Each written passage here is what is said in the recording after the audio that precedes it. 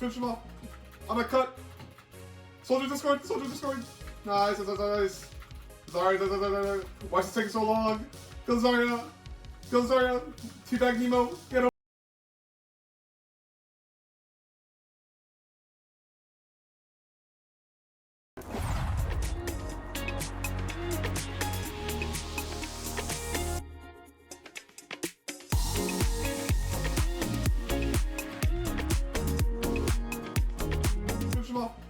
I'm gonna cut. Soldier discord. Nice. Sorry. Why is it taking so long? Kill Zarya. Teabag Nemo. Get him. Easy. Good job, guys. Easy.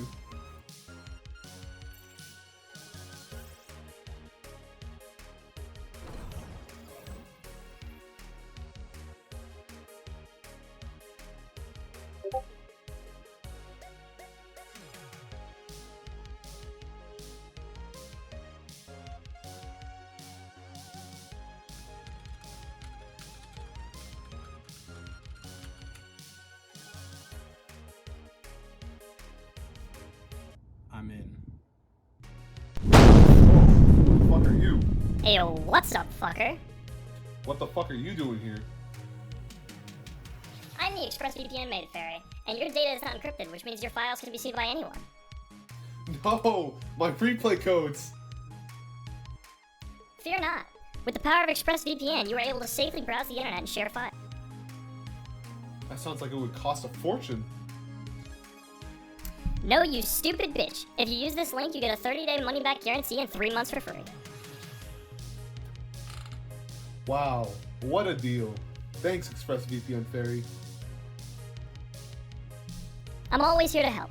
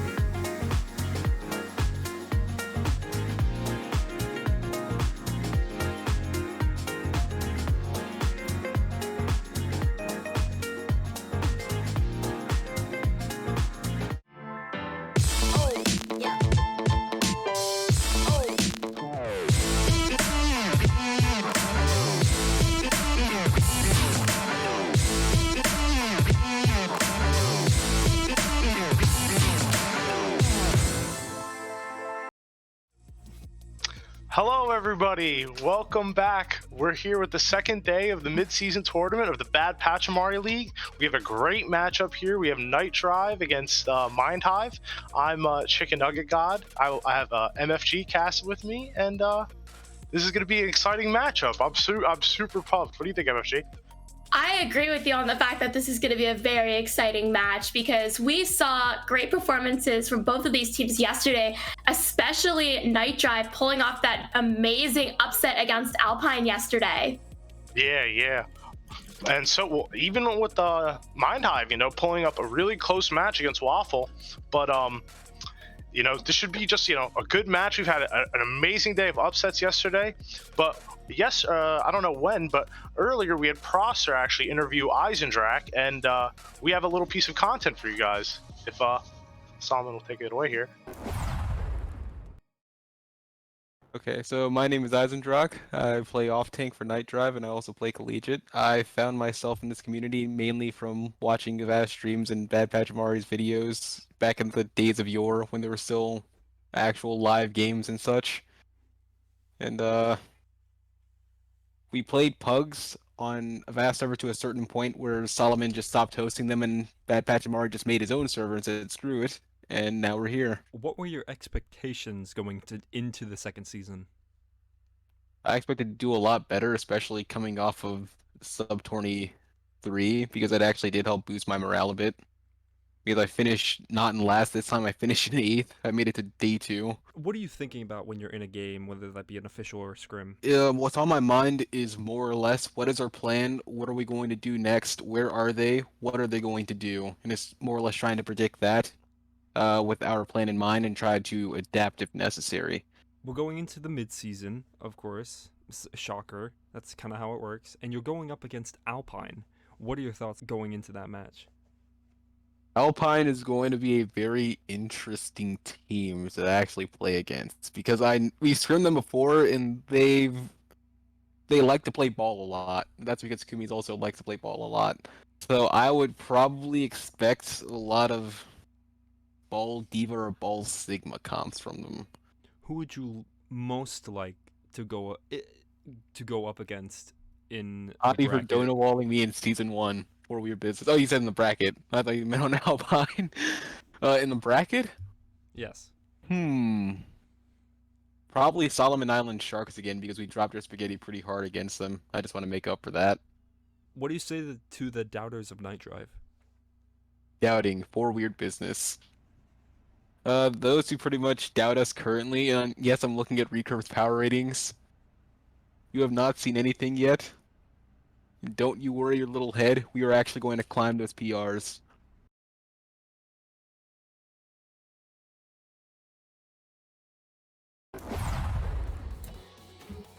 Well, you heard it from the man himself, Eisendrach.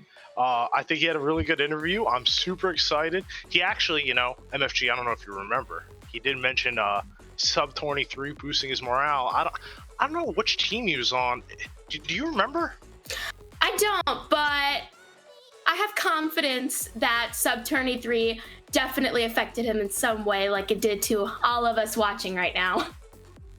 Well, rest in peace, 6-piece. Nobody remembers us, just like the Titans. Let's go. But we got this, We did really good. We beat Joshin's team. We had a good fight against I'm sorry.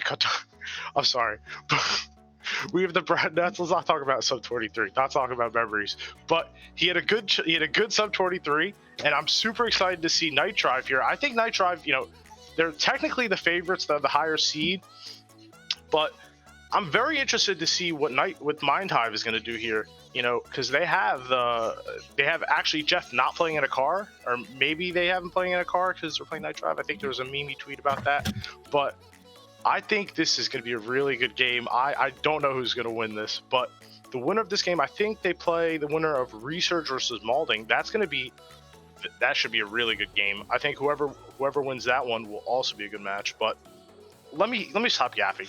MFG, take it away. All What do right. you think? Well, you did mention the bracket a little bit, so let's take a deeper dive into it. So like you said, we have 4 games today in those quarterfinals, which will then fizzle into the semis. So this is a knockout here. So whoever loses is done, and whoever wins is gonna go ahead and take it all. And our first match day is gonna determine the first seeding of the semifinals. So, what's your pred? I think this is going to map 3. I think this is definitely going to map 3. I think NightDrive might edge it out in the end, but you know, I don't think NightDrive is really big on the ball comps, and that is what Seismic Jeff, like with being the main, is going to be really, super easy at taking. I am, a disciple of Tekujin. It feels kind of wrong rooting against him, but not really rooting. But I don't see this, being their map here personally, or maybe match. I wish the camera was still on. I was gonna do something funny, but I think that Mind.Hive is gonna come in clutch here. You saw me doing my subliminal messaging while Chicken was talking, but I do think that they're gonna be able to pull it up and win this but it's still gonna be really unpredictable because, like you said, each of these teams, like NightDrive has the potential, Mind.Hive has the potential, but going into King's Row right now, we're gonna see which team can pull it off, and they're gonna try to pull it off with very different compositions from each other. Yeah, it looks like NightDrive's coming in with the the Rhine Zarya. It should be, and they're also coming in with the Junk.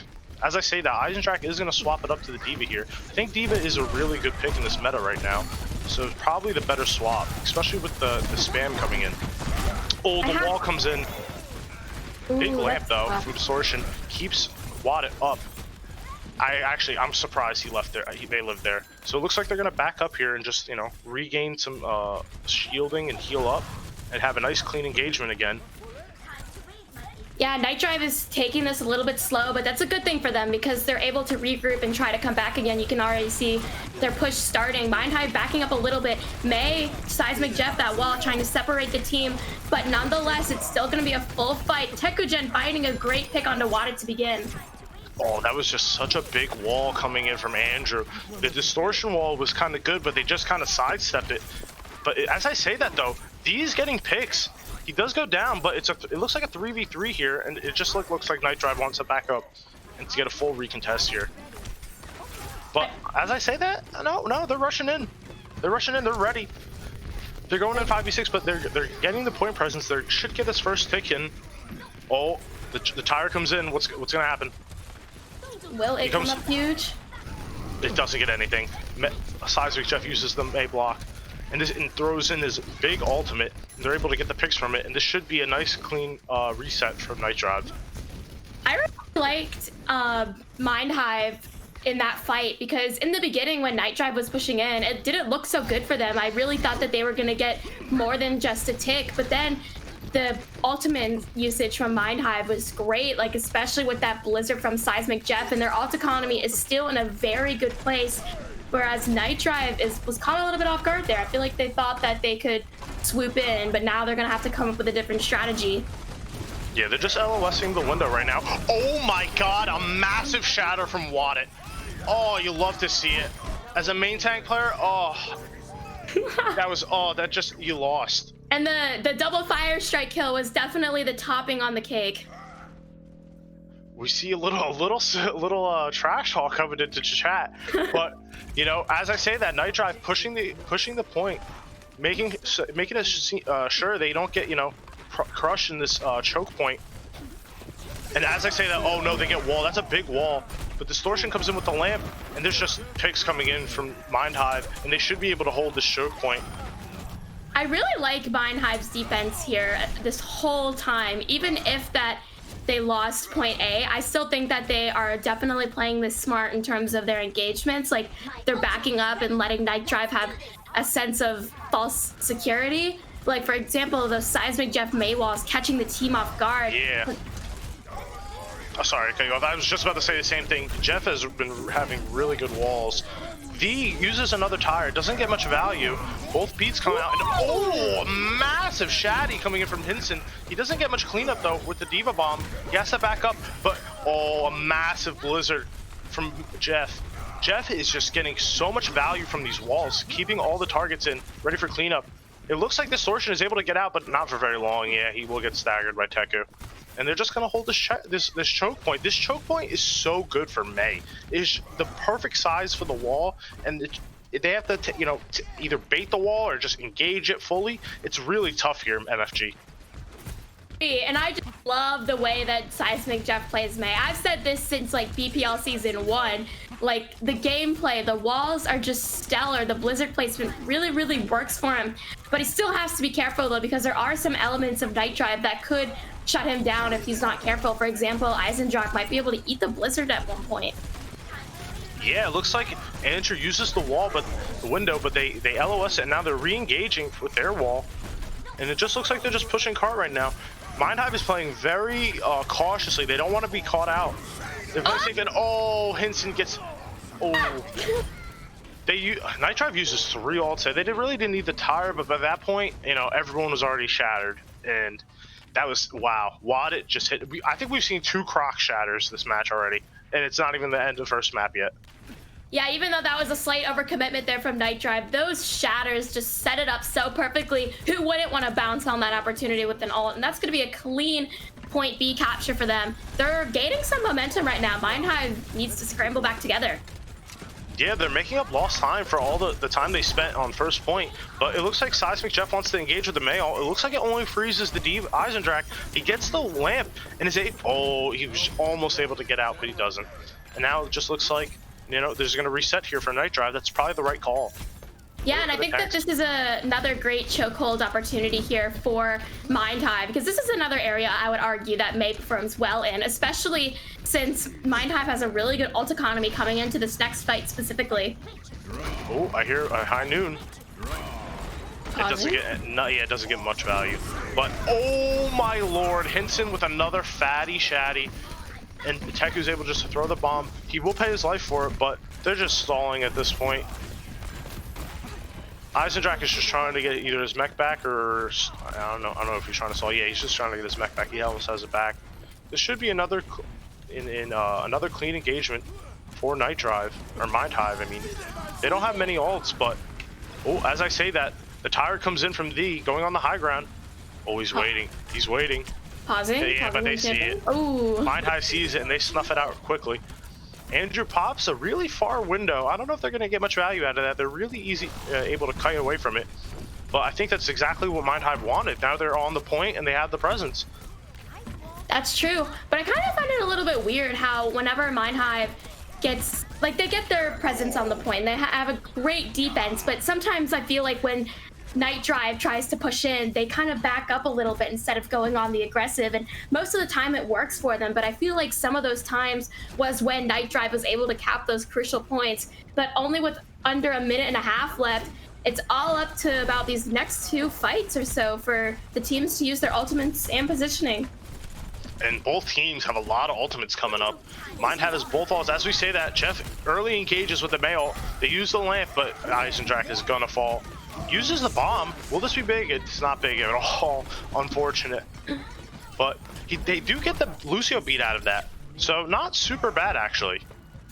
Yeah, that force of the ultimate is going to be really, really good for them coming into this last bit, because you can see right now that NightDrive has a lot of great ultimates to engage on for themselves.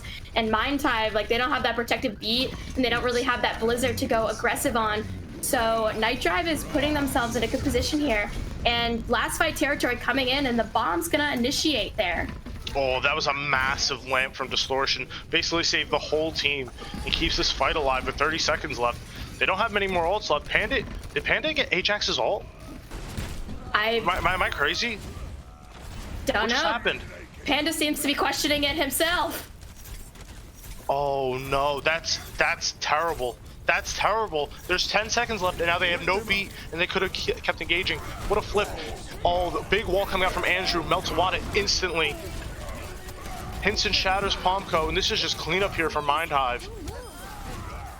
Yeah, that's the end of point. They did get it to the end of third point, or not really the end, but around almost the last bend. I remember this from last night. I think it was actually one of these 2 teams playing. I think it was the Mind.Hive one, where it was like the full hold versus the fuller hold. So I wonder if NightDrive's gonna flip the script and hold Mind.Hive at an earlier stage than they were held. but we'll just have to see, especially if the compositions are going to change depending on attack versus defense.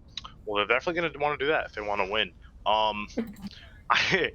I just think Mind.Hive is really impressing me here. I think, Seismic Jeff, getting out of the car, being able to sit up straight has like unleashed the shackles. Like he's broken free from his car jail. his night drive, some to say. But I think I don't know. I feel like there's a bunch of silly stuff going on, but I realize they're on attack. So it looks like NightDrive wants to go with the main now, seeing as how much it worked with Mind.Hive. I don't know if they practice this as much. I know Dee is a really good DPS player, so we'll have to see. Yeah, overall, it looks like it looks like they're playing copycat because we now have a complete mirror of both teams, which I don't know. I don't know if they're going to be comfortable with this, but then, oh, wait, we got to pause. NightDrive is on the high ground. I mean, Mind.Hive is on the high ground. I don't know if you, in this spot, I don't know if this really means anything. Yeah, they're just dropping down. I don't know why that got me excited. They were going to fly away into the battle. But it looks like they're going really aggressive right now at the beginning. So yeah, no, that's exactly what NightDrive want to do. They want to try and get a good time here. Or Mind.Hive, they want to get a good time and force this fight. Both lamps come out. I can't really see what's happening due to the walls, but Hinson is half. He can't really engage like he wants to, but they're getting the 3-point presence, and the wall comes out from D, and they're able to melt to both tanks from Mind.Hive. Yeah, they're just going to be able to run it down. Yeah. This is looking good right now so far for NightDrive. They're holding a solid foundation, but Mind.Hive still has plenty of time to figure out a strategy, and I'm confident they'll be able to do so. But the ultimates are going to be rolling in for NightDrive to begin with. Distortion has that amp matrix ready for a possible next engagement there. Yeah, these windows have been really deadly for both teams so far, getting not only just value from kills but zoning as well. So I suspect they're gonna use an early window. I suspect Mind.Hive is gonna wait it out. It's a smart play. You don't want to die here. There's no need. Watt's getting really close though. They should be able. I wonder if they're gonna rush him. They use the window themselves. He pops the wall. But now it's the same thing. Now Mind.Hive, or now NightDrive, they just want to back it up.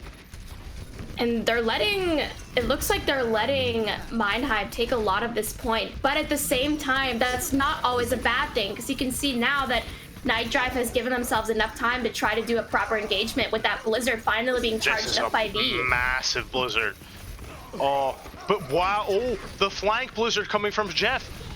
I don't think there's going to be enough value. There's not enough people here for cleanup. I don't know about that one. False hope. Yeah. He saw it, though. I could see it. And anyone else see it? Got their telescopes? Wait, did they get the second tick? They got 66.6 and didn't get the tick. Oh, no.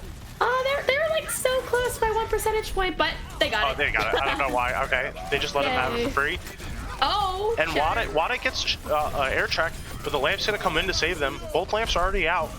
And D doesn't get much value from the wall. It looks like they're going to go through Hotel now, try and rush the back line. Hinson doesn't get any value from the Shatter. It's blocked by Watt. The window does come out, but they're not able to push it due to the Diva Bomb. Good Diva Bomb by Eisendrach, forcing them all back. And Seismic Jeff gets the pick onto Palmco. That's actually a massive entry for Ag. And D is stuck in there, ice block, and this should be the first cap here for Mind.Hive. Yeah, that Diva Bomb, especially there in the back by Teku, actually managed to get Eisendrach out of his back, which that kind of, destroys the tank line for NightDrive. So Mind.Hive, getting a clean cap. And look at this aggression right now. Seismic Jeff is all the way up there on the flank. Who's pushing car? I would expect that maybe? Or maybe McCree? Gotta appreciate the aggression though. Let's see if NightDrive can return that aggression. Yeah, it looks like Mind.Hive realizes they don't need to push this aggro while the car is super far back.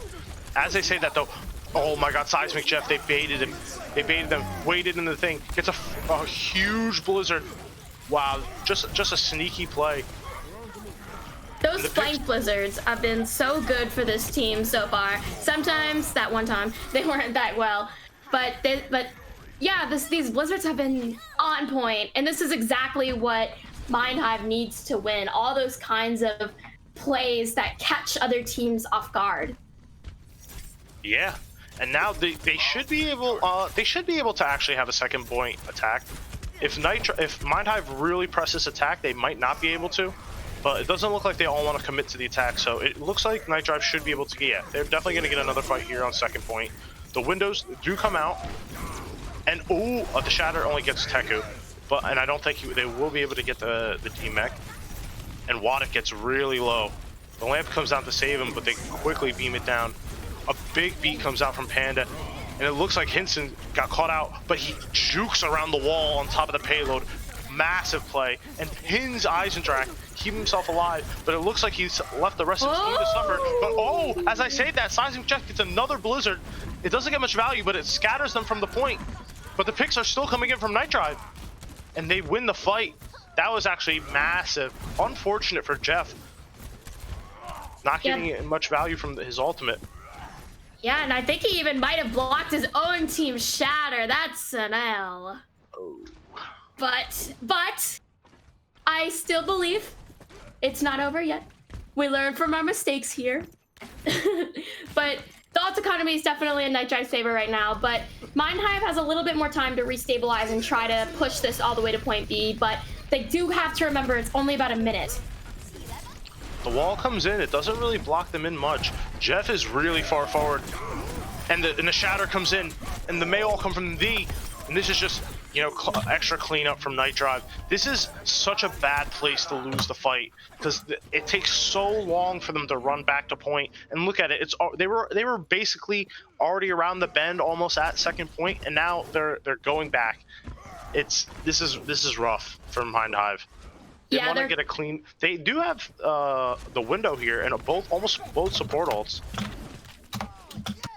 Yeah, that is very true. And only 30 seconds left. I don't know about this for Mind.Hive. This is his last fight.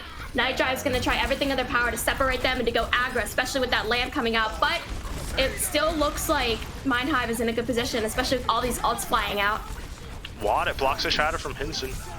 And it looks like both just beats are coming in to keep it really going. And then the Mayall, Ryan is getting frozen, but he's still alive. Big heals coming in from Andrew, but not enough as the picks from Pomco come in, gets a 2K. Diva Bombs come out, and Teku gets a 4K. But is anyone alive? There's only the supports, and they don't touch, and it won't be anything. Oh, that's so unfortunate. That is unfortunate. Oh, it was looking like the 4th of July with all these bombs in the air, but it just wasn't enough.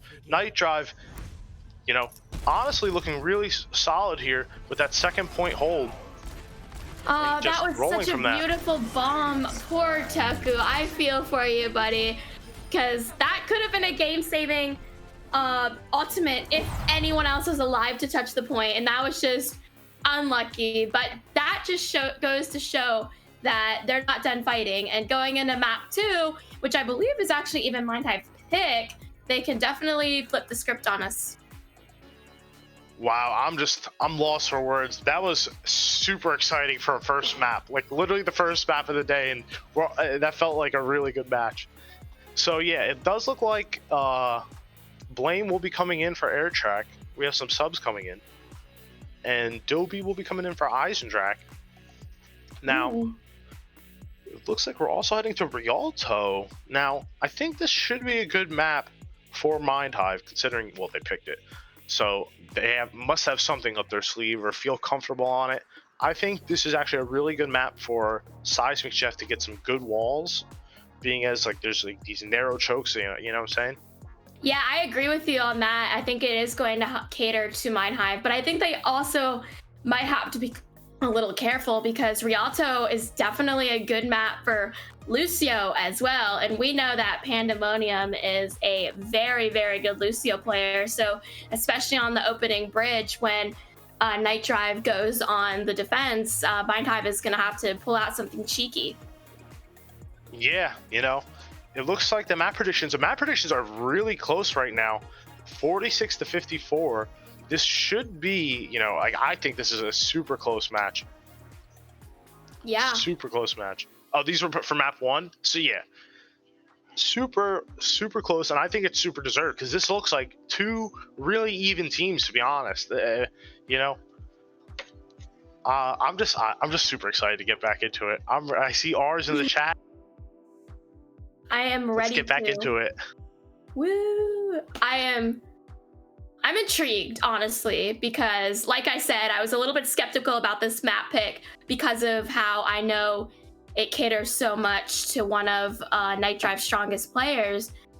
But again, Mind.Hive picked it, so Mind.Hive has a strat. So I'm ready to see if they can pull it off. One mind, one goal. Or we can steer ourselves into another win for NightDrive. Monka steer or NightDrive, whatever is it? I don't know what the name of the emote is, but I think it's such a good emote. Monka. Shoot, Monka drop. No, I know what you're talking Monka about. NightDrive. Okay, there we go. Monka NightDrive? Maybe?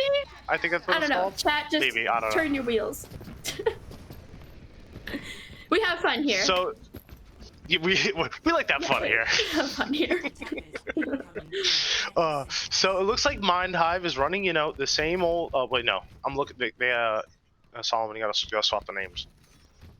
But it looks like NightDrive wants to run the same old, same strat they were running last time, with the May Kree. I assume Mind.Hive wants to do that again, but they're on attack, so they have time to be silly. Silly they are, because I see a Pharah with no mercy. I see an Echo with no mercy. I see a Brigida and Ash. Mind.Hive is just throwing so many things out here. But look at this NightDrive defense. They were already there. Check, you got a boop. Big boop right off the bat. God. That was massive, right off the bat. B immediately going down. I thought that Dilby was the one that fell. Oh my god! Oh my god, gets both DPS. Teku just hard carrying this first point. We thought Pandemonium was going to be the one booping on this bridge. And it looks like he wanted to, but he's going to get caught out. And yeah, that's the play. Just, you know, reset at this point or get out. I find that hilarious because NightDrive thought that, like you said, they thought that they were confident enough so that they could get those boops and hold Mind.Hive at their spawn, which is why they were so close. But then Teku just rolls out and steamrolls in the first, like, 30 seconds of the match. And it looks like NightDrive is gonna change it up here. They're gonna run the Monkey with the Tracer, and they also swapped to the Ana, of course, you know, Nano the Monkey. And it looks like I don't know about this comp. I mean, I know it's just like the new age dive. As I say that though, they instantly dive on Andrew and get him. And it looks like Mind.Hive wants to just back out and reset. But Teku does get the pick. I don't know where he is. That could be a potential good stagger as well, but yeah, NightDrive is adapting with this new composition that they threw out, which is something that I like to see from teams. You know, like when their original comp just completely breaks apart, they adapt and come back and try something different. That shows to me that they're a well-rounded team and that they're not just a one-dimensional composition runner. Teku with some big mines right at that point, at the end of the point, and that's gonna end Waddit getting melted down by Toxic Jeff. And this is just some stall here. I don't think NightDrive really has much of a chance to contest. Dobie gets the nano, but instantly gets melted. That's so unfortunate. And Bob's just on the point, just gunning people down. Yeah, this looks like it's gonna be a clean first point for Mind.Hive. And I feel kind of bad because NightDrive did try to fight that, but I think that may have been a slight overcommitment because the nano and that pulse were both used. Teku's Wrecking Ball plays looked really clean this match. This map, I have to say. I wonder what they're gonna do next. It looks like NightDrive wants to get this high ground. They have the beat, but Mind.Hive also has both their support ults and almost both their tank ults. So this should be an interesting fight here. The tanks from NightDrive instantly dive in on the background, and Andrew pops the Transcendence. Pandemonium also uses his ult. Oh, the Baby Diva got booped into the pit, into the boat, but gets back to land. That's so awesome. Saved by the boat. We love to see it. And all these ultimates coming out from both sides, protective ults and as well as offensive ults, but it looks like Mind.Hive is going to be coming out on top of that. But when I look at it again, though, NightDrive is actually in a better place right now because they are very close to about almost all of their ultimates except for that beat, which was pretty smart from them because you saw that Mind.Hive definitely used a lot there to win that fight. Yeah, they got what almost 3 ultimates out of just the beat. So considering, you know, it's not really a dry fight, but almost close to it. Tekujin preemptively pops the mines on the point. Smart play, but it looks like NightDrive wants to come in through this building, so they completely avoid it. V gets, I don't know if he stuck him, but that was a big pick onto Andrew. And now Wada is just going absolutely primal on this point.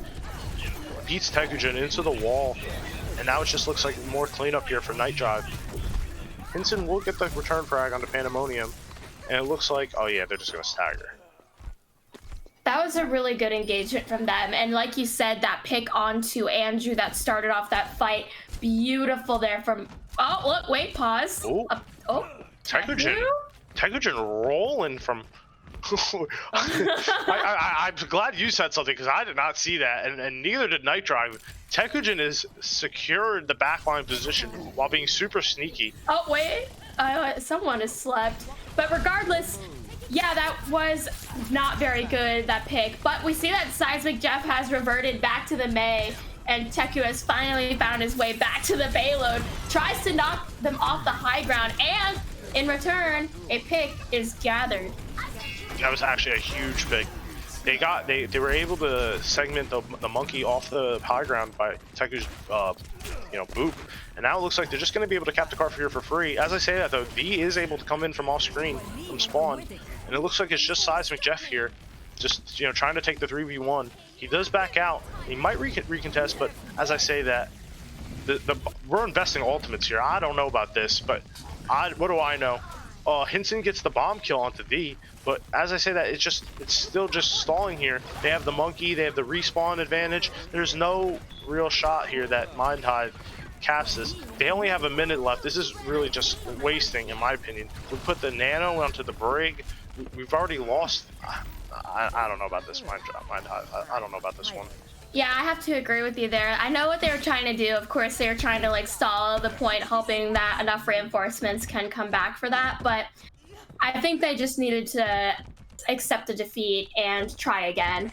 But this is again last fight territory, and similar to King's Row, it does take a really long time to walk all the way from that spawn back to here. So this is basically it. Teku nearly getting melted. Oh, Teku does get melted. That. I feel you. I feel him. He early engages on the ball and completely just went in 1v6. It happens as a ball player. You just don't really know. You're zooming around, and this is just going to be more cleanup for NightDrive. Mind.Hive needs to refocus and regroup right now, because NightDrive is already set up and they're ready to do anything. They're almost coming up at the pulse bomb. They have the Diva bomb. I'm surprised Palmco. Yeah, Palmco's getting back, ready to use his high noon. They have the beat. They have everything. So this is looking really bad here for Mind.Hive. Oh, I was gonna say they had a win condition, but then Seismic Jeff falls with the blizzard in hand. Things are not looking good right now for Mind.Hive. It looks like this is gonna be the end of the round, and a bomb closes it out. So, going into this last round, this is the last chance for Mind.Hive to try to extend this to that fabled map 3. What do you think that they need to change? I don't know. I don't know. I'm not a good coach. I'm not smart at the game of Overwatch. I think a lot of times I have the same problem on my team, Vector Matrix. Teku, as us ball players, we're just Reinhardt mains. We just want to play Reinhardt. Sometimes we play ball and we're just learning, and this is not the time to be learning. You know what I'm saying? It's very unfortunate that this is the meta, but this is the meta, and you can't be going in 1v6 and hoping to get out, because they have these CC abilities that just instantly burn you and just end you. And it's very, when you're playing ball, it's super tilting to be just not realizing that you're going in by yourself. Yeah, that is definitely a really good point, just like how these different compositions can fall apart if you're not really looking. But chat, you guys voted and you think that this is going to be a very close map, so I'm going to go along with you. And we see that it looks like Mind.Hive is going to be trying to do a similar strategy that NightDrive tried to do in terms of how they're going to hold on defense. This could work in their favor, or it could end terribly wrong. because I think they definitely need to keep in mind how much NightDrive needs to push his payload in order to win. It seems Teku felt the same way I felt about ball and instantly swaps to the Reinhardt. Oh, look at that Big nade. purple coming out from Distortion. Hits 5 of them. Now they're able to, they just want to back up here. As I say that though, it looks like V, they're already getting point presence. This front hold isn't going as planned, and they're backing up. I don't know about this. This looks like a big boop coming in from Panda. Ooh. No, as I say that, Dobie takes the boop and takes 2 of them off the map. That's terrible coming in from Mind.Hive. That's so unfortunate. NightDrive is going to have so many ultimates coming up into this next fight, and Mind.Hive are just so behind the ball. See, chat, this is why we don't mirror others' teams' comms. In all seriousness, though, I do think that teams fare better when they try to play to their strengths rather than try to play a mirror, because I don't know if Mind.Hive was completely confident with that kind of hold, and especially now, it looks like they've given NightDrive this great momentum, and they only had to use about like 2 ultimates to push this car, and now they only really have a little bit more to go with almost 5 minutes on the clock. I need to get this on the stream. Distortion just hit another fat anti. I think he was above the archways, and as soon as Mind.Hive went to engage, all of them got purpled. That was massive come from the flex support. Just actually making it so they can't even heal and instantly lose the fight. And now they're just clean rolling through second point right now, already getting it over the bridge and heading around the first bend. And they have almost 5 minutes, and Blame gets picked off by V. That's so unfortunate.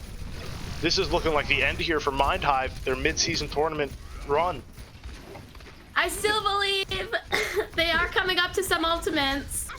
They need to have a Herculean hold here. They need to have the most brawly, insane fight I've ever seen in my whole life for them to win this. And as I say that, they're winning. Look what they're doing. They're winning, but they're pushing the cart, and it doesn't look like it matters. Dobie will be just kind of staggering here. I think you just cast your blessed Mind.Hive here, because now they're in a position where they could definitely hold them, because we know that in Overwatch 4 minutes can turn into 30 seconds in the blink of an eye if you're not careful. And I know Mind.Hive and their mentality, and they do not want to lose right now. They're thinking, okay, we finally got this hold, and now we have to do everything on our power to trap ultimates, to make sure no one gets behind us, don't C9, play smart, win. Now, it looked like the Mind.Hive, they wanted to use the cheeky Deadeye window, but NightDrive were already past the bridge, were able to get out of the line of sight of it. And now it looks like the point is just heading back, the fight is heading back towards these stairs. And NightDrive is getting on the point and pushing this payload. And they're fighting for this high ground right now. But Wada gets nanoed, and ooh, a massive shatter from Hinson. But the big boop from Pandemonium saves his team for now. Saves his team, and Wada with the return shatter gets actually massive. Dobie throws in the bomb, and the picks are coming in from NightDrive. This should be the end for Mind.Hive and their mid-season tourney run.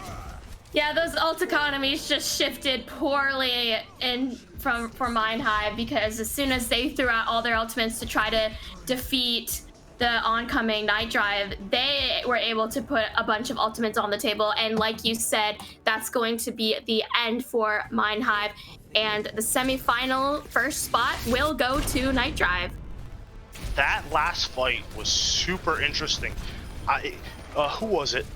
Hinson hit a massive shatter on that high ground, and I think the Mayall was coming in through, but Pandemonium came in and had just enough time before getting frozen of booping all of them off the high ground, so then none of them took the damage, and then Wada was able to come in, hit the return shatter, and they all hit Q, and that was just wow, what a great re-engagement coming in from NightDrive. I'm really impressed with how this team is looking right now.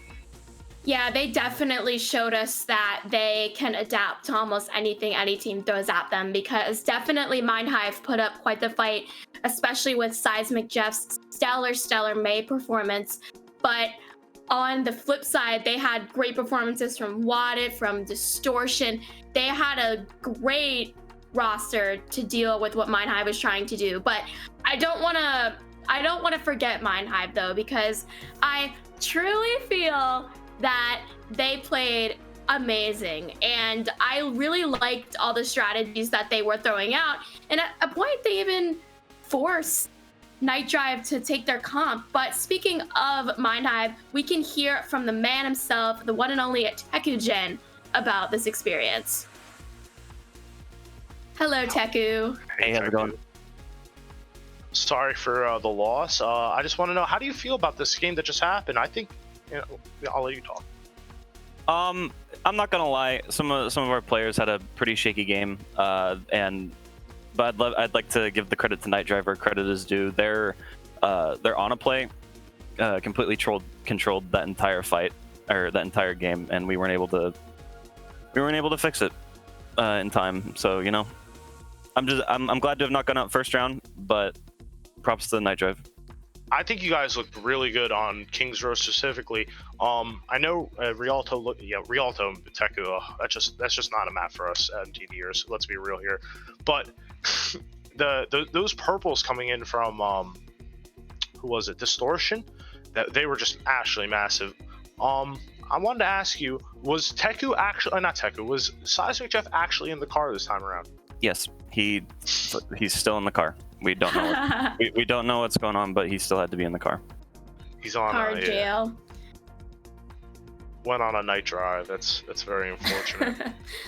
But like I said, Teku, I really appreciated your gameplay, especially that beautiful bomb coming out there on King's Row. It was just a shame that no one was there to touch. Yeah. I mean, what is there to say about that? It's unlucky. Yeah. Not much to say about that, honestly. But it's very unfortunate your run came to an end. But I think you guys had a really strong showing.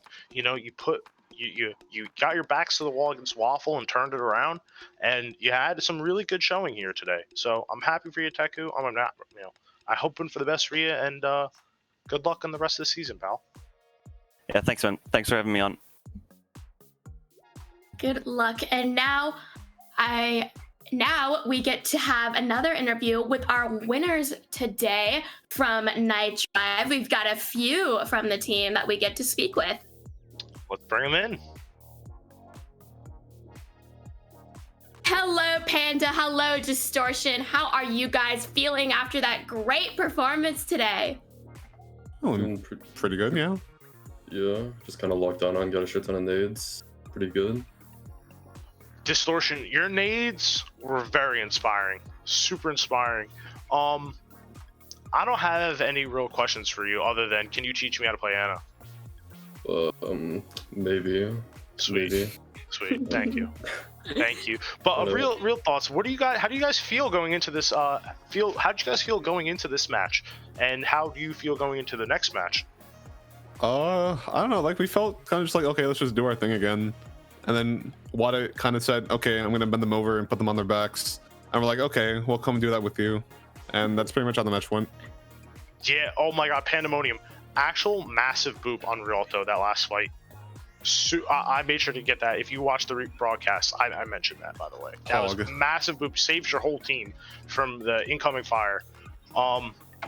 But how do you guys feel going up against this, your upcoming match? It will be the winner of the Resurge Malding Inc. game.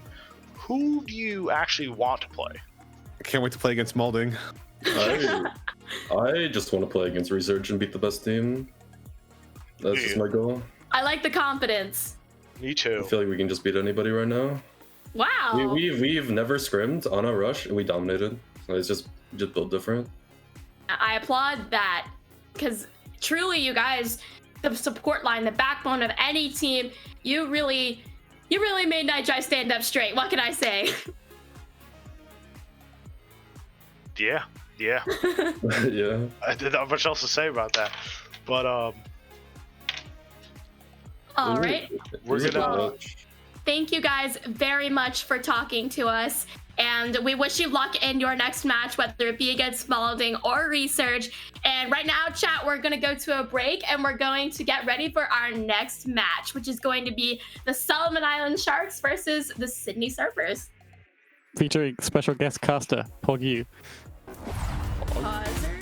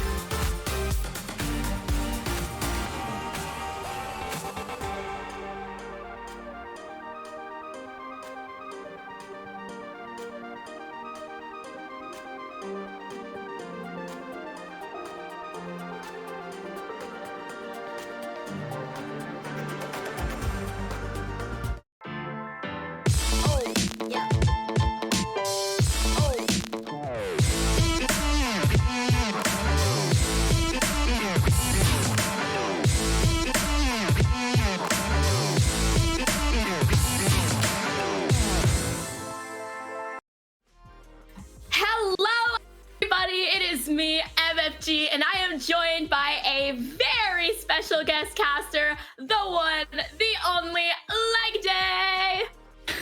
Hello, thank you very much, MFG, and thank you to everybody who is watching BPL right now. I'm here because I believe in this project, to be honest. I think that efforts like BPL are really important for the furthering of the community engagement in Overwatch and helping the longevity of the game. So I'm honored to be here with you and with some fantastic teams at MFG. Definitely fantastic teams. It is a tropical match today as we have the Sydney Surfers going up against the Solomon Island Sharks in our second match of this mid-season tournament. Yeah, the Sydney Surfers. second place seed, and these guys haven't dropped a map since week 1, so they're coming in pretty strong here versus the Solomon Island Sharks. They've got the landlubber advantage. They aren't quite as effective under the sea as the Solomon Island Sharks, but we don't see many Overwatch maps under the sea. But of course we can all keep our fingers crossed, right? BlizzCon line soon. I wouldn't mind an undersea map. I'm just saying we can reenact The Little Mermaid, you and me, Jeff. Oh, romantic. We can only hope. But yeah, definitely the surfers are going to be favored. But you've heard of shark attacks before on surfers, so we'll just have to wait and see what happens. Well, one thing that you're not going to have to wait for is a beautiful little interview that we have prepared for you. Feast your eyes on this. I'm Jack. I'm the main tank for Sydney Surfers. I play a lot of Ryan and Winston, and I recently got really good at ball. Yeah, I got involved in this community through Avast, who I started watching about, I think at like the middle of last Owl season, and I got pretty involved. I made a few ads, and then Sub 23 rolled around, and I didn't participate in it, but I watched it, and I thought I'd love to be a part of this if it happens again. And then I heard the announcement for BPL Season 2, so I joined, signed up, started playing pugs, and then I got picked up. Some of the newer players in the Bad Patchamar League haven't really integrated themselves into the community as much as you have. Do you want to talk about that a little bit? At least for me, I was watching like the Avast streams a lot, and I was a pretty active chatter. And so when I joined BPL, there were like a lot of names that I recognized. And so I think I joined like a voice channel once, and Chicken was in it, and I had like heard about him through MTD because I've like watched Teku's promotional videos, like all that stuff. And so like every person I met, it felt like I'd kind of already known them and that they were kind of a celebrity. And so I just thought to myself, like, if I'm gonna do this, I'm going all in, right? Like after that interaction, like those first interactions and the first few pugs, I just felt like I really want to be in this community.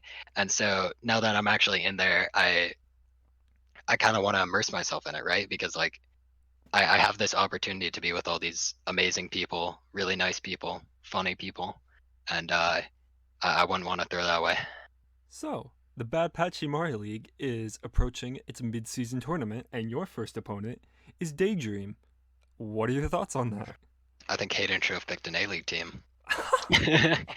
Like, I think it's just not good for us to play a B-League team. I don't think it's that much of an issue. I was hoping that we could like pick a better team to knock out early. What do you want to say to people that are still doubting you despite having this amazing record? Keep doubting me. I'll shit on you.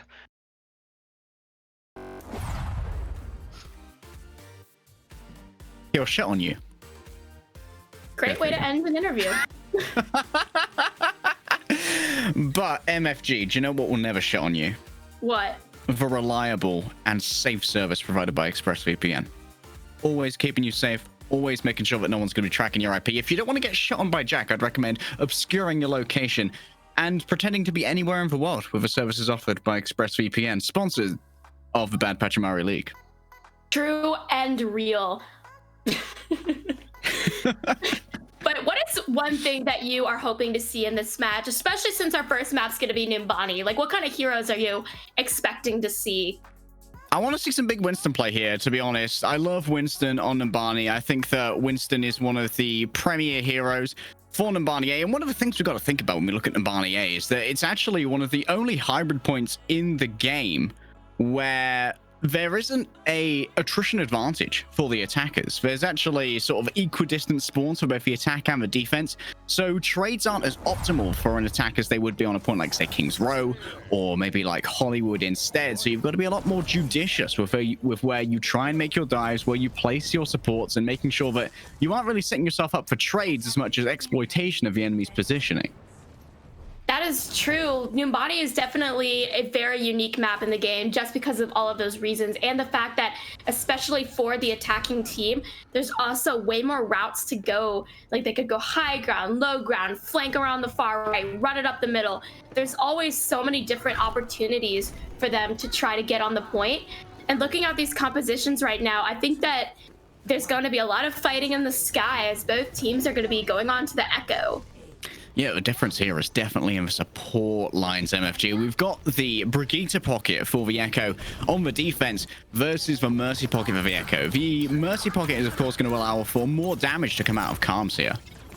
I love playing Mercy, and I love playing Mercy for that reason, because that is going to be able to enable Karmez to do so much more. And immediately, there we go. See? Called it.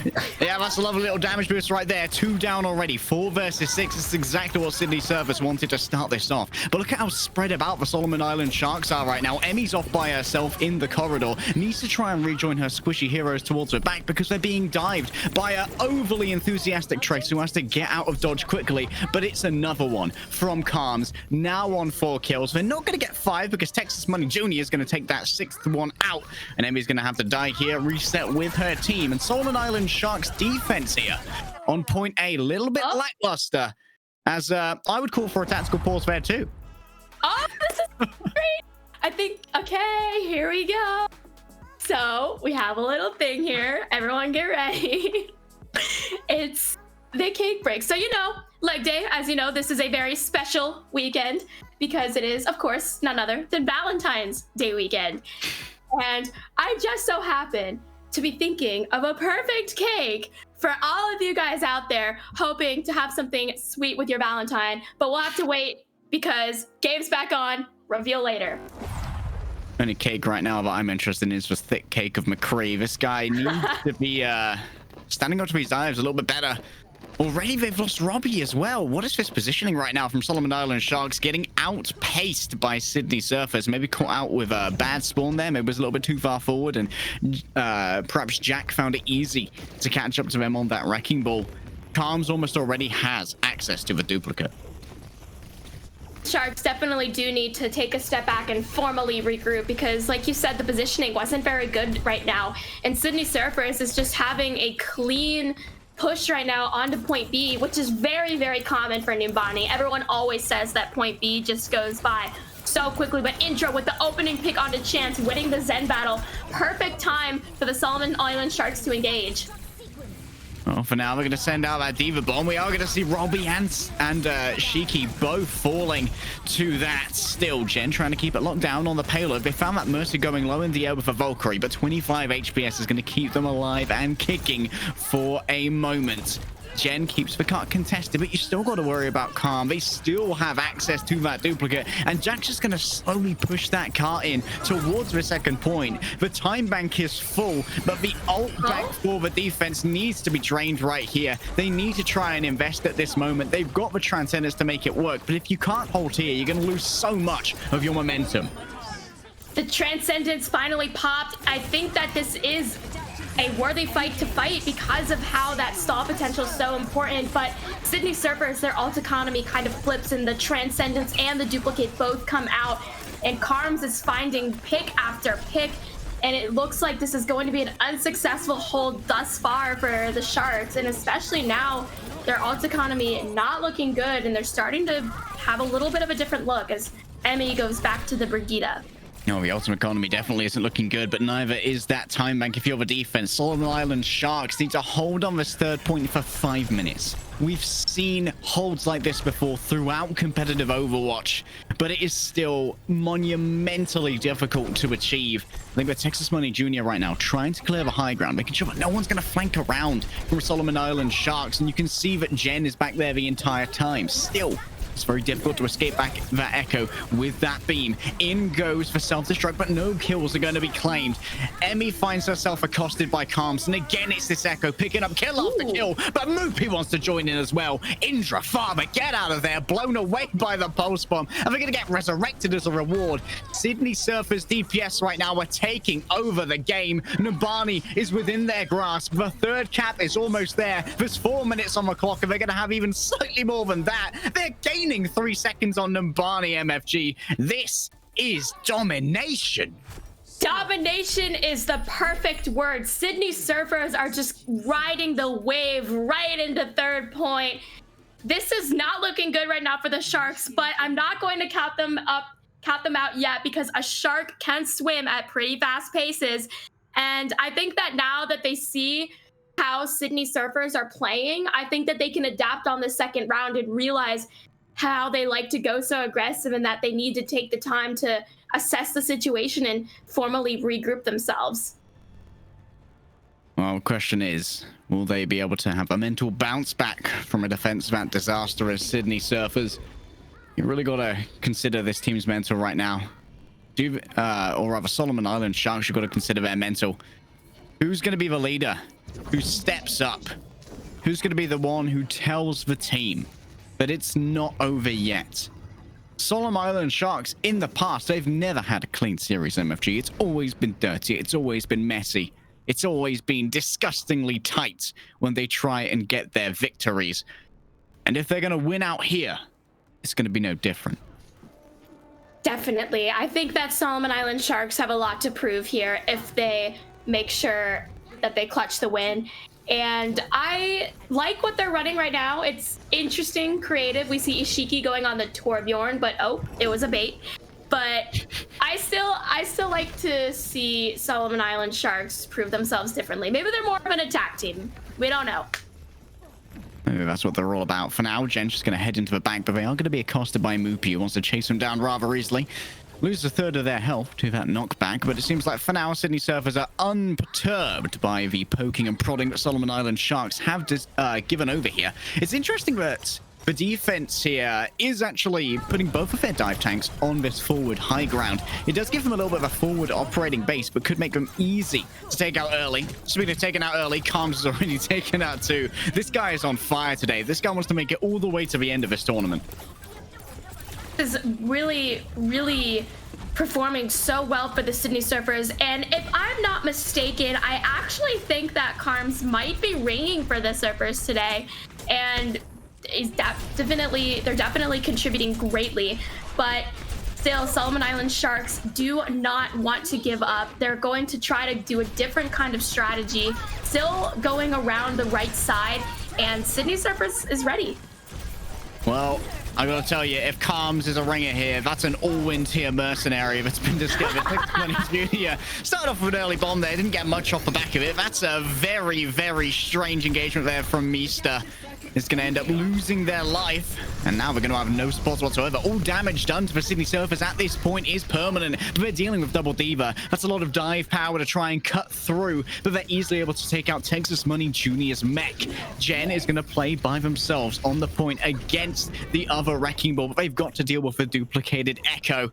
Still, Robbie gonna lose their life, and now it's scraps and everything else just trying to gain some purchase. But while Calms is still alive, you can never count out the Sydney Surfers, and they will cling on to this point by the skin of their teeth, by the edges of their nails. They are so good at doing that kind of thing where it's like in the beginning we saw that Ishiki got 2 great picks, but then the Surfers just managed to come right back and hold this map and not even let the Sharks get a single tick. And now with only a minute and a half left, they're running out of time, but this next engagement might go in their favor with that all economy. Gen's already popped out there with the minefield. I think they've tried to isolate some of the supports, but still, there isn't really much follow-up on that dive. Everyone else is still up on the high ground. Farmer here, going to try and duel out against Calms, so it's not going well. Moopy trades out, goes low, recalls back in, so they are back to full fighting force. And Texas Money, oh, they're investing. It's the Dallas Buyers Club over here, and I say bye, bye, bye, and hold this point with diamond hands. Texas Money Jr. coming up big for the Sydney Surfers. Definitely. Like, that was a very, very, very, very good defensive hold right there. And even though that Solomon Island Sharks did manage to get a tick, they do only have a minute left. Things aren't looking good for them, but I don't want to count them out just yet because you see that they have some crucial ultimates to work with here, and they might be able to bait out one of these important ultimates, perhaps even the trans from Chance. Well, when it comes to baiting, you've got to think about your time here as well. Sydney Surfers with those 4 ultimates only really have to win 1 fight. There's 30 seconds left and they've already lost Gen. At this point, back out. You surely can't win this without your main tank, and you've already lost 2. That was a big investment from Sydney Surfers. If you can get out now cleanly, you can come in for a scrappy overtime push, but you won't be at such a disadvantage. When you lose people late, though, that advantage is going to dissipate. It's going to evaporate. It's going to disappear. And 10 seconds now, MFG, remain on the clock here for the Solomon Island Sharks. Yeah, I don't think that they're going to definitely be able to touch with that Gen ball rolling in, but yeah, I don't think it's going to be enough, and it looks like the Surfers are going to be taking our first map there in a pretty dominating map, it seems. I think that Solomon Island Sharks just couldn't really find an answer right now.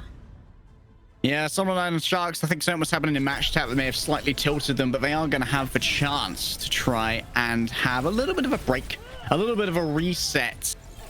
And they're going to have to figure out where they were going wrong there. We've definitely got to look at comms, right? This guy on Echo with the Mercy Pocket is getting so much done. And the question is, when you're going up against the Echo with the Mercy Pocket, how are you going to deal with that? Are you going to Mercy Pocket your own DPS to try and make that duel a little bit more even? I think that was a good idea, because we saw definitely that Mercy Pocket really made a difference between the 2 teams, because Carms was just able to do so much more with that pocket, whereas the Echo on the other team wasn't able to do as much. And I don't know what's going to happen next, but we might be able to see a different look from the Solomon Island Sharks. I still believe. And it looks like we are going to go to a quick break to make sure everything is sorted out for our next map, and we will catch you later.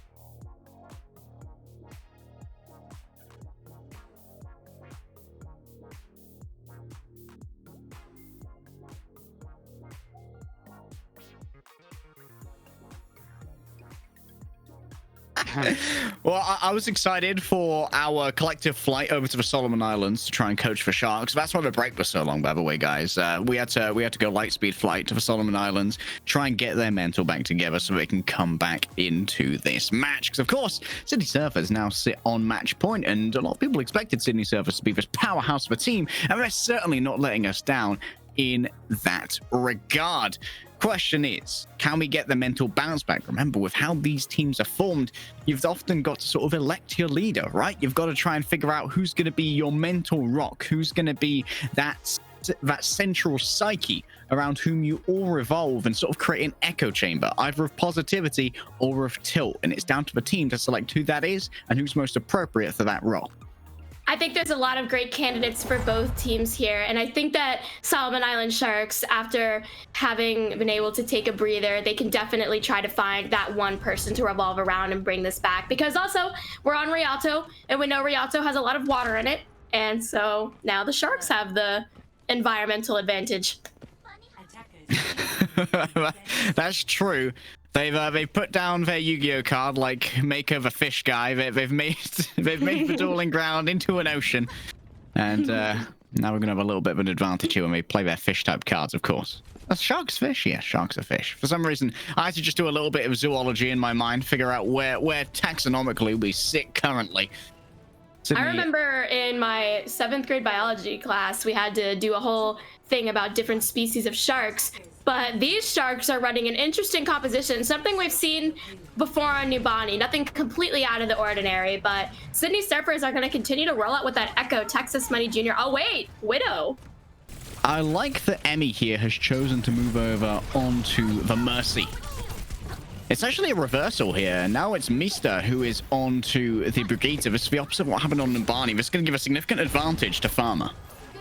That is very true. I think that shows a sign of the Sharks being able to adapt and learn about their mistakes that happened on Nubani, because right now it's not looking completely one-sided. Sydney Surfers are still showing their aggression, but I think that Solomon Island Sharks are playing this a bit better. They're trying to get out and they want to conserve their energy for a next fight that could be better, but unfortunately a stagger kill is going to come out there on to Zazlak. I worry about the timing currently being exhibited by Solomon Island Sharks. It feels like their dives are a little bit piecemeal here and there, not quite coalescing on the same target at the same time. And I want to see Zazlak and Jen work a little bit harder together. I do think that is something very important that they need to do, because tank line synergy is something that is so important to a strong team. And right now, Sydney Surfers just look dominant as Texas Money Jr. finds 2 great pickoffs. Texas Money, Moopy, you can always rely on them, right? Like we said before, the Dallas Buyers Club is buy, and holding on to these fights with diamond hands. Texas Money Jr., they're basically popping the Infrasight here almost as an insult. Isn't really required, but it's going to help them to pick up Farmer. This could be resurrected, and it is actually going to be. Emmy commits the resurrection in this particular environ, and Farmer almost has the Bob. That could at least stop the cart a little bit, but still, it feels like Solomon Island Sharks are a little bit off of actually taking a fully fledged fight so far. Yeah, and the aggression coming up from Sydney Surfers is also something that they need to deal with, because we can see how spread out they are, taking the fight all the way up there to the high ground. Balls are battling on the cart. But nonetheless, Sydney Surfers are going to be able to freely push this, it seems, as Solomon Island Sharks are just nowhere to be seen right now. They're just so backed up in their own spawn area that they can barely get onto the cart. But Bob is going to pave the way. It's for direct Bob hit there. You'll have to see it. For now, though, Jack going to be under quite a bit of pressure. He's going to peek the Bob a little bit further. I don't think that was the ideal plan, mate. And this, what is this? Hayden. You know, I was trying to be forgiveful for how you played Anakin, but I'm not going to be able to forgive that trance. There was nothing really to be done there. Jen's going to pick up Moopy. Hayden's gone down as well, courtesy of Garden. And I feel like finally Sydney Surfers have been caught out for what was overly aggressive and confident play, in my opinion. Yeah, I agree. I don't think that trance was necessary. I think that they may have been... They just simply overcommitted, and now the ult economy is actually in the Sharks' favor, so this is now the chance for them to get a good hold. But they definitely do need to watch out for those people like Texas Money. You just saw recently that he got a great pick off there on the Farmer again, but Hayden falls immediately, losing one of your supports already. Not looking good right now for the Surfers. There's a great boop onto Mista as well to make sure that that Brigitte personal shield couldn't be used to save the co-support. Jack's going to be hounded out of this area, of course, by their counterpart in Gen. And we know how difficult it can be, MFG, to cross over this bridge, especially when you're facing down a damage-boosted Ashe. It's down to Texas Money Jr. They're the one who has to win the duel. They're the one who has to hit the shot. And, well, False Words manages to eat a pulse bomb. That's a great start. Garden's down. Tastak's fallen off the map. Just going for a little bit of a swim, but now's not the time to put on your lifeboat or your floaties, my friend, because the rest of the team are relying on you not being able to drown there. So Solomon Island Sharks find themselves beached up on the side right now. As for Sydney Surfers, they're on their board, they're on the cart, and they're moving forward. Yeah, Sharks, that was not a great opportunity to refresh your gills. And now they're going to try to take that high ground position and hopefully try to stop the Surfers in their path. But they do look very spread out right now, and the Surfers are definitely going fishing and reeling in their catch. For now, they have to deal with a minefield. It's going to be a quite nicely placed pile drive right there, but still, Gen is quickly cancelled out of that, quickly dismantled, and the Sydney Surfers now have access to the car. They have access to quite an open road towards the capture of this second point. Texas Money is making sure that it's going to stay open with a couple of well-placed shots, getting rid of Farmer and others. It's going to be the cap secured, and 3-minute time bank is going to be available. I think that 3 minutes is a great time bank for the Surfers, but at the same time, I think it's a doable time bank for the Sharks in the sense that they can definitely try to have a solid defense here. And we see now there's some new looks coming out. We got a Lucio, a Baptiste, and a Zarya now for the Sharks. Okay, it's a little bit more of a rushy composition at this point. A lot of AoE healing, a lot of ability to claim space, but can they hold it afterwards is the question. False Word's going to lose the mech right here, and Jack's going to be low, but not before getting quite a bit of damage off with that power driver. The Immortality Field has now been invested, and Emmy didn't see the mines behind her. Throw backing off into him. You've got to look behind you when you're reversing, boys. How'd you pass your driving test? That's going to be an absolute massacre here for the Sydney Surfers, and it's no surprise that Sharks can't drive cars. Yeah. We know it here, folks. Humans are the only species on Earth who know how to drive the payload. But closing in now with the 2-minute mark, looks like a clean victory for the Surfers, but I don't think that the Sharks feel that way at all. They have some ultimates being built up close to that Graviton and that Noon. That could be a very deadly combo as Jack immediately falls. Well, with this meter composition, they can hold this choke like a naughty boy on Valentine's Day. Sydney Surfers are forced to back off for the moment as Jack and False Word try and figure out their options. Hayden's been taken down by a well-placed headshot from Garden right there. Remember that the Maid does not suffer from damage fall-off. Meister's going to fall next as well. Sydney Surfers have been taken apart by some well-timed aggression and an early shot to get rid of that Zenyatta. This May is good. I really like this pick because we saw in that last match between Mind.Hive and NightDrive that the May from Seismic Jeff helped the team so much. So I am very confident that Garden's May can do the same. Because look at that. They only have a minute now, the Surfers, to cap. Like 3 minutes turned into 1 in the blink of an eye. Well, Texas Money has been the play thus far. They're going to copy off for Reinhardt right now, and they're going to have very quick access to that. Still, so many ults are invested here. That's 3 already placed down. Oh, that's a beautiful Blizzard combo with the Graviton Surge. And when everyone's held up, frozen in front of the double damage amplification matrix, I'm not sure if Indra really got the most value out of that ultimate, but it did at least manage for quick kills. And like you said, that 3 minutes quickly became almost nothing, MFG. Unfortunately, though, like you said, all those ultimates came out for the Sharks, 4 of them used, but now Sydney Surfers are going to be able to use their ultimates essentially freely as there's no defensive tactic that the Sharks can use right now. We see Emmy falling down first and then the rest of her team following soon after. This could very well, though, tick into overtime if the Sharks can switch to those speed characters. It's all eyes on Gen, the big Reinhardt on deck. They've got an Earth Shatter in the pocket, but where are they going to place it? With these flying heroes, it could get away easily. It's not actually going to stun anyone. It's an absolute miss. It's an absolute whiff. That's frankly an embarrassment from Gen, but they've got the sound barrier to give them the health to hold on. A Frozen Diva has no defense against the Dark Arts or the Shark Arts either. And now Gen finds themselves low. Is going to get healed up, but is given that Discord order. It's going to be so difficult to escape. But still, you've got to remember that Sydney Surfers spawn so far away, and with a Glock and some wings, Meister may have big plans, but the big plans mean nothing to a German man and a hammer. The Solomon Island Sharks managed to finish it off here and finally get their defense. I think Jen heard you about that embarrassing shatter and just quickly redeemed himself with that swinging rocket hammer, because he did get the majority of the kills there to make sure that Sydney Surfers drowned in the water instead of landing onto the sand. And now going into round 2, it's now up to the Sydney Surfers to try to knock the Sharks back into the waters from whence they came. Down. Bad shark. Going to bed with no supper. all of these tropical references make me feel so much better, because right now it's in the middle of winter and it's so cold, but now I get to picture myself on a beach. Yeah, I really get to have a themed cast. We should have worn Hawaiian shirts. Or Australian. Really should have. I don't actually own a Hawaiian shirt on account of being as British as can be. I would find Hawaii far too hot. Or Australia. I have a picture of a camel, but that's it, and that's not even Hawaiian. Yeah, I have a picture of a camel.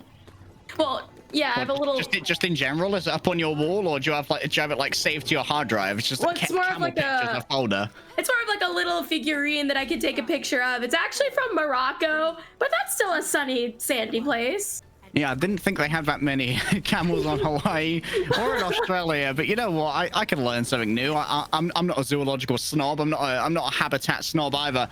Sydney Surfers now on the defense. On the Island Sharks sticking to this dive composition. They had so much more success with the Rhine Zaya, but you've got to think about whether it's appropriate for this particular geography, this part of the map. They feel better that the enhanced verticality of both the Diva and the Wrecking Ball here is more appropriate. Yeah, there's a mirror though coming up from both sides here, so I guess the geography might not even matter, because Sydney Surfers just, I guess, feels really confident playing this composition no matter where they are. The really only main difference is that echo. And I think that the Sharks should revert back to what worked for them last round, like you said, because they did find a lot more success running a comp that didn't try to nearly mirror that of the Surfers, and I think that they should be playing to their strengths a little bit more here. Well, they've sorted up a couple of things. They've gone over to Brigitte, so no more damage boosters available on those dives, but it does mean that Indra is going to at least be quite safe from the dives, with both a shield bash and the flashbang acting as a deterrent. Still, Jack doesn't get hit by either until it's too late. Managing to get through that backline for free as a Wrecking Ball is actually unacceptable here. Sydney Surfers are going to just get on with it right now. Texas Money Jr. has already got the duplicate. They've already used that second usage of the self-destruct. I don't know how Zazlak got caught by that one, but they were likely just trying to reset because they had already lost their mech. Moopy gets resurrected. We've got a pulse bomb in hand ready to go, and they can play this quite freely, to be honest. They could try and get an early pulse bomb just to keep Solomon Island Sharks on the back foot, because half their time bank has already faded away. That is very true and real. Their time bank has dwindled a little bit, but I think that definitely they should be trying something new here. Although Garden does fall early to Texas Money Jr., I think that the Sharks need to address him more. I think that Texas Money is getting too many picks for free here, and they might need to. I think Farmer might need to step up his game here and try to shoot down Texas Money. But I understand how hard that can be, especially since Jack is just bombarding the front and back lines, is rolling in and out. It's just a mess right now for the Sharks. The Diva knocked off right there. That's an oof from me, lads. You can see right now that Jack and Moopy were hanging around in that corridor looking for an early engagement here, but looks like Moopy might try and take it alone. Remember, we still have access to that pulse bomb, and this cart is starting to move backwards right now. There's been about 30 seconds since it's been touched. You can't get caught by that, Jack. Oh, they've missed it. Look at those mines. It's going to be swept away by the Transcendence. At least this needs to be the go point. You've lost out on that major sustaining factor of a Transcendence, and now it can be countered. Hayden comes on back here. And I don't know if there's going to be much hope for Solomon Island Sharks. Zazlak sends in the bomb. No one's caught in it because they're already dead, thanks to the attentions of Garden, who picks up 2 on the Tracer. But Jack's still in the back. And maybe they can try and stop this car here. I think that this is it finally for the Sharks. I think that even though there are some members of Sydney Surfers lingering about, they are very, very, very close to finishing the first point. Jack does try to stall, wait for reinforcements to come, bomb flying in, but no one dies yet. And Solomon Island Sharks are trying to play this a little bit back, but at the same time, Sydney Surfers are going to try to regain traction on this point. Got to worry about that duplicated Diva. Texas Money's going to get that mech right back. Doesn't get killed while in that smaller form. Still, most of the team has been waylaid here by the minefield laid down by Gen, who has now lost their life, but not before trading out against their counterpart. It seems like there might be enough space here for Solomon Island Sharks to maybe get a capture, but look at how close they are to their spawn. This is such a difficult area to try and claim, especially with no big meaty tank in the front. Still, Farmer comes up big and gets one, but they've lost Zazlak's mech, and now it's Gen who has to be the meaty force on this car, but they're going for a solo one. Hayden instead. They managed to take down Anakin like Obi-Wan on Mustafar, but that's going to be just a little bit of a reprieve, just a second of breathing room for Solomon Island Sharks. I know Farmer is really good on the McCree. I've seen amazing things from him from past tournaments, matches, and I think right now the Sharks seem to have found their footing a little bit. Garden and Farmer have been making some really good pickoffs, especially in that last fight where Garden found those 2 amazing pickoffs. And right now, it's the Sydney Surfers who seem to be a little backed up. Seemed to be more of a guarding bomb there from Zazlak compared to an offensive one, but it will at least give a little bit of extra room. Now they're going to be rounded upon by so many members of the enemy team. Meister falls though. They've lost Moopy and Hayden as well. Suddenly Solomon Island's like they're like an elastic band. You go into them and it just snaps back with more force. Syndra has to be careful here about these mines. Somehow in the back, Emmy's got the solo here onto the Diva. I think it was actually the duplicated Diva from Texas Money Jr. And suddenly, they've managed to get a cap. They've managed to get a double kill. It's all falling apart, MFG. I don't know what's happening on this point, but suddenly, what was such a dire strafe for Solomon Island Sharks has turned into a very winnable scenario. Winnable for them. I have hope, and they're looking really clean right now.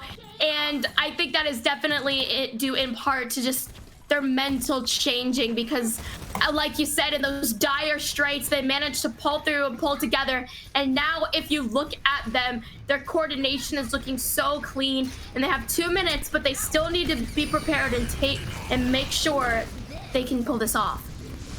Down go the mines, and up goes the self-destruct. Will it claim any lives? No, it'll just take away those mines that were previously laid down. It's been an investment here from the Sydney servers of that Immortality field, and they've gone for this more brawly composition we saw work for Solomon Island Sharks. Gen gets themselves a big pile driver right there, and they managed to pick up both Jack and Texas Money Jr. off the back of that. They're pushing forward, MFG. This could be what is needed to equalize. Look at that May. They've already used the ice block. They need to be focused now, but they put down the blizzard as a distracting tool. 2 get frozen, 3 get frozen, but is it going to be a defrost in the microwave, or is it going to be a flamethrower coming through from the surfers? And it's definitely the flames that are being fanned right now. With a minute and a half left, they just about rebuff the attack.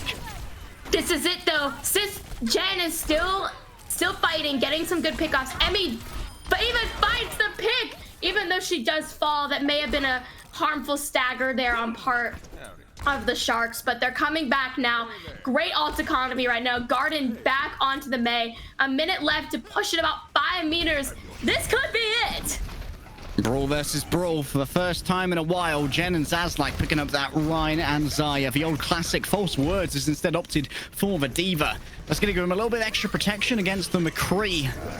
And maybe a little bit of counterplay against his ultimates. Vidello's going to open up. They're going to be shooting through that amplification matrix. And it's going to be a counter Deadeye. But it's right in the face of the Alpha McCree. An Alpha McCree move there from Farmer. They're the only law that you're going to catch in this town, in this village. Jen's going to swing away, but they're swinging into a sound barrier. And that's a lot of health to deal with. The wall goes up, but Zazlak's caught alone. Emmy is down and 27 seconds remain. It feels like there might not be enough here in terms of attacking personnel. And it's all going to come down potentially to one final battle, MFG. This is definitely one of the most intense battles I've ever seen. Look at the ultimates. Moopy and Garden neck and neck at that Blizzard. Such a game-changing ultimate. Meester already swapping onto the Ana. If they can get a great nade, then this could be it.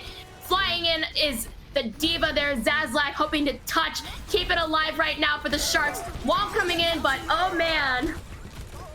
It was so close, yet so far. I don't think there's much to be gained right here. Zazlak had to touch, and they had to swap to do it. They had to give away everything they'd earned towards that Graviton Surge, and Solomon Island Sharks had to give away their chance of progressing deeper into this bracket, because the Sydney Surfers, they've got on their boards, they found the wave, they've ridden the tide, and they will claim themselves a victory. That was a very intense match. I know that there are some things that were a little rocky about it, but I still believe that regardless of what happened, both of these teams played very well. I think that the Sharks really showed some great plays and great strategies, like especially their DPS line. I do really feel that they did a lot to help their team, although it just wasn't enough. But I don't want them to walk away from this feeling discouraged, because even though that their time is done in the midseason, their time is not done in BPL. But Sydney Surfers, they are going to be continuing earning the second spot in our semifinals. It's going to be a very difficult journey here on still, but Solomon Island Sharks, commiserations for their defeat, but I'm very impressed still with Texas Money Jr. and Moopy, both of them showing off some fantastic plays over the course of today. And I think that Jack on the Wrecking Ball was also a little bit of a monster. I don't know how they managed to get away with so much against both a flashbang and a shield bash, but they got way more value out of a Wrecking Ball than you should when you are getting constantly discorded and you're going up against two separate CC abilities. Yeah, that's what we here like to call the Jack attack.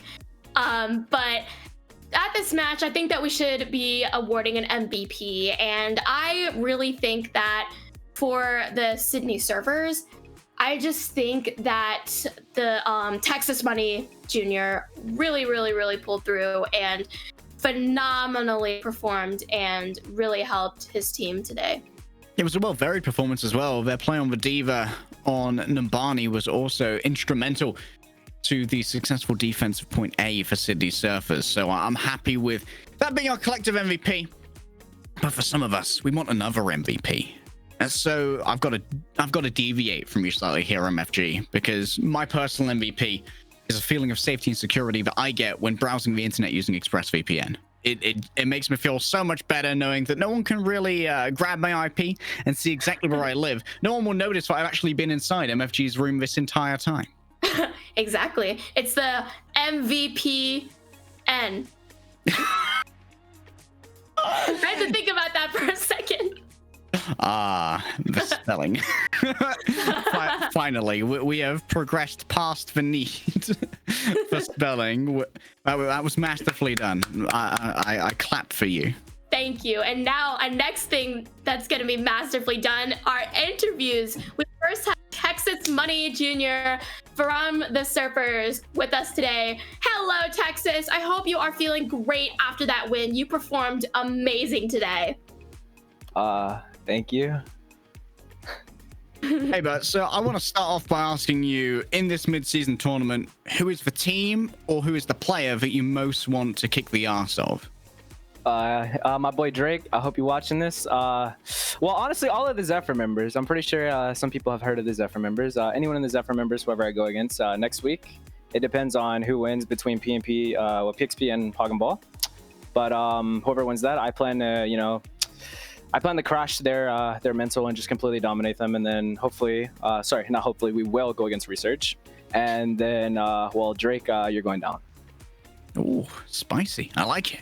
Yeah, he's catching that DPS diff real quick. Very spicy indeed. So I think that your strategy for these maps was pretty interesting. I really liked how you guys played with the Echo and managed to make that hero work so much for you. Did you always plan to run Echo as like a comfort pick, or did you think that for this specific match it was going to be better? I'm gonna be honest. I started learning Echo when I joined this league because Mara, he was like, listen, I'm better at Tracer. So I was like, all right, fine, you get to play Tracer. I'm a hitscan player, so I don't play Echo. But in this match, well, hopefully I was hoping for Echo matchups because in scrims, well, their Echo, I don't think they were confident in the Echo duels. But so I think they went for the hitscan comfort pick, and going against that, well, I just played less passive and more for them to, enter my sightlines, and then I killed them. But at first, if y'all did see, I swapped Widow when I seen they were running like Ashe Mercy instantly, because on attack it's different, on defense it's better. But the strat was going into it like just play standard Echo, Mercy, Zen, stuff like that. Who was your personal MVP on in this match for your team? For my team, everyone knows Jack's MVP. No one, no, that's it. That's all it is. Just Jack diff. Jack attack. Yeah, Jack attack. It's just a Jack diff, honestly. Well, thank you very much for talking with us today. We hope that you will continue a great run in the semifinals tomorrow. And we are now going to throw to another break where we're going to get ready for our third match of the evening, which is going to be Resurge going up against Malding Inc.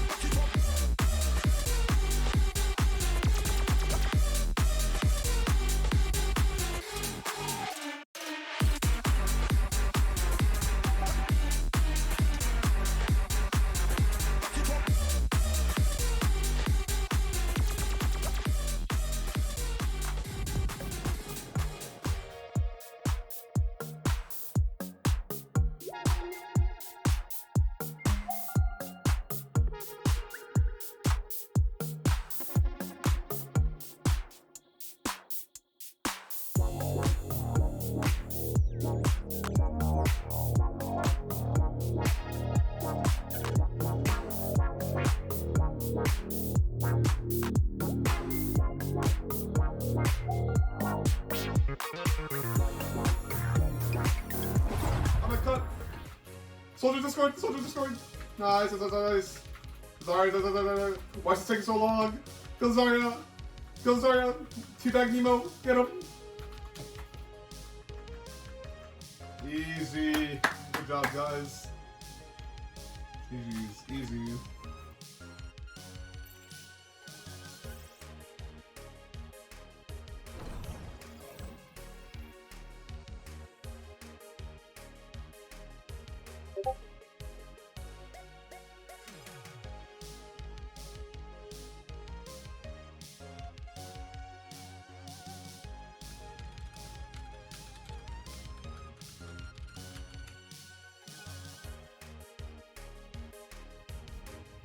I'm in. Who the fuck are you? Ayo, what's up, fucker? What the fuck are you doing here? I'm the ExpressVPN made fairy, and your data is not encrypted, which means your files can be seen by anyone. No, my replay codes. Fear not. With the power of ExpressVPN, you are able to safely browse the internet and share files. That sounds like it would cost a fortune. No, you stupid bitch. If you use this link, you get a 30-day money-back guarantee and 3 months for free. Wow, what a deal. Thanks, ExpressVPN Fairy. I'm always here to help.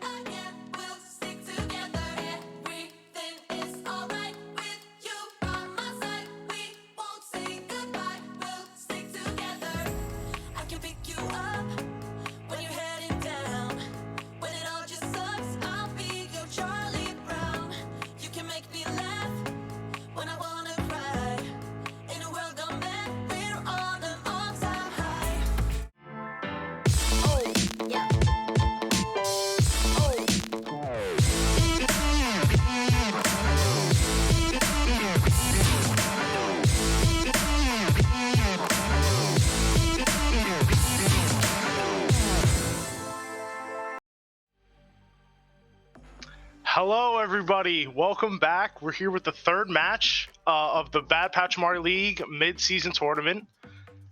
This is really exciting. We got a good match on our hands. We got Malding Inc. You know, I'm sorry. I got an intro first. I'm Chicken Nugget God. I have my, big oh my God, I'm beefing here. My co-host here, Leg Day. How you doing, here, pal? I'm good, man. I was just thinking about your name, like Chicken Nugget God. Like, it's got me pondering the nature of mythology, you know? Like, do we have to put your name on like some pottery and wait 1,000 years to actually have a god of chicken nuggets, or can I just like declare that we have a god of chicken nuggets as a mythology and like we have a god of fridges and consumer electronics? Because frankly, the mythology we have right now is kind of old news. I mean, I'm down for either way. Some potted things with some nugget god like themes would be really, really cool. I would love putting that in the back of my stream. But back to the game, we have a really interesting game here today. Malding Inc, has clawed their way to the, quarterfinals here? Almost going into the semifinals. They're up against Resurge Academy. Now, I don't know if you keep up with this leg day, but Resurge has not lost a map yet, except they did troll their last match and lose to their academy team. Some would say it was a close match, but I like to call it as it is. It was a silly time at a sideshow. I know. Oh my God, leg day. God. Oh, that's embarrassing. Oh, that just cut deep. All Brett color casters are the same to you, huh? Yeah, that just cut deep. But we have an interview here with Dirt Gaming. Let's cut to that. Now. Hello, my name is Dirt, and the team I'm on is Resurge, aka the best team in BPL, and I found this community because BP, he just DM'd me one day and said, hey, you should join BPL. I joined the Discord to see what it's about. Like, it's kind of cool. And I saw that I missed BPL Season 1 by a lot, and I decided to just join BPL Season 2. And it's pretty fun and interesting so far. So you pretty much got peer pressured into the league. It's not like he was just edging me on to do it. He just kind of like, hey, you should join it, and then he just sent the Discord link, and I just looked at everything that was going on. I was like, yeah, this is fine. How do you feel about your identity as a player? I kind of don't know how I'm perceived. I guess people just know me as like a tracer player that pops off occasionally and runs into mines a lot, and like posting stupid stuff in like the general chat. But yeah, I don't really talk shit. Oh wait, I don't know if I should cuss or not. Yeah, I don't really talk bad about people. Because I'm just doing this for fun. It's really fun so far. I literally have to touch on this because this is such a wild thing.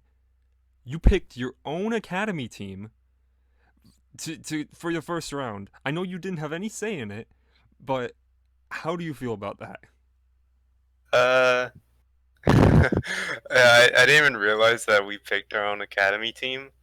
But we talked about it, and we basically said that we don't want any other team to roll our team, that we just want to have fun with them.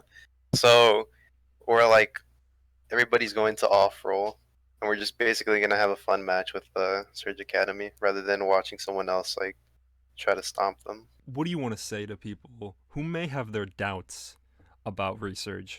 I remember one time someone told me that the PRs are going down this week because of scrim books for my team.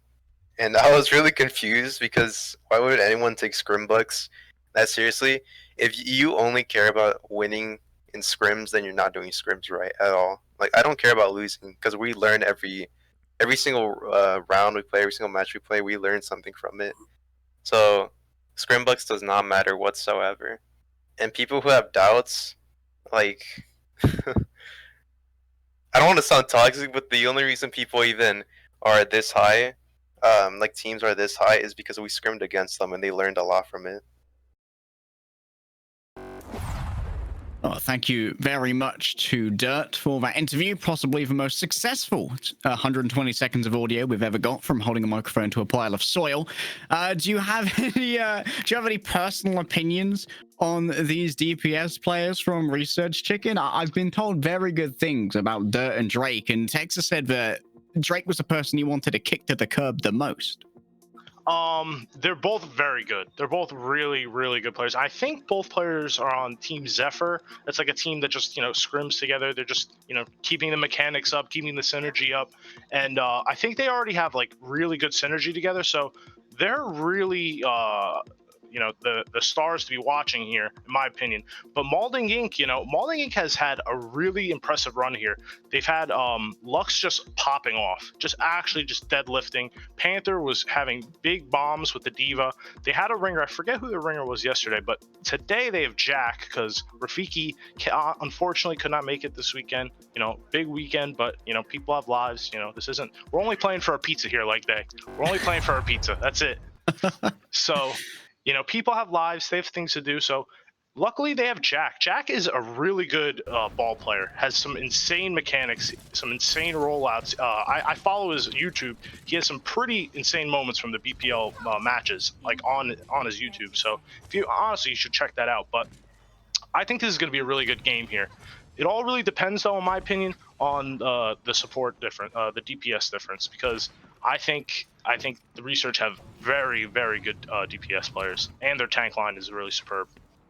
Well, I'm interested to see how they approach this first point of Nabani, and you heard what Chicken said. Remember to support small creators from Overwatch on YouTube.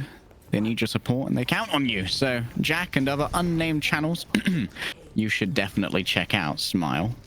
It's going to be Malding starting off now on the defense. They've got the Tracer and the McCree here, so Lux is going to be a little bit isolated as they try and play on this high ground alongside Panther. They are going to be relying a lot on Lilith and Anubis to be giving over some long-range healing, but I'm not sure where Lilith is currently positioned. Oh, Ooh, that's a good position. A big boop on the donk. That's super big for this fight. Resurge should be able to, not what am I saying? Malding Inc should just be able to hold this high ground while Resurge have to, reset. Yeah, Donk's gonna have to be a little bit more careful about their approaches here. It's interesting that Anubis is actually playing on this forward high ground alongside Lux and Lilith. Usually you'll see Zenyatta play towards the back. For now, it's going to be an early poke. Both of these tanks have now been found, and they have managed to take out both Lilith, and somehow Panther's been knocked off the edge in just a blink of an eye, Chicken. It feels like Malding has been disassembled. All of their squishy core is gone, and only the dive component remains, and I've got no idea where they are right now. They found their way onto Illuminous, but the Resurrection is going to be untouched, undestroyed, unperturbed. And now we've got to figure out how we're going to make this recontest work. Now, Josh installs just enough time for Jack to come in with the recontest. They're just trickling in right now. I don't know if this is the best play. They're kind of just feeding all charge right now, while Resurge definitely has this fight. I'm just, I don't know what else to say here. There's nothing else to say. Resurge is just cleaning him up, melting him down, and they're heading on to second point right now. And they're just, what is it, Drake? Drake is just beaming people down as this Echo, taking pot shots at this ball. Jack is getting really low, and he's going to go down. And here we have Ahigo just, standing on cart, just waiting while, they're already holding the second point choke. This is rough here for Malding. Incredibly aggressive from supportive. They've got to be careful going up against that Brigitte. Nothing going to be gained from Pulse Bomb, of course, but now you've got a damage boosted Black Bear that you have to deal with. And of course, that get out of jail free card that's provided by the duplicate can't be underestimated either. Copying the Diva, going to have quick access to a self-destruct if they're not destroyed first, but that's some good counter-aggression there from Malding. And a nicely placed Deadeye will get rid of Georgie Roy. You talked about Lux. You talked about how important they are, and that double kill may be the most important thing to gain a foothold and to gain some stability on second point. Now, Resurge might have been, fighting all the way at the end of second point, but on this point, actually, Joshin and Jack were just stalling it out, and they haven't even passed the bus yet.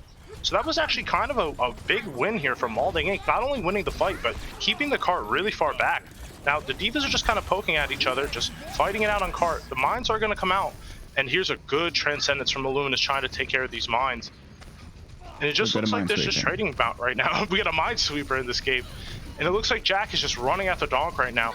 The Donk will be able to get out. And there's just trades. Trades do. Ahigo is very good. People. Question is, will they be able to get out of this with their life? They are going to get the double pocket now. Both the Valkyrie and the healing orb is going to be applied to that Diva mech.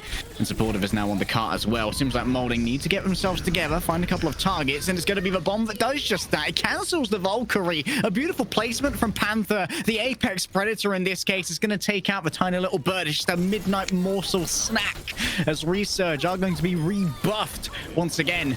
Malding managed to take out supportive as well, and once again, not too far past the bus here, Chicken, and they are going to retake their supremacy on the defense. Malding is just continuing to impress time after time as the pickup from Anubis comes into an Illuminous from that long range. The res will come in, but Malding is just showing up time and time again. They've been doubted this whole season, but Joshin, even pulling the clips out, almost gets the Mercy and does get both the supports. This is just really clean fights coming in from Malding Inc. I'm super impressed from this team.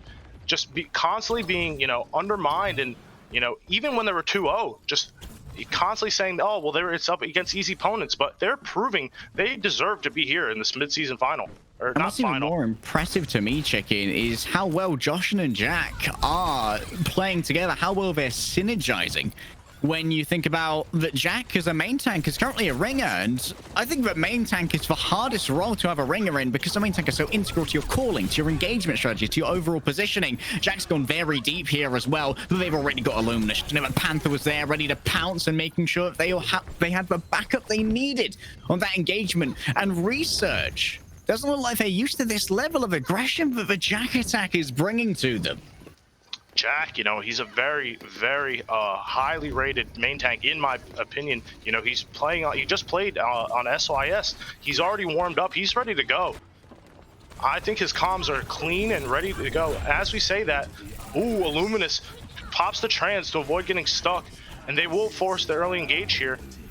Joshin trying to clip this Mercy in the back line, but it won't happen. And Lux is just having everything in his face right now. The bomb is inside. Can he dodge it? He does. The smooth moves. And now the mines come in. He fans the hammer. He is just a madman in this room right now, trying not to die. Donk's made an absolute mess of things. However, that's going to be 3 kills. That's going to be a 3rd. Lux never saw the mine coming. And it does look like after this Brawl Resurge, I'm going to manage to get the full cap here, get an extra minute and 30 on the time bank, but it's not a huge bank here for this last area, but still, they've got to recontest it somehow. Jack came in from the back. Now Panther's going to place themselves on the car, but it's only 66 centimeters. Down comes the bomb, but no kills are going to be claimed. They're going to have to chew their way through the rally now, though. They're going to try and do it with a self-destruct. The burst damage will get through the armor, but it won't get through the defensive lines. And now you've got to deal with Lux. Once again, the X Factor, but supportive is going to allow it to happen. The damage boost and the Discord Orb applies the Wayward McCree to make sure that he won't be around for long. Black Bear gets kill after kill, an absolute massacre from the bear. It's been a very good hunting season, and they're going to come home with all the honey. Wow, that was, you know, that Malding Inc might have lost the recontester, but in my opinion, that was a huge win. They sold out second point for almost 2.5 minutes, I think. Now they are coming into third with only 1.5 minutes, and Numbani third is just notorious for being like a 2 CP map. This is going to be very tough here for Resurge. I'm very interested to see how Malding Inc is going to take this. They have the ults, but it looks like Resurge, oh, they missed the pulse bomb. And Jack is going in, but Jack has to get out. But Deadeye comes in from Lux, and they will be able to finish off Donk. But the cart is just pushing now.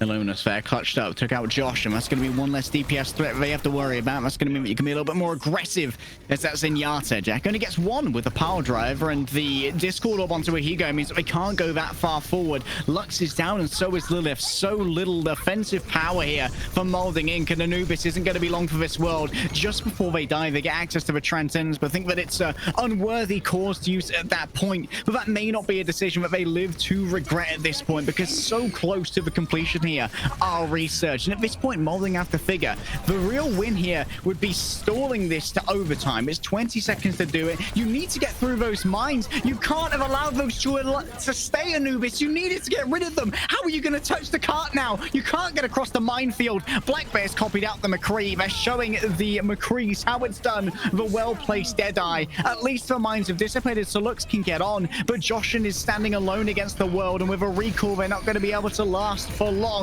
Anubis is down again. Jack puts down the mines. If they can catch out some of the attackers here, this could be turned around, but it feels like Resurge just have too much of an advantage. Red kill after red kill, and the blue sea is being parted like Moses himself is in the lobby right now. Lilith's popped the armor. The rally is being given, and Jack, the ringer, manages to get 2. Somehow, this could be turned around just yet, but the important thing here, Chicken, is that they've got the overtime. Yeah, but the fight is still going on. I think this is still very winnable for Malding. This is a 2 CP like map at this point. We are in overtime with the overtime spawns, and just a few picks could have this fight go either way. Lux gets a big 2K, but the bomb comes in from Panther, and gets Lilith. And the picks are just still going back and forth. The dupe does come in from Black Bear, and will be able to get the bomb. This should be it for Resurge. But the stall just keeps coming and is not stopping. Anubis and Joshin are just dancing around this cart so perfectly. Jack is back for another slam, and this ball is just, oh, the ball gets melted. And as I say that, Resurge is finally focusing in the fire. There's only just 2 players of Malding Inc on the point, and this will be it. They do cap, but as you said, they do get it in overtime. That is a, we don't take moral victories, but that was a huge stall from Malding. Holy cow. That was a 2 CP lull fight, if ever I've seen one. And we're not even on 2 CP. Yeah. Frankly, amazing.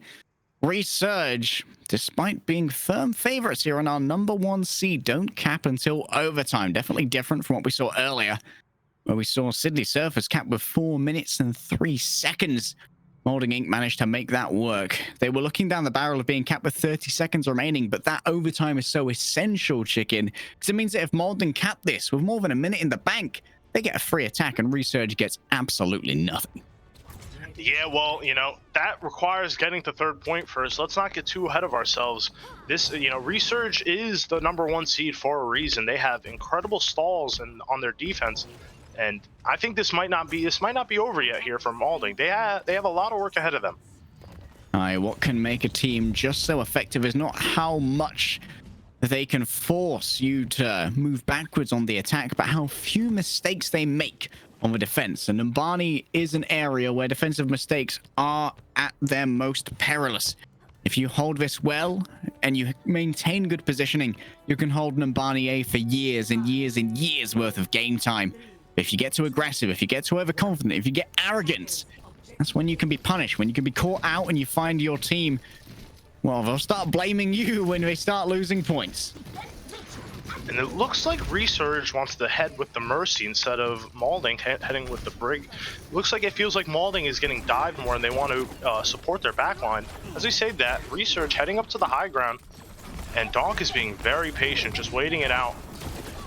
Panthers already lost their mech. Oh, left guard down as well. Black Bear is making an absolute mess of this one. Jackson managed to take out Illuminus, but remember, they picked that Mercy. However, they're not going to be around for long. Josh managed to find the assassination, even with the work of these tanks in the back. Still, Josh could get some later picks, but no. Going to be drowned in that defense matrix, given a steamy bath by a Higo, and Josh is going to be heading back to the spawn. Yeah, we haven't mentioned him much, but Ahigo is probably one of the best, if not the best diva in the BPL. I think his just neutral play is so aggro, and he just knows when to peel for his team. He knows when to be aggressive. It always feels like he's positioned in the right spot. As we say that, let's see what is going down now. It looks like Joshin goes in for an early gauge and quickly recalls out, leaves Jack to dry. Jack does get melted by Black Bear. It looks like Malding is just going to keep fighting on this high ground. The Echo dupe does come in with the palm and doesn't get anything, but it forces them off the high ground. And now they're just going to hold back, and ooh, Panther's getting staggered. But maybe trades, but trades aren't quite good enough. Josh and forced to use recall, but that's good. They've managed to force out the Transcendence. I'm not sure if it was entirely necessary. Black Bear's taken down and raised right back up again as Ahigo sends in that bomb. You talked about the neutral play, but the ultimate this time is not going to be that great. Going to be back to the neutral right now as Illuminus takes out Josh, and winning that duel is imperative for the Zenyatta. Black Bear's down, and I'm not sure if a resurrection is yet going to be available, but Black Bear's so low. Or at least it's Panther who's so low. I'm mixing up my hunting mammals at this point. Lux move forward with a Deadeye. This is very brave, very brazen. They're gonna get Georgie. Oh, George, it's a wide old jungle out there, and I'm afraid you're unprepared for it. Lux manages to clutch this one up, and now there's two tanks on top of Illuminus. They're not gonna last for long. Despite some early struggles, it feels like Malding are eventually gonna rub on that eggy head. They're gonna make a wish, and they're gonna make it work. It looks like Supportive is trying to hold back. Maybe wants to go in for the recontest, the late recontest with, 99% left. And that's exactly what they're going to do. Dawn comes in, uses the early mines. Jack comes in to slam, dissipates some of them. Dance game, I'm sorry. Panther comes in with the bomb, and it gives them just enough time for them to cap the point. Here at BPL, we love the burp 9. Burp 9, an actual burp 9. But my eyes, my ears. This is Malding moving forward. 3 minutes and 30 seconds remain as we head into point B here, Chicken. And what I'm looking at is Ahigo with that bomb again. It can be very difficult to escape from a bomb in these long linear corridors where cover is lacking. Yeah, and if we remember on the attack of Resurge really got through here quickly, but got stalled out at the very end. This should be, this should be an interesting fight here to see for the time bank difference, because they only have 3 minutes left. Drake does dupe the Tracer, but he will get his pulse bomb eaten by Panther. Panther being really good. Panther, not only that, goes up to the high ground to contest Higo, and it looks like they all just want to back up right now and wait for this last fight. There's some piecemeal fights right now from Resurge. I'm not sure if we're on the same page as to how they want to engage. Supportive's going to be forced onto a back foot. Panther's going to make sure they don't go too far, and the same can be said of Josh in here. Could be the cap, but no. From the back, you've still got Donk coming in. They've been given the Discord orb, but it's quickly cleansed away, and they're backed up with the Transcendence. But it's the second Trans coming from Anubis, which is going to be the playmaker of this fight. Down go the mines, and those are from Jack, and Donk's going to roll right in. No one searched for Cart this entire time, and that is just going to be the piece de resistance from Panther right there. Black Bear is disintegrated in the wake of the supernova provided by the Panther. Malding Inc. are going to have a meaty time bank. 3 minutes 30 still to try and get to the end of C. Remember, more than a minute, and they get that free attack. This is going to be a close one here if they want to get over a minute. I think they have just enough time to, but with the contests coming in, ooh, Josh already goes down. That's very unfortunate if they want to get this over a minute. But Jack does return the favor, and he comes in with the early slam. And it doesn't look like much is going down. The bomb does come in, splits them up. But there's still just fighting going on. Ahigo comes in with the bomb. Ooh, and it gets Anubis. Couldn't hide. But what about second bomb check-in? Not going to get much this time around. The pile driver is going to bring 2 up into the air, but Lux is going to be well protected by both the rally armor and the support staring them right down in the face. Malding Inc. are going to lose their momentum at this point, and Resurge have dug their heels into the ground. They've Gandalf-styled it. You shall not pass, they say, at this point, the third point of Numbani. It's so defensively favored, and you can often see a Reinhardt here, but they are going to be opting into these double dive tanks still. It feels like Donk and Ahigo are so in sync that you wouldn't want to give that up as they open up with the minefield, but it's a little bit early for my taste.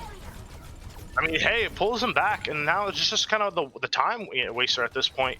It's not a pick, but it's essentially the same thing, you know, waiting 10 seconds. But Jack does come in and uses the mines himself, but I don't think his team has much space to really get in and do much. The mines do dissipate, and now Malding Inc. will come in onto the point, and Lux, ooh, Lux gets supportive. Just puts him right out of his misery. Tracer's here, absolutely lost, but it is going to be supportive who comes back faster. You remember where that spawn is, and that goal we said of having a minute in the time bank is quickly being stripped out of reality because they've lost this next fight. They've got 1 minute and 40 seconds left, and it's going to be 1:20 before they even start the next fight. And that's even if they manage to get a quick kill here on Panther. I would go for Stagger here if I were Resurge. No, okay. Well, I can ask, but I may not receive. I agree. I thought that was the right play, though. But it looks like he goes, you know, being honorable, giving him a nice... They know that pain as a D.Va player. It's for mutual respect, you know, between rivals. At this caliber of playing in BPL, they do have that respect. Everybody knows each other. They got to watch out in the back right now, though, because Supportive's going to be placing some pulse pistols into uncomfortable places. Right now, they're looking for Lux, and they're going to find him, by God. Anubis is blown away by that self-destruct, and suddenly Malding Inc., when they were coming in with such an advantage, such momentum, they're suddenly faced with the capacity that they might not even cap Numbani see at all. We talked about Resurge doing the Gandalf style here, and it feels like they have more Gandalf for white than Gandalf the grey, because the power level is off the charts. Yeah, you know, I kind of saw it coming. Resurge is a very strong team, you know, not to be taken lightly. And here we are. It looks like they Malding Inc. wants to take the high ground right now, but they should know with supportive seeing it out. And they do know. They're pulling back, and Ahigo peeks in and instantly gets burned. And will go down, and Lux is just going in, flashes the ball, but it will look like he gets out. Black Bear's been playing this so aggressively in the back. They have the duplicate, and they are going to be using it on the D.Va here. That extra life, multiple extra lives. Panther sends up that bomb, but it only gets mines, and mines claim Panther on their way down as well, so not the ideal trade. Jack's trying to make it work with their own minefield, but multiple instances of that are going to be run over by the cart. They don't have the personnel to make it work, and Resurge have dug in their heels. They've got the Steely Grit mental, but no one can touch the cart, even with a speed boost from a Transcendence. Malding Inc. are going to be left to lose a couple more precious hairs as Resurge surge ahead. Yeah, they're going to be up one map. I don't know. I think it's loser picks map, so we don't exactly know what the next map is, but, you know, they didn't win it, but I'm still really, really surprised with how Malding Inc. has turned up. Malding Inc., you know, very underrated by a lot of people. I thought they had a lot of good players and could make a good run, and I'm very happy to see that they're giving Resurge a fighting shot, you know? I'm enjoying seeing some straight up, like, flat pack synergy, IKEA synergy between Jack, Panther, and Josh, and in the sort of dive contingent that we've seen with the Wrecking Ball, the Diva, and the Tracer as well. But the question is, on the next map which is picked, will they look to a map where they're going to be going up dive synergy versus dive synergy again, or will they try and go for something that's a little bit more bona fide, baked into the mental of every single Overwatch player, like a King's Row, where you can count on something a little bit more akin to a Reinhardt and a Zeiss, something a little bit more classic? And it looks like we have the next map. The next map will be Rialto, and this should be a good map. It looks like we also have some subs coming in. We have Jam coming in for Anubis, and Clones coming in for Donk, and Store coming in. Wait. And Store coming in for Clones. Interesting. Changing up the main tank here, I wonder if they're going to be moving away from a more Wrecking Ball focused style that we saw Donk really prioritize on Numbani. And it's interesting, there's such a deep roster here for Resurge, and I wonder if that has contributed to their success. Well, here's where I come in, Leg Day. I have the historian, the lore. The lore. Toxicnator is the captain of Resurge. Probably one of the better, if not the best captains. Really put so much thought into every player, into his team, and you know, coming just off of winning Avast Sub 23, was also a captain there. They were the first gimmick team to actually win. They played mostly Lucio, called Froggo mode. They played like a rush kind of, you know, with like, you know, just rush really. With their Lucio guy, carry Pandemonium. We watched him play earlier today on NightDrive. But, I need you to know that if you are also playing Lucio and you're not coming in ranked, I am avoiding you every single time. Well, I will let you know, Pandemonium does a lot of calling. That's something he does not lack. He was the ad. The BPL ad for the things. Oh, he's the guy. He's the guy. Yeah. Ah. Well, you know what? Yes. He must be a guy of great taste then, because evidently he sees the value in a product such as ExpressVPN, which allows you to not only make sure that your replay codes don't get stolen when you're playing in top tier competitions like the Avast Sub Tourney, like BPL, like playing for Portsmouth University in the UK, that you need to keep your IP address safe and protected. And you can actually move all over the world to avoid replay code thieves. You can outrun them by moving from the UK to the USA in terms of your IP address in just a couple of seconds.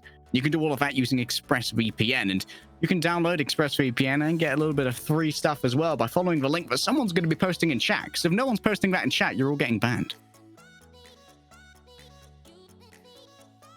So we'll be heading into the next map now. It looks like you didn't expect the threats, did you? That's the best form of advertising. Threats. You know, it does a lot. It's very effective. I'll say that. But as we're heading into the next match, we're heading into Rialto. It looks like Resurge is going to be playing the same kind of comp. You know, this meta with the Echo, you know, Tracer, Ball, Diva. And it looks like they're more worried about just pocketing Black Bears as much as they can. They're not so much worried about the dive. And it looks like they're right, because it looks like Malding wants to play this May rush here. What do you think about this comp? Well, I think that whenever someone picks May, they are inherently a bad person. So I'm sorry to all the Joshin fans, but he is going to hell. Me and Seismic Jeff have seats reserved in the 9th circle for May players, of course. Resurge on the defense here. They are going to be able to take huge advantage of high ground. I wonder if Joshin's going to have some interesting wall tech here to try and boost the tanks up onto the high ground and maybe allow them to claim that space. But no, instead they're just going to try and use it to catch clones out, and that's exactly what they'll do. But they've lost their main healer in the process as Jam has been liquefied. I think this is a very creative. The cart also hasn't moved an inch. Yeah, you beat me to it. Like I think this is really creative. They got the high ground, they won the fight, but they're just now pushing cart, and it's been almost 45 seconds. Did clones just fall off as they were returning from spawn? Hey, I'm a ball player. It happens. Well, Black Bear is already used for duplicate right now. They've copied out the McCree of all things instead of going for the Reinhardt. Very interesting, very strange in my opinion. And that's going to be taken down there by a nicely placed shot from Josh. And they've got to worry about supportive behind them. Up on these high grounds, there's a real surrounding of the Malding Inc rush at this point, and are they going to find a good place to put down this amplification matrix? That's what Jam has in hand, but doesn't have a main tank to try and combine it with. The question is, are they going to continue trying to play this, or are they going to just back out? Because they feel a little bit indecisive of their position right now. With 5 people here, Lux thinks that maybe the Deadeye can get some value, and they finally got the main tank back on deck as well. Yeah, but I mean, Resurge are stalling this out perfectly. I mean, Malding Inc kind of gave them 45 seconds, but they ran with that 45 seconds and taken it another 45 seconds, and now they're just getting around this first bend. They'll definitely have another attack here for this first point. It's just a matter of when and if they're going to win or not. Joshin does have this Mayall. This has to be big here from Joshin if they want to cap this. I want you all to know that Black Bear's had 2 duplicates, and Jack's currently 61% on his ultimate. It's quite interesting. In comes, of course, the Transcenders, trying to keep Resurge alive as they contest this cart. They're running straight into both a Blizzard and so many other ultimates that are available. The Immortality Field has already been used. That's a good stick there onto Panther. That's going to be an endangered species, but Jack brings it back by hitting a nice pin in the back. Illuminus is crushed against the wall, and that's a beautiful slam. 2 on the floor, and the follow-up is going to be there at least onto Store. They can't get clones just yet, but those are some very impressive clones. They're not going to last for too long with the accelerated aging. Lux is going to take them out, and that's going to be Resurge backing off here as Malding Inc finally get the cap and get 2 minutes and 30 added to their time bank. Really, with the huge boop onto Ahi, making sure he doesn't recontest and just securing that first point on Rialto. That's such a power position. It can be so tough to lose there over and over again with the long spawns, but it looks like they're already getting on the high ground and ready, but they aren't pushing the car. Yeah, okay, thank you. I say that. Clones comes in. They've left him alone on car in a 2v1. Come on, guys. Let's get some help for Jam, please. Finally, we see everyone running back. You've got to be careful with this cover, Chicken. You have to be really careful. They have all the high ground in the world just ready to pounce on them. And it looks like Panther's going in for the Kobe mine. And it gets Lily. That's unfortunate. And Lux goes for the Deadeye, gets Store.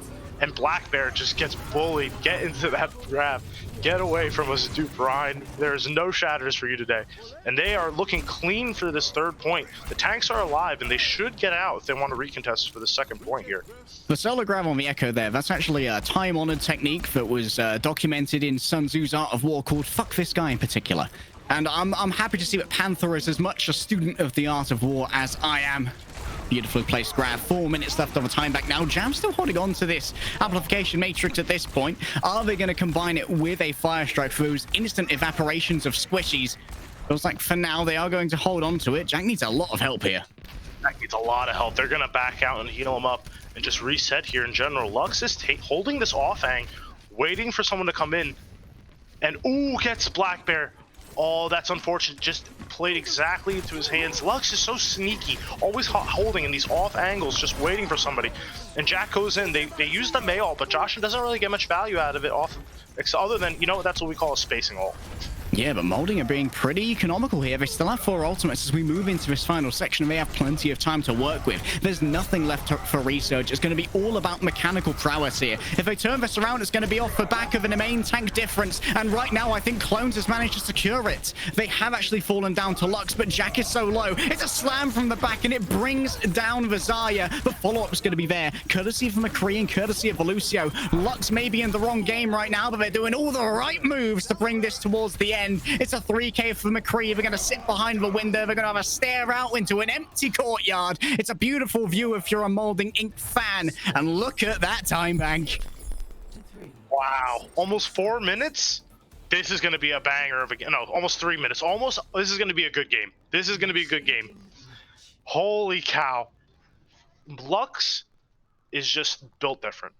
He's just built different. There's nothing nothing else to say. He's just so good. He's so good. It's just constructed alternatively. Yeah. Everyone else made out of Lego. This guy's built a stickle bricks. I don't know if you guys have those in the US. It might be a UK specific toy. Yeah, I have no idea what you're talking about. They're similar to Lego, but they've got more pointy bits on them, so they're even more distressing to step on. Oof. But Malding, dude, I think Malding looks super good.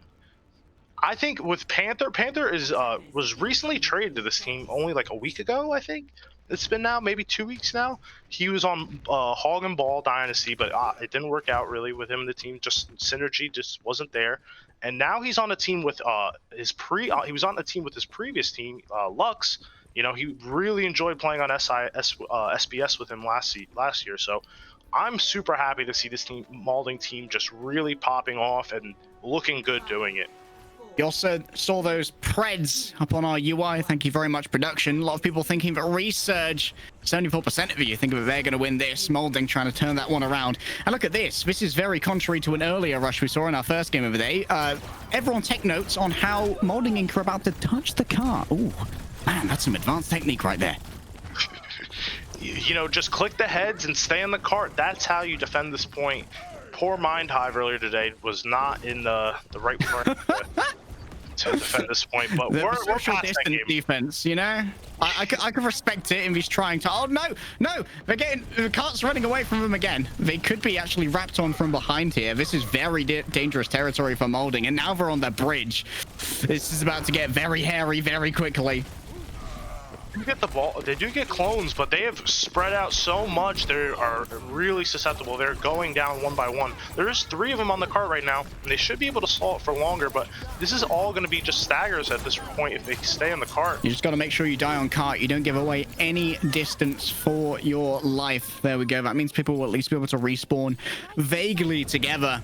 Resurge, you know the Black Bear's already got the ult. You know the Lug's already got the ult. We've got 2 superstar DPS in the lobby. It ain't no biggie. It's just BPL showing Overwatch League how it's done, isn't it? Supportive almost has themselves a pulse one, but where are they going to stick it? They have to be very conscientious of the Baptiste and the Immortality field, but Jam's almost already down. They aren't panicking too far, though, and they haven't used it just yet. Comes in for the backline. They instantly go for Lux, and they beam him down. They know what the carry is, and they want to get him out instantly. Store just flying through the air. I don't know why that caught me off guard. But Black Bear instantly dupes the McCree. Is just taking pot shots. The bomb comes in from behind, but doesn't get anything. And now there's just a fighting in this alleyway. And Clones is going to get frozen and melted down. The may also come down to Josh, and I think that was a little bit over-invest. But yeah, that's just freezing minds at this point. Too many people are already dead. Supportive has fallen over into the river. Just having a quick swim, quick dip to cool down and get ready for the next fight. Resurge. Half their time bank is gone. A couple of their ultimates are gone as well. They're going to be mostly counting on the support ultimates to get them through this next engage, but they have to make sure they don't preemptively use this Transcendence because they have to deal with Panther and a well-placed grab. Unless a Higo can eat it, in which case, easy clap. Panther, though, quickly takes down Black Bear and tries to stop the res, but Ahi with the peel onto Store takes him down for going too far aggro. And oh my god, Jack with a huge shatter. They've used Trance from Illuminous is actually even bigger. He will get out, and Lux does get the pick, but he goes down for it in the process. And now Joshin is just staggering on the point. Well, not staggering, but, you know, dying on point. The trance has been used, check in. The trance has been used. If they can recontest here with their Lucio, what is going to defend Resurge from the Graviton Surge that's available for Panther? Right now, they're considering it. Are we going to make the Jack's made the choice for them, but Grav's in. It hasn't been eaten. That's going to be a huge amount of damage because Jack's just crunching through them. The Hammer's doing so much damage and Jam's doing even more, adding some flavor to the breakfast that Malding Inc are serving up to Resurge. 40 seconds remain, and they're in the most difficult spot to try and hold. He goes in the back. This could be a very dangerous place to launch a self-destruct from, and Malding Inc need to make sure they don't let this cart alone. My jaw is on the ground right now. Jack doing what every Rhine player wants to do and just popping off. Black Bear though does come in, gets really aggro, has the dupe ready, and oh my god, Jack, he's so good. Hits a huge shatter onto the dupe. But the bomb does come in, and it will get Lux. That's very unfortunate.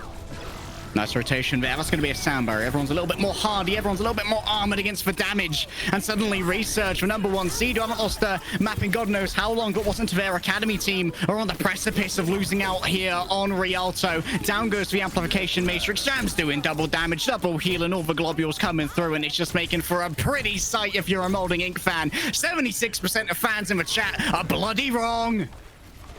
Stonks up for the channel points. Whoever bet on Malding Inc, hands off to you. Holy cow. That was a masterclass of a rush defense, and at this point, Resurge, if they pick to go to a Ryan Zaya map, they are frankly inting their brains out. They are inting if they want to go to a Ryan Zaya map, because right now, Jack and Panther, they're doing very well on this pair of tanks. They are well synergized. They are using their ultimates as they should in the correct situations. Jack's hitting big enough shadows to force out transcendences when they know that Panther's got that Graviton Surge available, and that's what gave away the entire attack there on point A. Too many people getting hit because they didn't want to play a shield, and they gave no respect to Jack.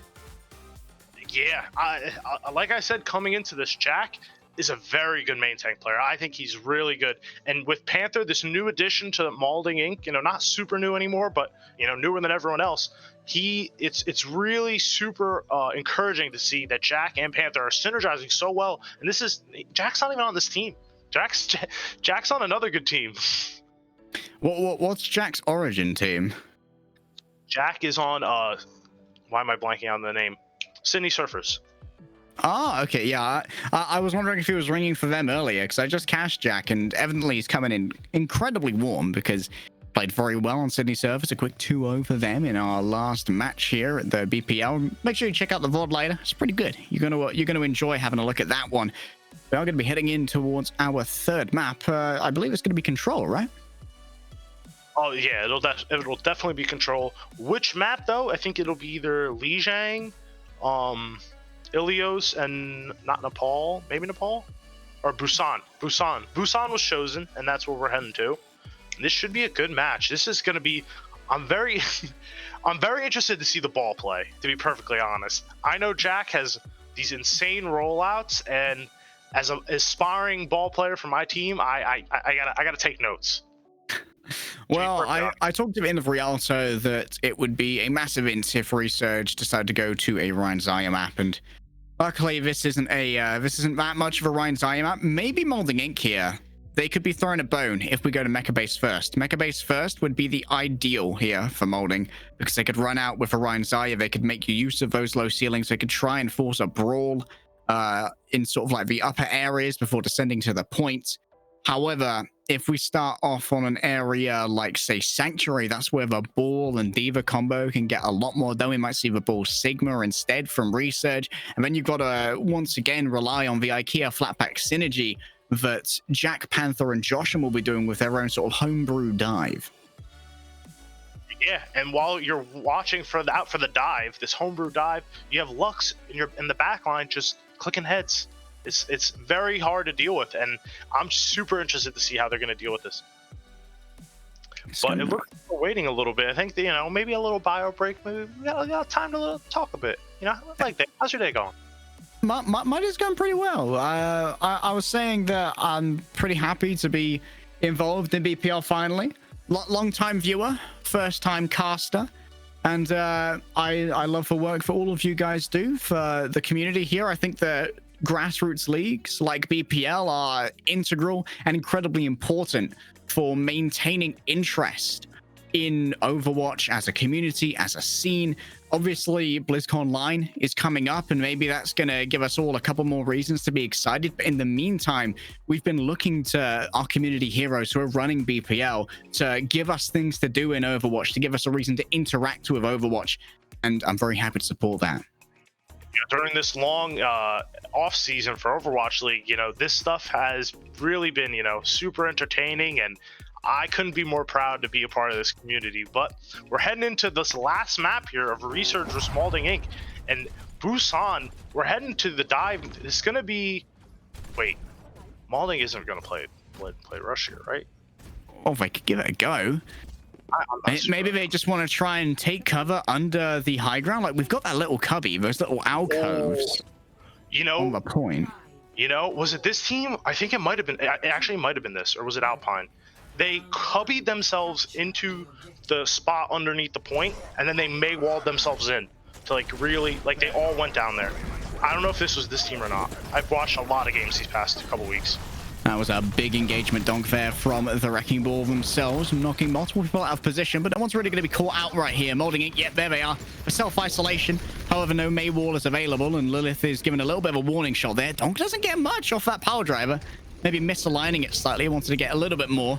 But with the shield running low right now for Jack, Black Bear is just farming ultimate charge. You get the quintuple stick in there and you get so much damage done. Already, pardon me, almost having the duplicate, and it's good to go. Another burp 9 as Malding caps the point. But they it's a burp 9. Oh, Black Bear with a huge shatter on the dupe, and then pins, oh my god, not even a DPS player, but showing a main tank difference onto Jack. And this should be the reflip for Surge. Or not, I was about to call him Surge Academy. I'm a B-leaguer, so I'm used to saying Surge Academy. So Malding will have 20%, but we're heading out, and it looks like they want to stay on this comp. I don't know how I feel about this comp personally.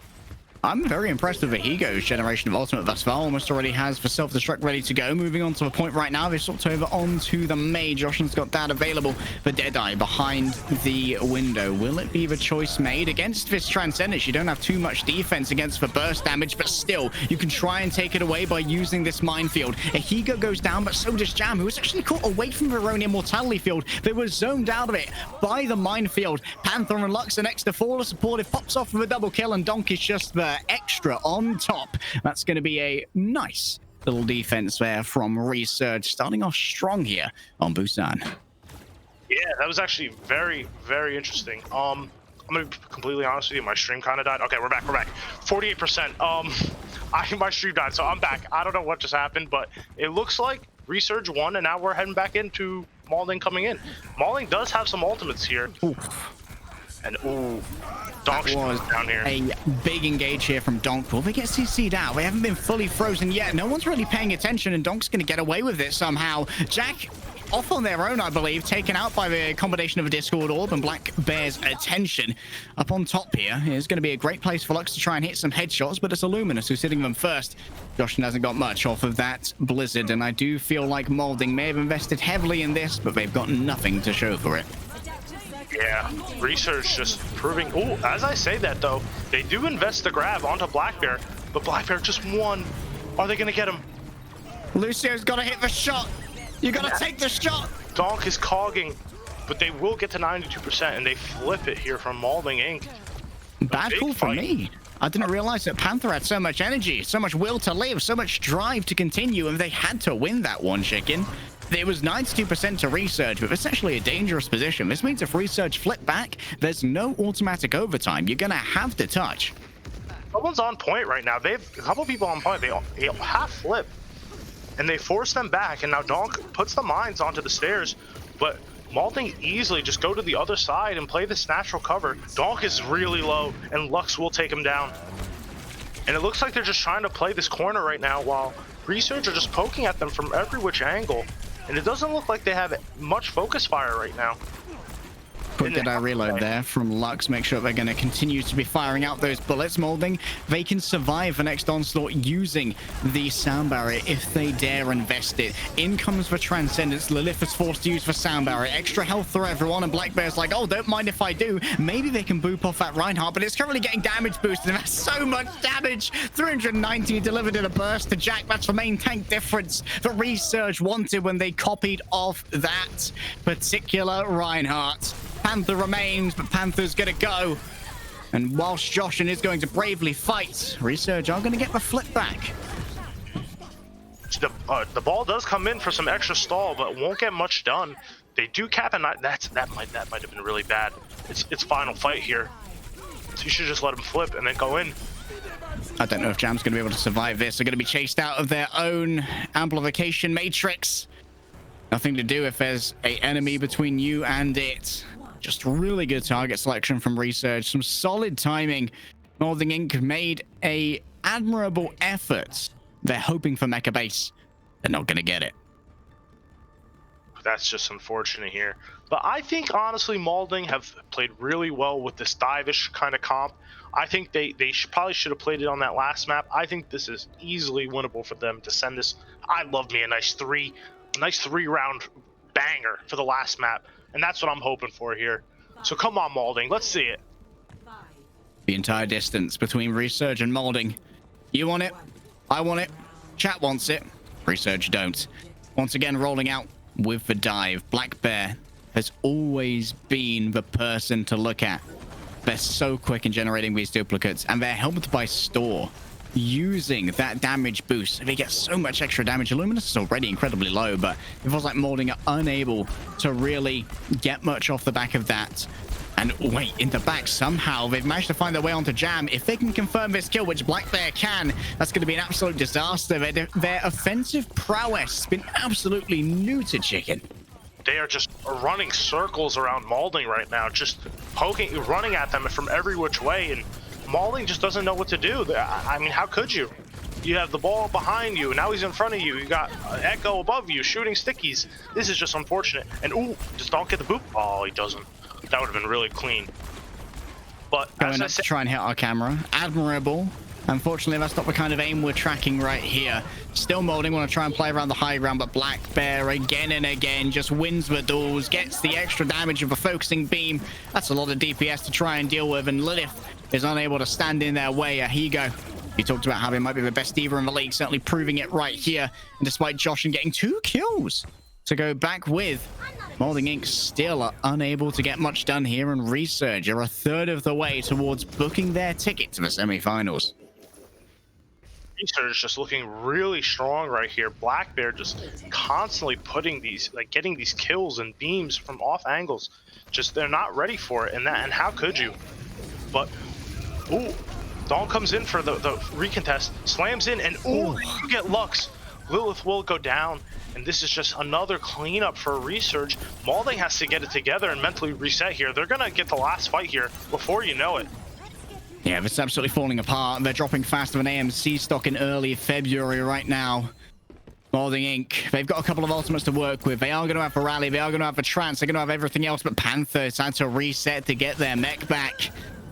This is going to be one fight. This is going to be last fight like day. It's going to be one fight and one fight only. No substitutions, no second chances, no extra lives, no Horcruxes. Harry, we're taking all 7 of them out. And Resurge are on the precipice of being able to move on forward despite the troubles that have been given to them. Lux is already down, but Donk has been traded out, and Higo's made sure that Joshin is neutered in that offensive capability. There's no more pulse bomb, but at least they finally made it to a point. There are double divas to deal with as Blackbird gets the duplicate right now, and we're gonna see if they can get much off this, but Panther's going to be the alpha to begin with. The best diva on the field out of the 3 that are available. They've got to deal with these mines. They're coming through from both sides, and they're going to litter the point, making sure that it's a hostile environment to anyone who would want to take a look. Black Bear, the Predator, making sure that Jack isn't going to stay alive. You're never going to win that fight as a hamster versus a bear. A Hugo wants to go in and win the Bunny Blaster duel, but guess who's coming out first? It's Illuminous, who claims 2 and claims the round for Resurge. When you need to rely on someone to DPS, you rarely look to your backline, but when you got a Zenyatta like this, you know you can. Yeah, we haven't mentioned Illuminous enough, but Illuminous is a really strong not DPS player, a flex support player, constantly, saving his team and hitting these clutch headshots, proving why they're the first #1 overall seed. They might have, dropped the map, but I think that just shows that Malding Inc. has really stepped it up in these past couple of weeks. And with this new player like Panther, and even with players like Jack, it just goes to show you that they can integrate new players well, and they have a nice new synergy. I'm super impressed with both of these teams, and I can't wait to see the next matches. Yeah, I'm looking forward to see how Malding Inc. do with the rest of their season as well. I think that this match has likely been a big confidence booster for them going so close against Resurge, when it had been so long since they'd even dropped a map. Of course, they did drop one against their academy team, and last time these guys faced up against Resurge, they got soundly 2-0'd. So this is incremental improvement, and it's very heartening, right? Incremental improvement means that maybe by the time you get to the grand finals, maybe you're able to win that match. this is just mid-season tournament. You know, this isn't the end-all be-all, but it's a great like way to see, you know, who actually is on top right now. Why do we make these power rankings? So we could see stuff like this. Who is actually the best? But I think our next match is gonna be really good too. Really good leg day. If you should stick around and watch this one. But you'll be able to find me in chat. Don't worry. I'm just there to show off a tick mark, you know. Fair enough. But I think we have some people who want to come in for interviews. We have a lot of people who want to come in for interviews. I wonder, Solomon, what are we thinking about that? Oh, hello. Hello, Hahi. Hello. Thank you. Thank you so much. We're Ahi and Joshin, I believe. Nice. And Panther. We have a lot of people in here. Okay. True. So I'm gonna see. Let's sling some shit first, since you're on the back foot, having lost this one, Malding. Panther, Joshin, you guys won Rialto defense quite handily. Who from Resurge inted the most on their attack? Donk. Or whatever their ball player was. I think Donk got subbed out. I think just their ball player in general. That's just true on every map. The ball was just so easily exploitable pretty much all the time, except we just choked on some instances. Also, we noticed that Illuminous was constantly playing alone. We tried to like exploit that, but they were peeling pretty hard. So then we just focused more so on the ball player. Comments, thoughts, concerns? I just want to say, if all 6 people are inting into your backline, then we're not inting. We're just playing aggressive, and that's the truth. It certainly worked out on Busan.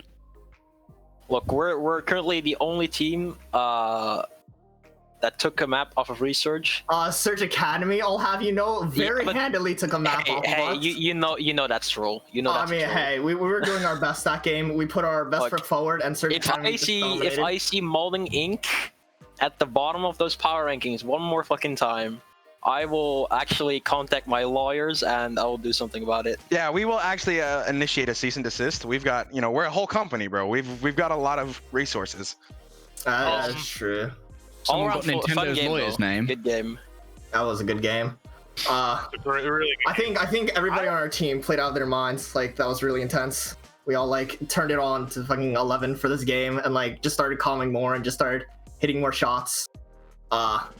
Yeah, I mean, it was a lot. You guys played a lot better than you did last time, but I mean, you also had a new player, so I mean, I don't know. It's kind of random. Well, our main tank wasn't there, so yeah, I was kind of out of nowhere. I just found out as we were loading into the match. I was like, oh hey, somebody's on an alt account, and then they were not. Ahi, was Malding Inc. the team that you thought would be the first one to take a map off you in outside of your academy team, of course? I'm gonna be honest. I thought we were gonna easy clean sweep this entire bracket, and then maybe in the finals it was gonna be like Clients or Catboys that took a map off of us. But I mean, we were number 1 seed. We were pretty confident going in. We kind of figured even if we lost the map, then we still got to pick first, lose second, pick third, the old Froggle mode style. So we weren't too worried. I have a question. How do you feel about your game tomorrow against NightDrive? I mean, they do some pretty silly stuff, but at the end of the day, as long as we just int harder than they are, they don't get to int first and we win. You can't punish all of us if we're in your backline. Joshin and Panther, what do you think changed between the last match you guys had where you guys got 2-0'd by Resurge and this one where you had a much more impressive performance? I wasn't on the team before and now I am, so that's the difference. True. I also think during our match against Drip Difference yesterday, we kind of just came to a realization that playing faster than the enemy team just wins you games. And that's what we kind of integrated into our mindset more. I have a question for Panther. I don't want to, rehash old wounds. I know you're on a new team now, but how do you feel on this new team?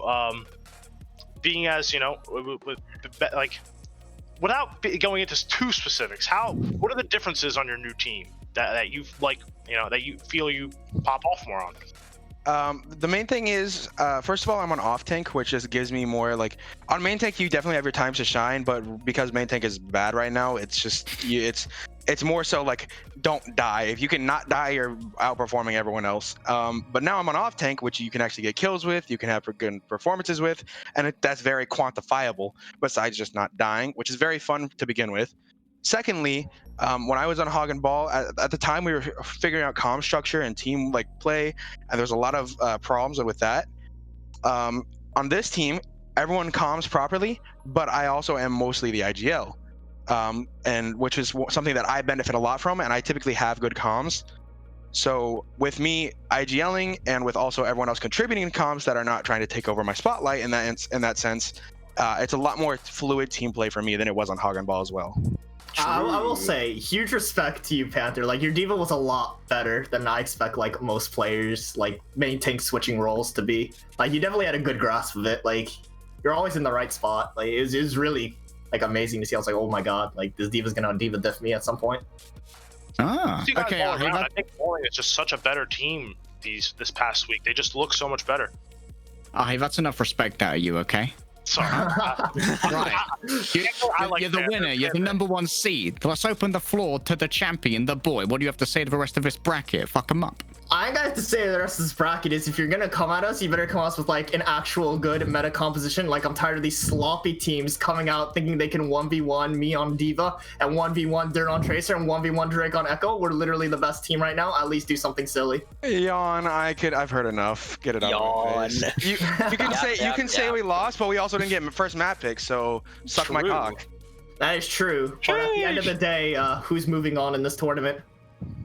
Hey, who's moving on to witness though? Hey, at least we're free on Feb 14th, okay? To all of the silver medalists out there in his eyes. That was a very good match. Good job to all three of you and to your respective teams for such a entertaining and also surprising match. So thank you guys for joining us. Hey, thank you. My pleasure. GG's, by the way, Malding. You played out of your minds. You too. I figured the chicken was going to carry that on. No, my bad. I'll do it. I'm taking it by the reins. I'm taking over the whole show. It's for like the hour now. You guys are in for a treat. Coming up next, we've got two surprising teams that no one really expected to make it this far. But Punkx Passion, and of course, Nemo Boy. Nemo, I've forgotten his entire name. He hasn't PayPal'd me enough money to remember his name. Nemo Guy and the Hog and Ball Dynasty, which no one really expected to make it this far. But when no one expected them to make it this far, who knew how this is going to go? I'm going to be off the mic, but I believe Chicken is going to be staying, so you at least have a comforting voice in your ear. Enjoy the rest of the show. Thank you very much for watching from me, and I will see you next time.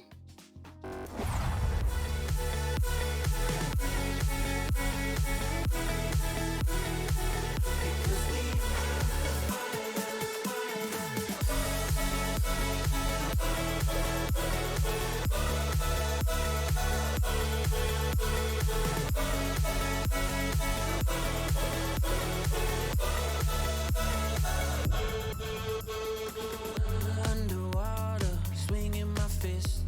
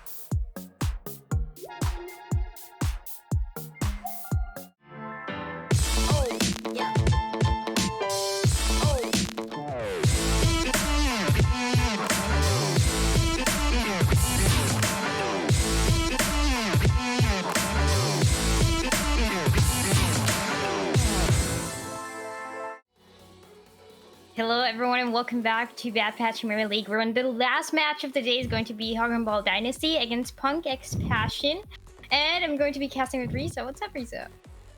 Nothing much at all. What's up? Let's Everybody in chat go. as well. How's everybody going? Yep. I'm excited. Yeah, so we were talking a little bit about the two teams, right? And it seems like it's going to be close. So Dragon Ball Dynasty, I recognize their players. Just they're very good, and they're also known for doing a very interesting plays. I'm very excited to see what they're gonna bring for Punk X Passion and also for Dragon Ball. Actually, it seems like people weren't really expecting them to get to this point, but they are here, and it just means it's going to be a close match. Right. Despite seeding, it seems that Hagen Ball is the favorite here. Honestly, I don't know the other team too well, so I can't really speak to my own opinion. But I know Amir and Nemo Coffee pretty well. They're both really good players, so I'm excited to watch them play for sure. Yeah, I think even all the matches that we saw today, they seem closer than I expected them to be. And again, that's why I'm really expecting both of the two teams just bringing everything. Seems like we're going to be starting King's Row, so I mean, I think that's the best way we can start this match now. Who's defending? I can't even tell. Is that Punk X Passion? Yeah. Yeah, so I'm curious of what they'll go here. There's a slight chance of, on King's Row, you could always run a traditional comp that's usually always pretty reliable, but there's always that off chance on defense of going high ground or something and pulling off something, really goofy that can pay off. Yeah, I actually don't remember this team's trying to hold that high ground position, but it would be definitely something that would catch Dragon Ball Dynasty off guard. Even though it's very risky, I think you depend a lot on that communication. Those rotations have to be very important, making sure that you're getting on point at time the minute that the attackers decide to push in. So a lot of factors, and it seems like, Punk X Passion, they're going to play the classic, the Rhine Saria. My favorite composition here.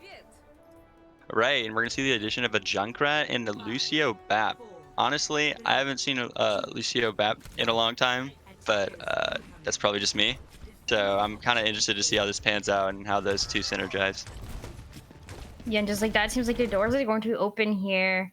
But never mind, we have a pause. Let's go. Awesome. Action-packed so far. We already saw the compositions, right? So it's going to be more of the brawl style. The Lucio, I think, I love seeing it. I've seen the Rhine Saria coming through for a few teams where they don't bring the Lucio.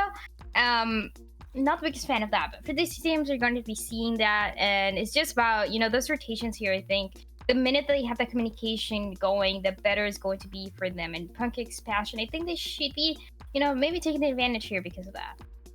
Right, and we're gonna probably see Hagen Ball Dynasty try to take some, stray picks with Amir and, Garrido on the Hanzo, because, you know how McCree can be, and same with Hanzo. They're of the same nature. You get a pick, and you can really get something going, especially on a map like King's Row that's so momentum based. Yeah, definitely, and just like that, no longer we're seeing that pause.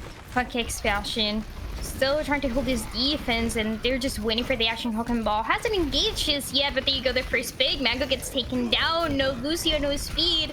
Hagen Ball Dynasty, they have to go all the way back. This is going to be a cleanup, but as you see that, Hagen Ball Dynasty gets 2 kills, no supports for the defense. And if this is a good start for them, then they can try to push in. It seems like they want to wait a little bit longer now. Right, and it seems Hagen Ball Dynasty is trying to challenge them to some sort of war of attrition, where they can always kind of catch somebody out. But Punk X Passion is really not letting it happen, being on the aggressive, on the offense here. Yeah, they're going to push for the amplification matrix, forcing that rotation again, like we were mentioning. Punk X Passion, they try to figure out a way in. Mango once again gets taken down first, but Hagen Dynasty, they give the comeback here, get 2 picks. The tanks get taken down. Hagen Ball Dynasty, they're trying to do anything to the same point. They get 2 picks. Now the followed by the amplification matrix also coming through for this side of the defense, but it's not going to be enough. Right, and window goes down very, very late. Maybe we'll see a swap out from the BAP. If not, that could definitely put him at a disadvantage. Luckily, BAP's window is pretty easy to gen, so it won't be too drastic, but we're going to see Tyre coming up this next fight. And perhaps a big shatter, hopefully. Lucio chilling on the cart, that's always dope. Just fine. Right.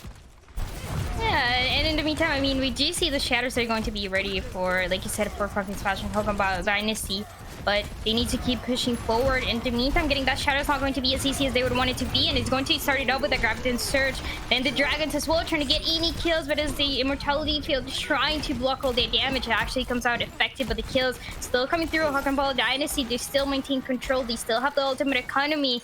The pillar stops moving, but not for too long. Right, and I eat my words a little there within the Invuln really coming in clutch. Unfortunately, they still lose the fight, but you know, definitely that's where that BAP will come in on this map, where there's gonna be all those tight spaces where they're gonna try to get grab combos, but at the same token, you have so much opportunity for an Invuln. Yeah, Ball now initiating once again with the amplification, Matrix pushing everyone from the side of Punk's Passion all the way back, and they haven't been able to use the ultimates, but there you go, this entire trying to get a few kills, but it's not as easy as it seems. Punk's Passion, they haven't figured out the way in, and Ball, they're just still pushing forward here. 2 kills with the High Noon. Aquarius gets both of the supports again, and this finally some control for this side of defense.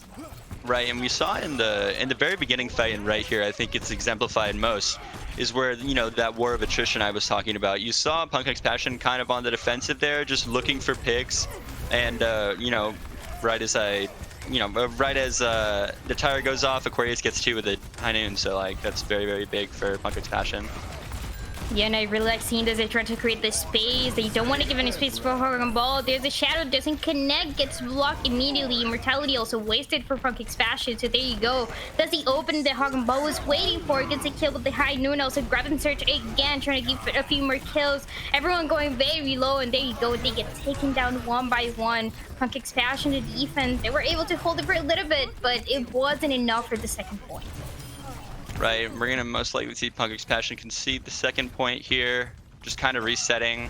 We're not gonna see any comp changes thus far, but again, Ball just taking all that space that they gained from that last fight. That's a very big fight for them. Nemo, you know, trying to gen his grav, and Garita's already ready with the Dragon Strike, so it's a very volatile situation we're in right now. Yeah, they decided to commit that Graviton Surge without the Dragons, and now they have to use it just to try to create that space necessary. Punk's Passion in the meantime. Amplification Matrix coming out for both sides. The Dragons as well get 1 kill, and Ball Dynasty, they're just using this ultimate. They're getting to push this corner. They're going to pass it, and this could be one less fight territory if Punk's Passion can't figure out what to do. They do have the tire, but it's not going to be as easy to land. Right, and Tire comes out from Punk's Passion. Nemo trying to beam it down so low and takes it out. That's a bullet dodge for Ball as they push forward. Yeah, the High Noon also coming through. The Reinhardt getting to kill Ball Dynasty. They're unstoppable right now. Another High Noon, but this way connecting for the side of Ball Dynasty. Everyone getting taken down from the side of Punk's Passion. The respawn advantage trying to be there for them, but it's just not going to be enough. And with that, 2 minutes 49 seconds for Ball Dynasty, and a really good attack. Right. Yeah, that was very fun to watch. Ball, you know, it was started off a little slow in that first fight, and then again, just as I was mentioning, that momentum just came through so hard. Even with that, you know, that fight loss on second, they really did just like still bounce back. Just kind of play the exact same way they did on the first point, just kind of brute force their way through. Yeah, they had the ultimate economy, and for Punk's Passion, it seems like they never were able to properly catch up.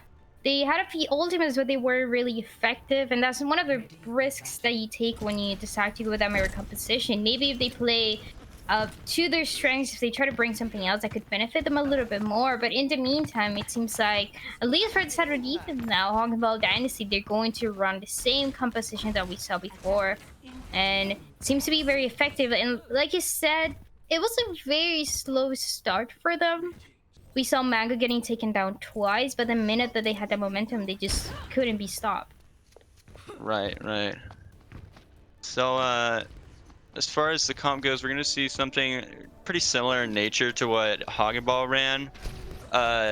Definitely not, the same. It's pretty profoundly different with the Junkrat edition, but we're gonna see how that turns out for them. Maybe some burst will help them get a pick with Hanzo.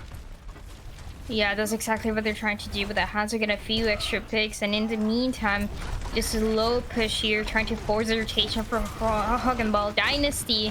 But it's got to get those picks for them to be able to push in properly. And there you go. Both of the Reinhardts going at each other. Rain gets taken down. And with that, no main time for Punk Expansion. So they want to back up here. Aritok does get taken down though, but it's not, doesn't feel like it's going to be enough. As they say, that Aquarius does get another pick. Mango once again getting taken down very early into the fight. No speed, no proper heals for Hoggenball Dynasty. This is the opportunity that Compassion was waiting for, and there you go. They're going to take control of the space. Hoggenball Dynasty are going to wait at least a few seconds. It seems like they want to try to recontest after this 2 ticks.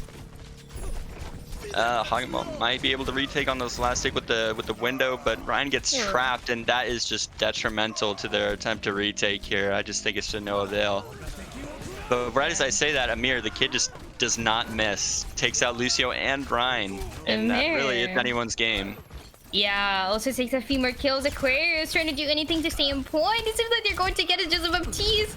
Can he stay in point? Can he survive? Actually does take down Aquarius, but it's not going to be enough. And with that, Hoggenball Dynasty, they lose the defense. They have to back up. A very interesting positioning from the I'm right very unsure what just happened, and I'm just not going to retell what happened, what I just observed. So we're going to see Punk Expansion start pushing the cart here.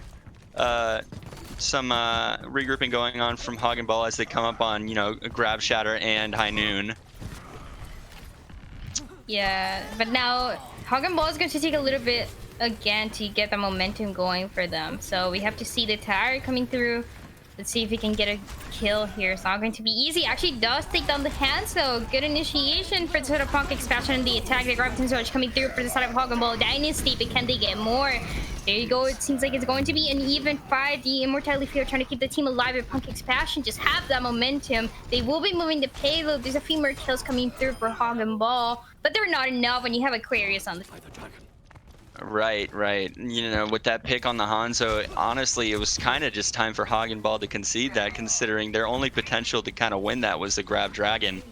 But without that, super powerful combo, it's just, it's not much of a win condition for them there. So Punk Expansion take checkpoint 2. Yeah, with a lot of time remaining as well. Over 5 minutes for Punk Expansion to get to that 3rd checkpoint. They just need to pass this corner. It's going to be the Shatter. Actually does connect. The Dragons coming through for the side of Hoggenball Dynasty. Immortality Field also trying to keep the team alive, but it seems like it's not going to be enough. There you go. Rain once again getting taken down early into the fight is going to give Hoggenball the space that they need. They're going to take control of this corner. Yeah, and on their attempt to regroup here, Aquarius gets taken out, and so they're just kind of sitting here. Ryan gets slept, but not much, doesn't really do much at all. And again, they're just kind of looking at each other until the fight commences. So. Yeah, they're going to wait a few seconds. It's going to be that Tire trying to initiate the fight for Punk Expansion. It's not going to be as easy once again to try to get their skills in Hoggenball and Dynasty. They decide to fall back. They want to give them a little bit of space before they feel comfortable with that aggression that they want to commit to. And there you go. There it is. That bubble trying to keep the Reinhardt alive along with the Nano. And it's working out for the side of Punk Expansion. They're creating the space. They're pushing everyone back. There you go. The Shatter actually connecting really well. Sound Barrier coming through, trying to keep Punk Expansion alive, but it's not going to be enough. A few more kills coming for Hoggenball Dynasty, and once again, they're going to hold this defense. Right, and it seems like Punk Expansion, with that Junkrat pick, what they're doing is, the Rip Tower comes out, and then Hoggenball Dynasty are kind of on the back foot, but it just doesn't really seem like anything's happening once that occurs. They don't really get to, get those pushes in. The defense of Hoggenball Dynasty is pretty impenetrable thus far, but we'll see how that pans out in this fight. So yeah, the ultimate economy might be benefiting it, but Hoggenball Dynasty once again taking those first skills, and just like that, it's going to be an easy cleanup for them again. Punk Expansion, they had the right idea, but only a single Graviton Surge was enough to completely overwhelm Punk Expansion on the attack. They have to go again. Luckily for them, they still have a lot of time. Right, and you know, with Hog and Ball here, one good shatter is really all it takes, considering the the possibility of Dragon. Right as I say that, that Dragon really just puts in work as Ryan comes in and takes care of the rest of them. So great play by Hog and Ball Dynasty. That's huge for their economy. Yeah, but if you are Punk Expansion, this is when you have to take the advantage. There are many opportunities for them to have this ultimate economy. Hog and Ball Dynasty just use every single ultimate that they had. If they're able to take down Mango before the Town Barrier comes through, then that's a winning condition for them. They also have the Tire. They're also going to have the Dragons. And there you go. Once again, Tire to try to initiate this fight, trying to get a few picks. In the meantime, the tanks are going to try to create the space necessary. No kills with the Tire, but at least they're able to push the payload a little bit more. Immortality Fear gets taken down immediately. Now the Dragons get 3 kills. Punk Expansion finally have the momentum going on the attack for the 3rd point. Seems like they are going to get it. Amir does get the pick into Aquarius, but it doesn't seem like it's going to be enough for the team. Right, and as much as Hog and Ball Dynasty handles that Rip Tire so well, those excess ults coming out from Punk Expansion is really what makes the difference here. We're going to see Hog and Ball Dynasty keep, pushing back for the retake, and the beat comes out with the high noon. And down goes Zarya. It looks like Punk Expansion is going to have to back out here. Yeah, we also saw some Wrecking Ball gameplay. The classic. Trying to hold the defense for Hog and Ball Dynasty.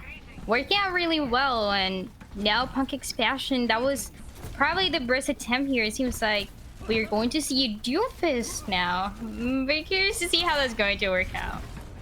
Alright, I don't know. I'm just I'm a little nervous for him, just considering the Amir and Nemo both are very good at Nemo's good with bubble management, and Amir always has the potential to stun. So never mind. Well, that's it for the Doomfist. Gets taken down. Punk Expansion though, trying to get a few more kills here. Mango gets taken down. Seems like finally they have the grasp of exactly what they need to do. The Zarya also getting taken down, and now it's just a matter of trying to touch point for Hog and Ball Dynasty. Tracer getting taken down. Amir not able to do anything else, and out of nowhere, really good and effective push for Punk Expansion. They could take us to another round.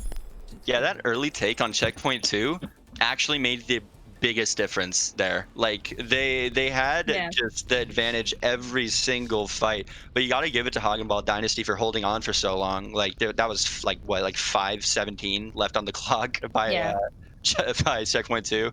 So good on them. At the same token, Punk Expansion, good for them to eventually kind of push through. So it's going to be interesting to see how this battle of what's it called, just like taking the points occurs. Really, that time bake is like so big, and I feel like people don't acknowledge that very much.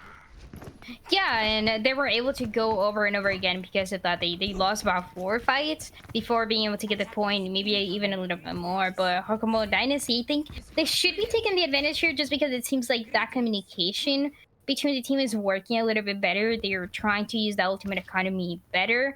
And for Punk Expansion, they're just saving, trying to use them, not always being effective. So I think Hog and Ball, also with the time bank that they have, definitely a little bit more than Punk Expansion has. It should be taking the advantage. For the first step for them is going to be trying to hold the defense. Right, and I don't think Punk Expansion is going to swap here. I don't think they're trolling. I was going to say that even at way when I first saw the comp, looks like they're going to go on top of the statue potentially and try to make something a little wacky happen, and I'm really eager to see it. So. Yep, there you go. Going top of statue. Gets taken down immediately. Well, that was bad. It was wacky, for sure. Yeah, it was something, right? Yeah, and so after that display, we're gonna see him swap to the Junk and to the Hanzo, just some more, pretty fundamental comp. And now they only have one fight. Yeah, they only have a single fight, so it has to work out for them. We do see the Junkrat coming back. He's going to help a little bit, trying to break the Reinhardt shield, trying to push him into that rotation that they need.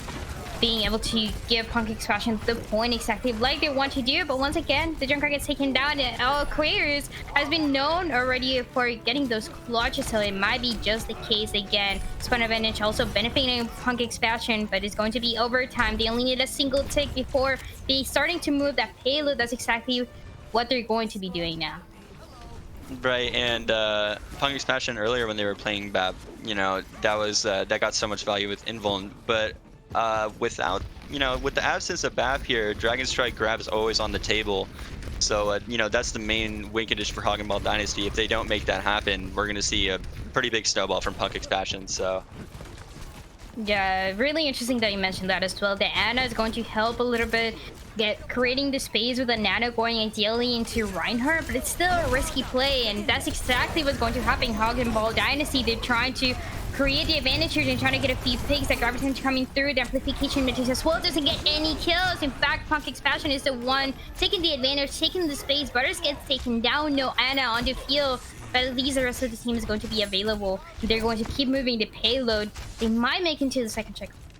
Yeah, Nemo a little too keen on grabbing there. There wasn't a Dragon Strike to accompany it, so we'll ultimately see that affect him here as Punk Expansion pretty handedly takes the second checkpoint.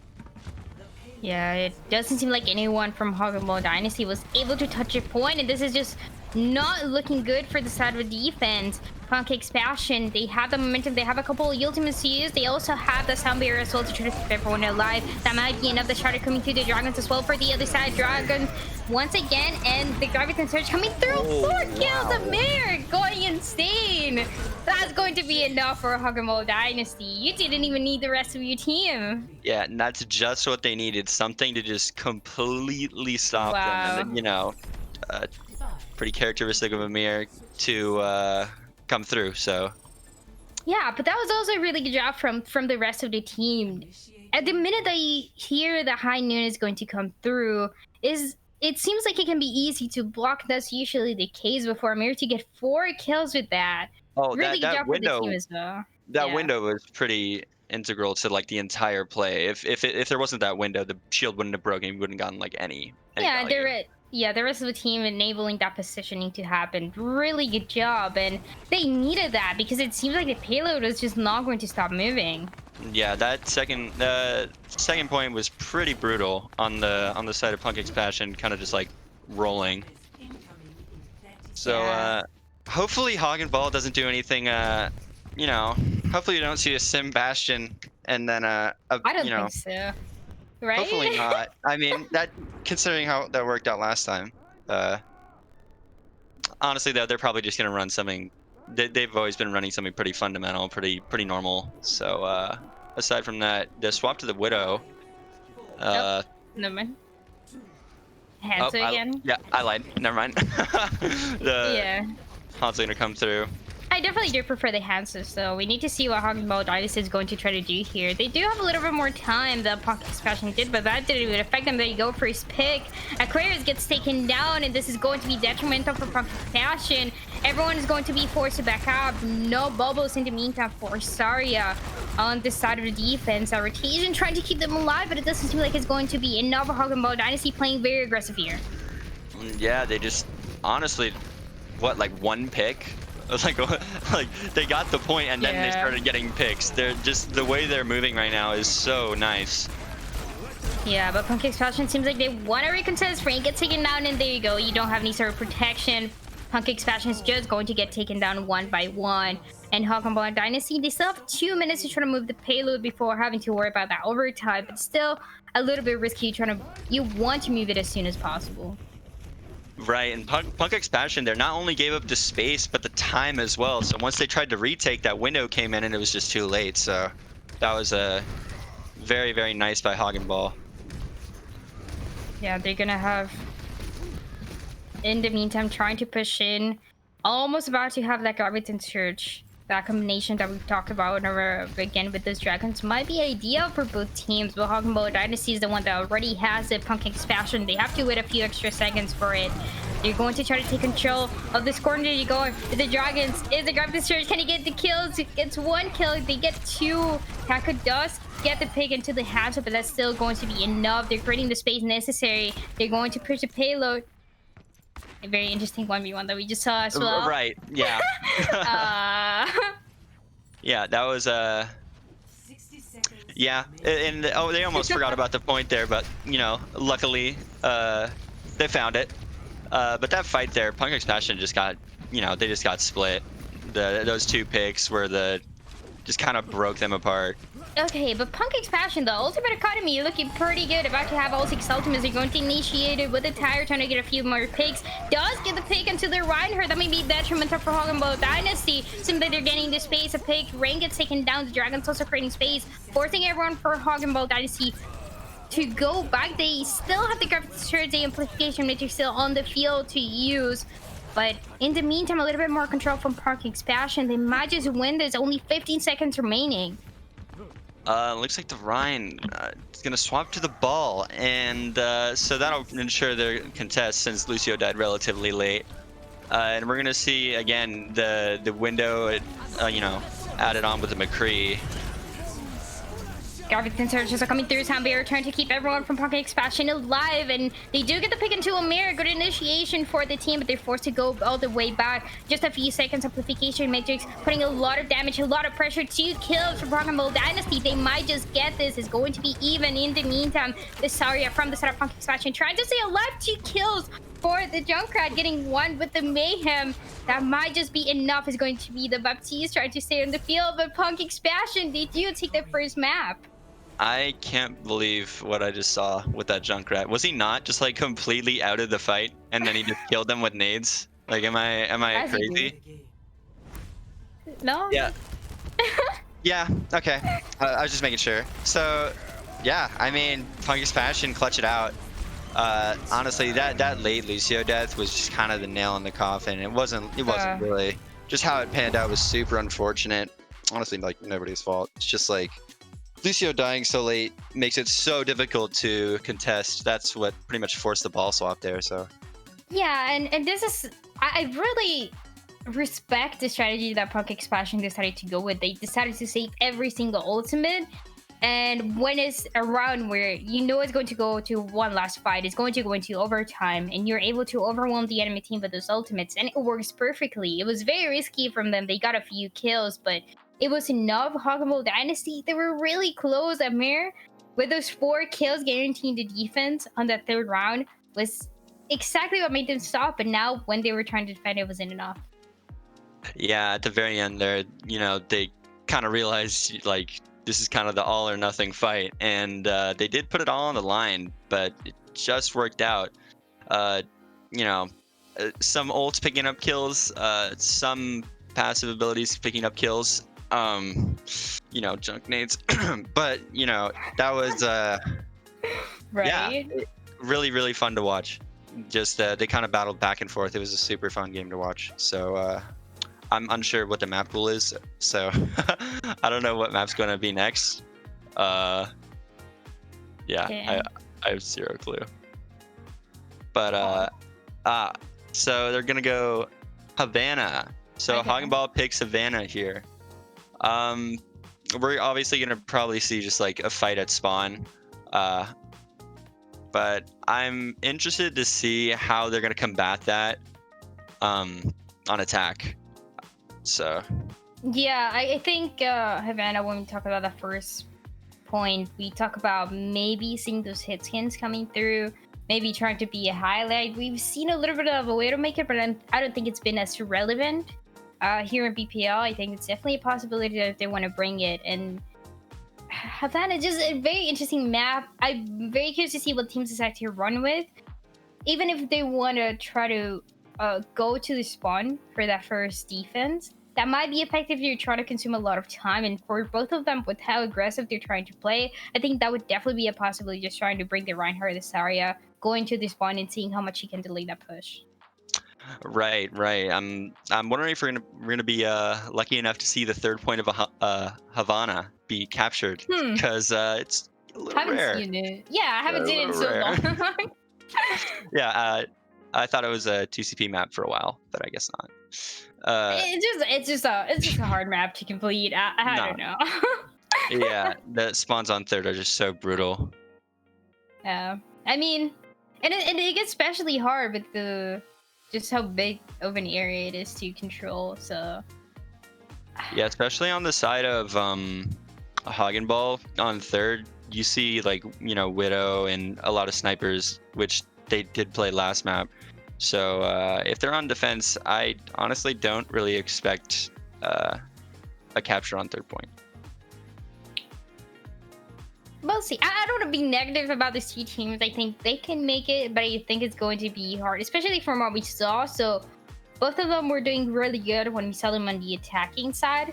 But the minute that they had to defend, that's when they were struggling. And Punk Expansion, they knew their winning condition. It was, you know, get every single ultimate, throw all of them at once, and it's going to work out. But that's not usually the case that we see. So trying to work a little bit more on the defense for both teams is going to be essential, regardless of the composition that they're going to be playing. And that also brings a question if we're going to be seeing something else. I love seeing the Ryan Zarya, so part of me just hopes to see it again. But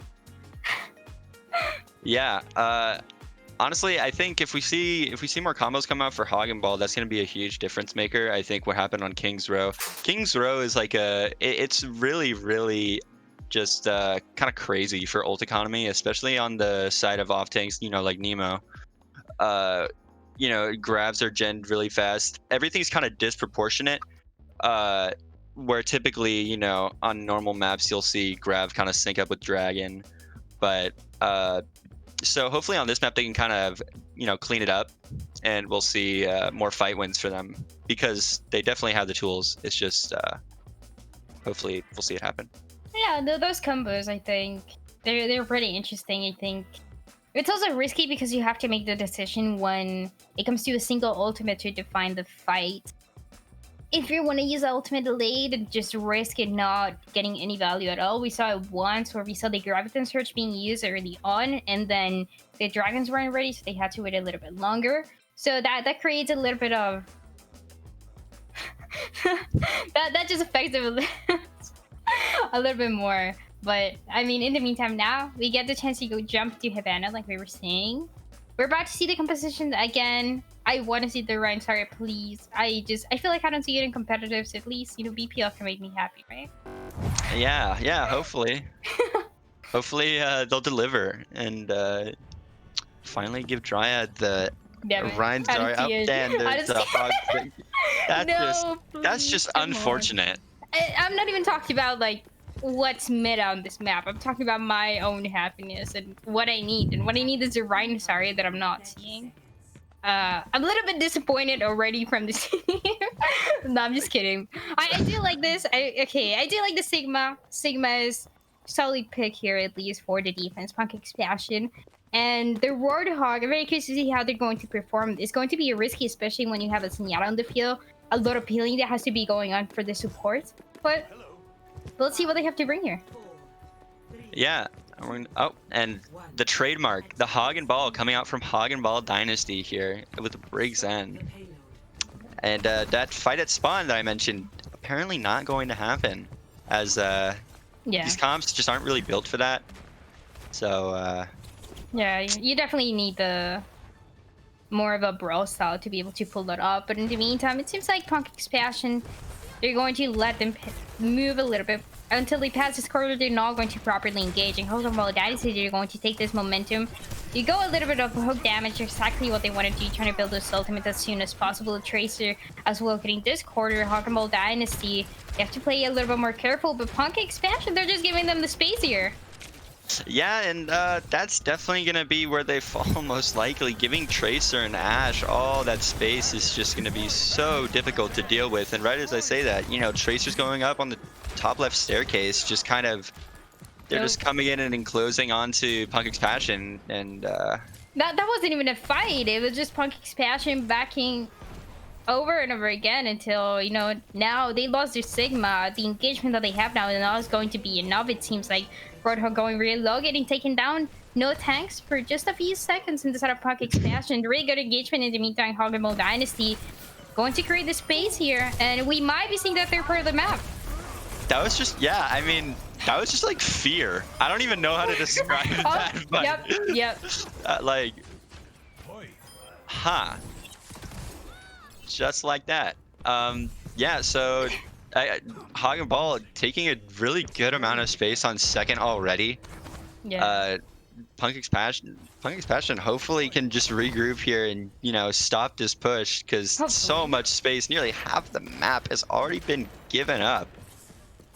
Yeah, the Zenyatta going really low there, but managing to stay alive. Perfect Passion, they need to have a proper engagement. It just hasn't happened yet. We haven't even seen a proper fight. Like you mentioned, Hogamo Dynasty, they're just pushing forward. They're putting the pressure, and that's enough for Punk Expansion to not know what to do. But this is a good initiation. The Tracer getting taken down, and now it's going to be a 5v5, High Noon, and getting a little bit more control for the Punk Expansion. Exactly what we wanted to see, the Transcendence getting forced into meantime. 2 kills, Bob popping off on the side. And I mean, that'll happen when you kind of just go, you know, pacifist mode on the first fight. The ult economy is gonna, you know, kind of bite you in the ass. So Hanzo going on to point, but it just really.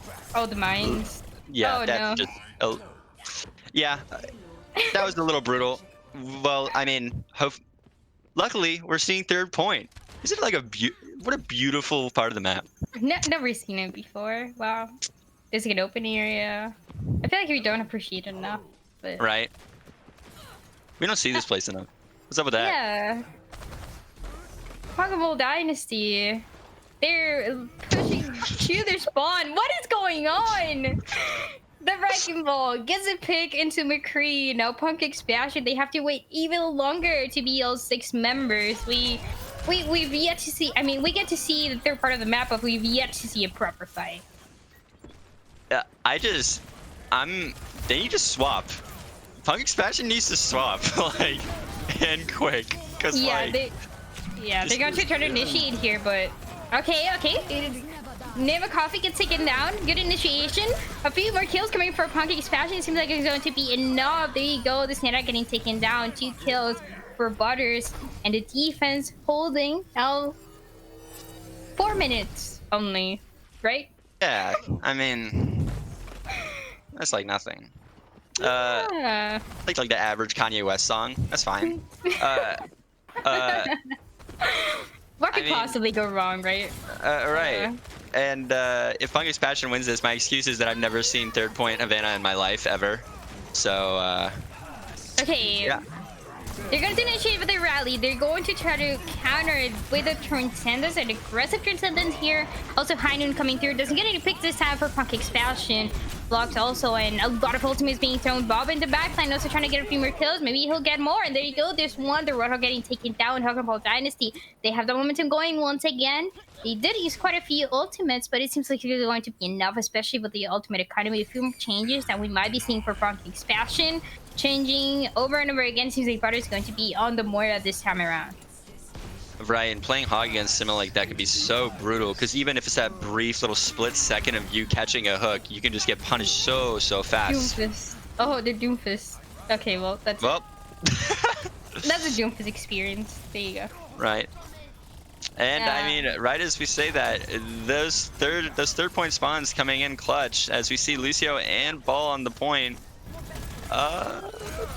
It looks like they're going to take the ball out, and Hog and Ball Dynasty will take the third point, most likely. I mean, unless... Yeah, everyone just trying to touch here for the sort of Punk Expansion, but it seems like it's just destined for Hog and Ball Dynasty to get that third checkpoint here.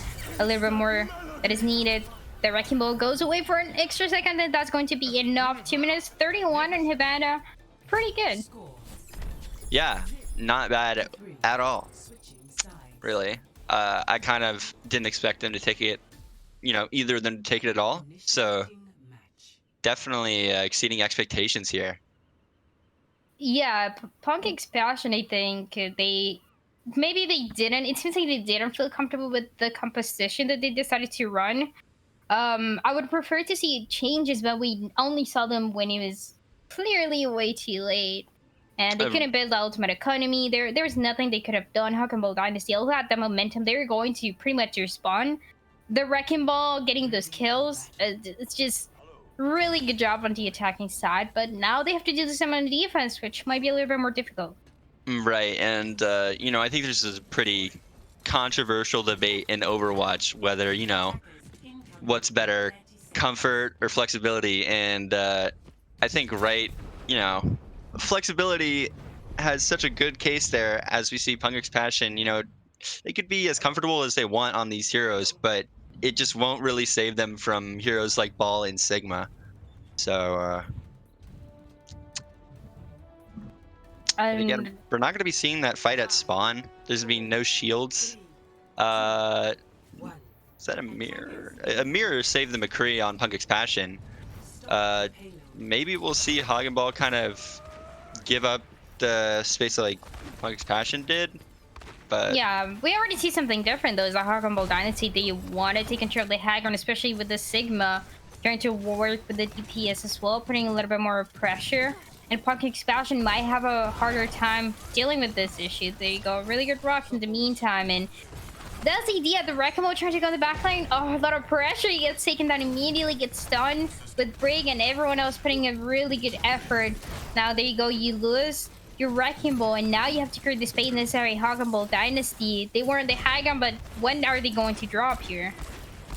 the second one of these, the second the attacking team gets space on, Havana first, it's just, that's like an easy fight win. And, that's where I think a kind of ball diff comes in, or where, it usually starts to appear. I'm not saying there's anyone here yet, but, so they definitely took advantage of that Hagenball on, just then. And, the opposite with Punk's Passion in the first fight there. Yeah, the payload syrup stops moving for a little bit, and that means a regroup that has to happen for Punk's Passion. They can try to initiate here playing very aggressive, but definitely not going to be easy. Hagenball Dynasty are trying to take those angles, trying to take that position in this, but it's hitting them so much. Opposable might try to connect, but as I say, the tracer from the Punk's Passion getting taken down. Pandemonium doing a really good job here, going in that 1v1, taking victory here. Seems like Punk's Passion, they want to wait a little bit longer, but they are going to, at least have a few ultimates to work with for next fight. Yeah, they were on the back foot there for a second, but they're right back in it. And just as I say that, it looks like it's back to square one, just, kind of backing up, waiting for Aquarius to respawn, despite, the ultimates they have. They want to be able to save those for this next fight, considering the time bank, continues to dwindle for them, so. Yeah, but as Punk's Passion saves those ultimates, Hagenball Dynasty is going to do the same thing. They're about to have 06 of them as well, and this is going to be a crazy fight. A lot of ultimates it seems are going to be used, and just like that, they're going to initiate with their rally. The Flux also coming through, the minefield as well, everything on the field, and only 1 kill so far. The Brig getting taken down, 2 more kills. Punk's Passion trying to take the advantage, but it's not going to be enough. 4v4, who's going to be able to win? The Tracer from Money trying to keep the team alive. In the meantime, it's going to be that Zenyatta. The Flux getting the pick, hunting them with coffee, and the payload gets to move at least for a little bit longer. Yeah, and it doesn't look like Hagenball is going to be able to come back here. We see a Brig and we see this Tracer on the side. We'll really see if they want to challenge it here. Oh. Looks like they do not. A good stun there on the Tracer. Doesn't let her touch the payload for a little bit longer. And now a few more kills now coming through for Hagenball Dynasty. But the spawn is not going to benefit them so much. They want to play aggressive. They want to mark their territory. They want to say that they belong in this point. And now I think they're able to go all the way back. Punk's Passion, they still have a few ultimates to work with, but not that much time. Yeah, 3 minutes on the clock for the beginning of first. They still have a long way to go, and Hagenball is just kind of right in the, right in front of them, just playing super aggressive. 2 kills coming through. There you go. Make it 3 for Punk's Passion.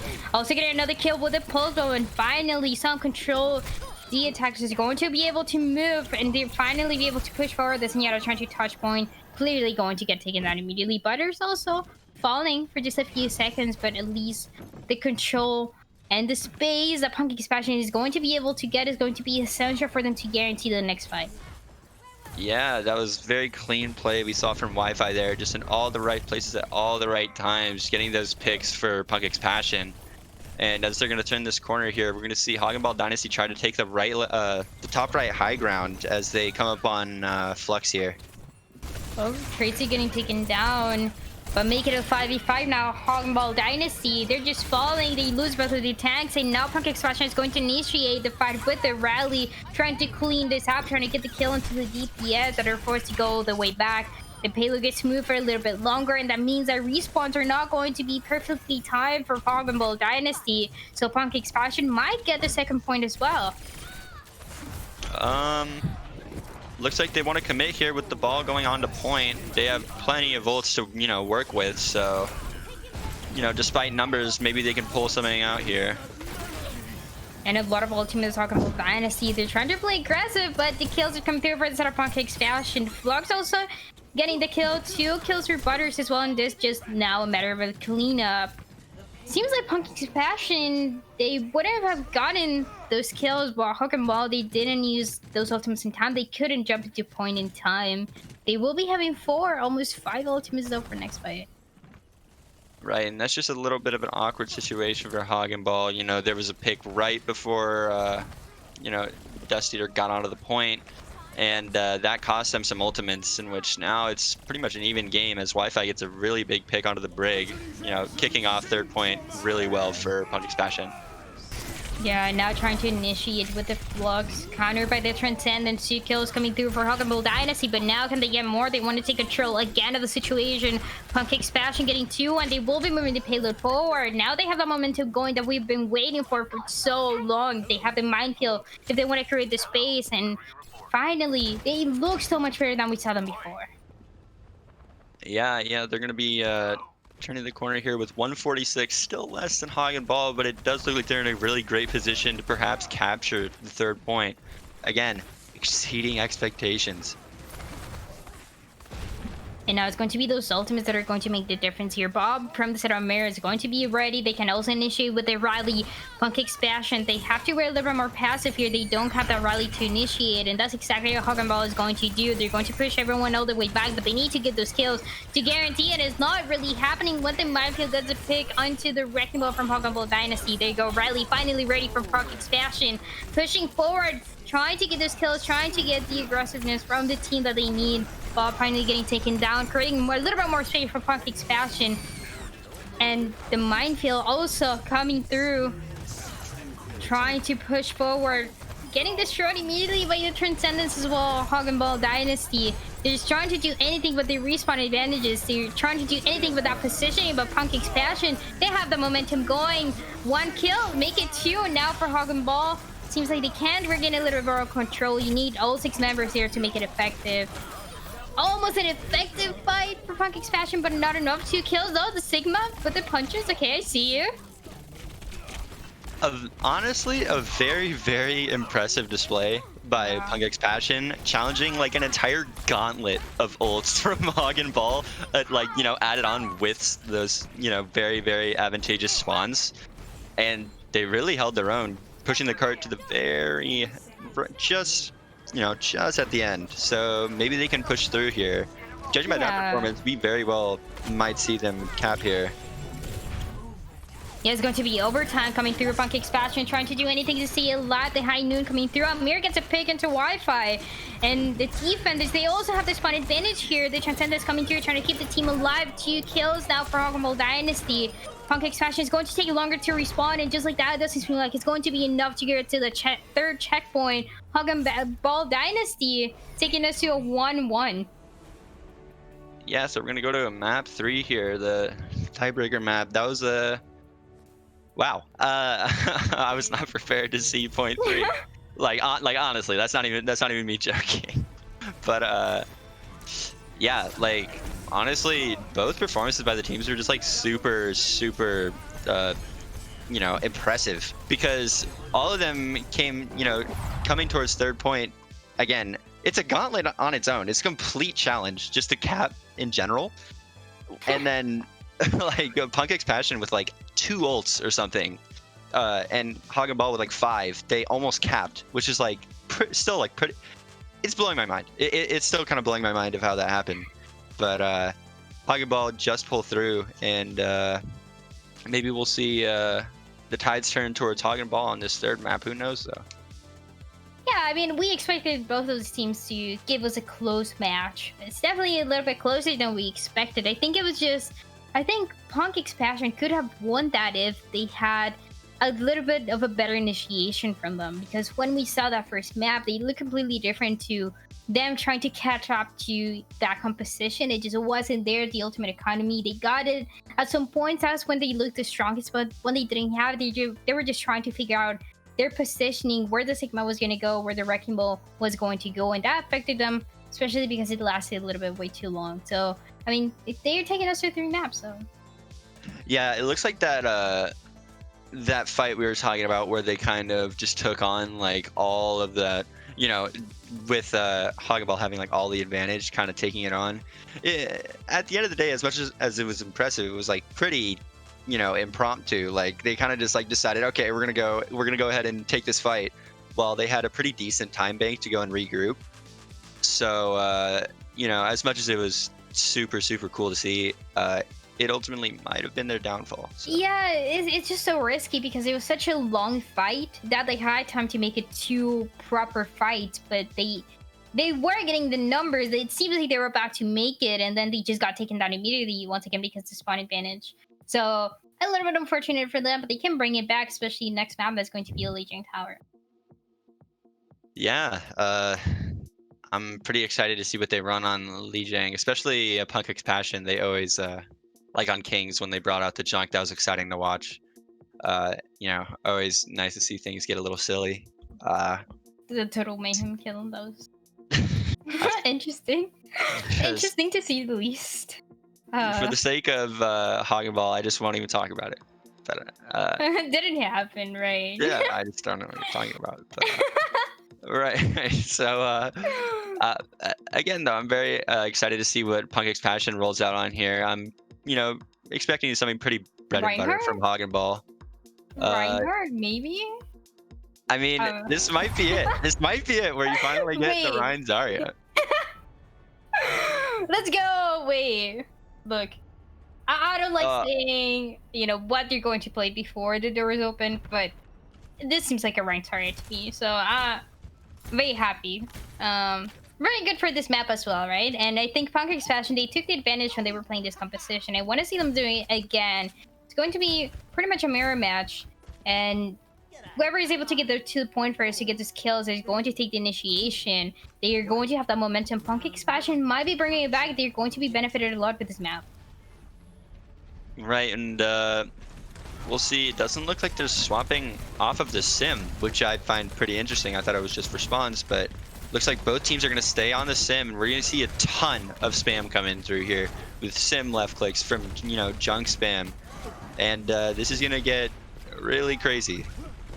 Yeah, Hoggenball Dynasty already taking control of the point, but Punkix Passion haven't given up just yet. They're about to get a few more kills. That's exactly what they're trying to do. Immortality Field already used by Hoggenball Dynasty might be a crucial mistake from them, but no kills so far. In the meantime, there you go. There's the first one. Wi-Fi gets taken down, and just like that, an application magic's coming through for Hoggenball Dynasty, being able to build it so fast. Punkix Passion also trying to make that follow, but they need to get this kill to guarantee the point. Who's going to take it here? A lot of ultimates coming through already. Is going to be that Graviton Surge, trying to get countered by the Immortality Field. Almost working out. Samir as well trying to keep the team alive. Amir gets a kill. Hoggenball Dynasty 2 kills for Wi-Fi. That might be enough for Punkix Passion, but there you go. Nima Coffee is on fire, gets 2 kills. It seems like the advantage, though, going for Punkix Passion. They will be taking control of the point. They lost a lot of members, but at least they can have some time to come back. And Amir with the innovative tire at the end there. And Barry goes up for Hoggenball. Amir's still coming back, but it looks like they want to challenge them here, so playing on the offensive here. Hoggenball has been so good at taking angles with the spam. Like, yeah. I'm always seeing the sim take an angle. But, you know, when it comes to these longer fights, Punkix Passion are just kind of built for it. They're always, you know, very prepared, considering, you know, that comfort of Wi-Fi on junk, so. I respect the Hoggenball Dynasty for trying to push forward, knowing that not every member of Punkix Passion was ready, but now Punkix Passion, they're just getting that percentage. Wi-Fi going crazy once again on this Junker, getting a few more kills. It seems like it's going to be enough. Once again, they're going to keep having control of the point. Aquarius does get taken down, but Wi-Fi, wait, gets 5 at the end. Wow. Yeah, that was, I mean, really putting it on display there, that comfort on Junkrat, and where it comes in handy, where, you know, on a map like Control Center, some Junkrat gameplay. There you go. And now Wi-Fi is going to be pushing forward. Hogan Ball Dynasty are the ones that are trying to go in. Immortality Fear trying to keep the team alive for both sides. Varane gets 2. Really good. Now make it 3. Punk Expansion. They're going crazy once again. They use the ultimate economy. They don't have anything to use for the next couple of seconds. But if that tire gets to connect, that'll be a perfect demonstration now for the control that you need to have on this map. Hogan Ball Dynasty, they're going to try to go again. They want to make it fast. They don't have a lot of time. It's already 80%. Punk Expansion doubters right now are looking a little silly. They're playing pretty dominantly. I mean, they're gonna have the tire here, and you know, in the hands of Wi-Fi, anything could happen. And right as I say that, the 3K tire, Amir responds very fast with the 2K. Amir, but can he take more? It seems like it's not going to be easy. 99%. The Reinhardt trying to stay in point. Not going to be enough for Hogan Ball Dynasty. Now trying to just touch with their Wrecking Ball. Trying to delay a little bit longer, but that 99%, it seems like it's just going to turn to 100 in just a matter of seconds for Punk Expansion. Lucy also coming back. It seems like everyone from the side of Hogan Ball is trying to come back, trying to make something happen. Sound barrier is coming through for both sides. Amplification Matrix as well, putting more pressure into the side of Hogan Ball Dynasty. The kills make it 2 for the Saria. Hogan Ball Dynasty, they almost made it, make it 4. What a map we just saw. The ult usage from Punk Expansion was like chef's kiss. Like that was so good. Like that was so good. The tire came out, you know, Wi-Fi was always picking up kills. The grab comes through, there's always follow-up. Like props to Wi-Fi, because every time I saw kills with ults, like he was there. Yeah. Wow, that was insane from Punk Expansion. They looked like a completely different team. Ultimate economy, those kills coming through. The Junkrat, the Saria at the end, the Reinhardt. They look amazing, but now this is going to be the real test. This is going to be a competition from both teams that we haven't seen before when they go against each other. It's going to be the Dive, Wrecking Ball D.Va coming through, and it's all a matter of creating the space, all that scouting that's going to benefit them so much. And taking different approaches here already. Right, we're gonna see the Echo Pick come out from Hogan Ball. I really do think that, you know, played at its best. Echo is just so good here, and Too Lazy just eliminates Wi-Fi. And Amir is showing some dominance on that Tracer, taking out Butters, and it looks like Hogan Ball is just gonna take this first fight pretty handedly. This is why I was saying this is going to be the real test, especially for Punk Expansion that we're so dominant in that last map that we saw. But Hogan Ball Dynasty, they do have a pretty good Wrecking Ball. That might make the whole difference. Now they have the point. They also have, they might be trying to get those ultimates fast. Mango now going to the Brig. And a lot of changes here where Punk Expansion, they need to engage fast. They can't let the same thing that happened in Havana happen again. Yeah, and again, we're going to see that, you know, that swap coming out from Aquarius, swapping to Echo, just like, you know, that possibility of having copy on the table is just so valuable, especially on a map like Lijiang, where you have characters like Ball that you can copy, you know, considering environment. There's just so many possibilities. Yeah, but the rotation from Punk Expansion seems like they might be taking the point here. Taka gets 2, the Wrecking Ball getting that Echo, getting that D.Va. And they might be taking the point really soon. It's just a matter of the cleanup. And there you go. That first percentage going for Punk Expansion. Do you try to get it a little bit more?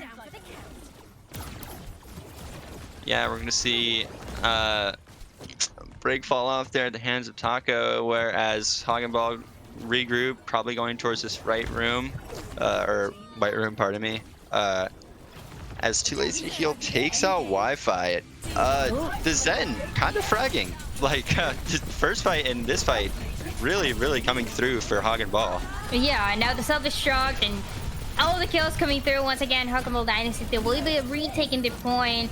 The duplicate trying to get a few more kills, so that's just going to be enough.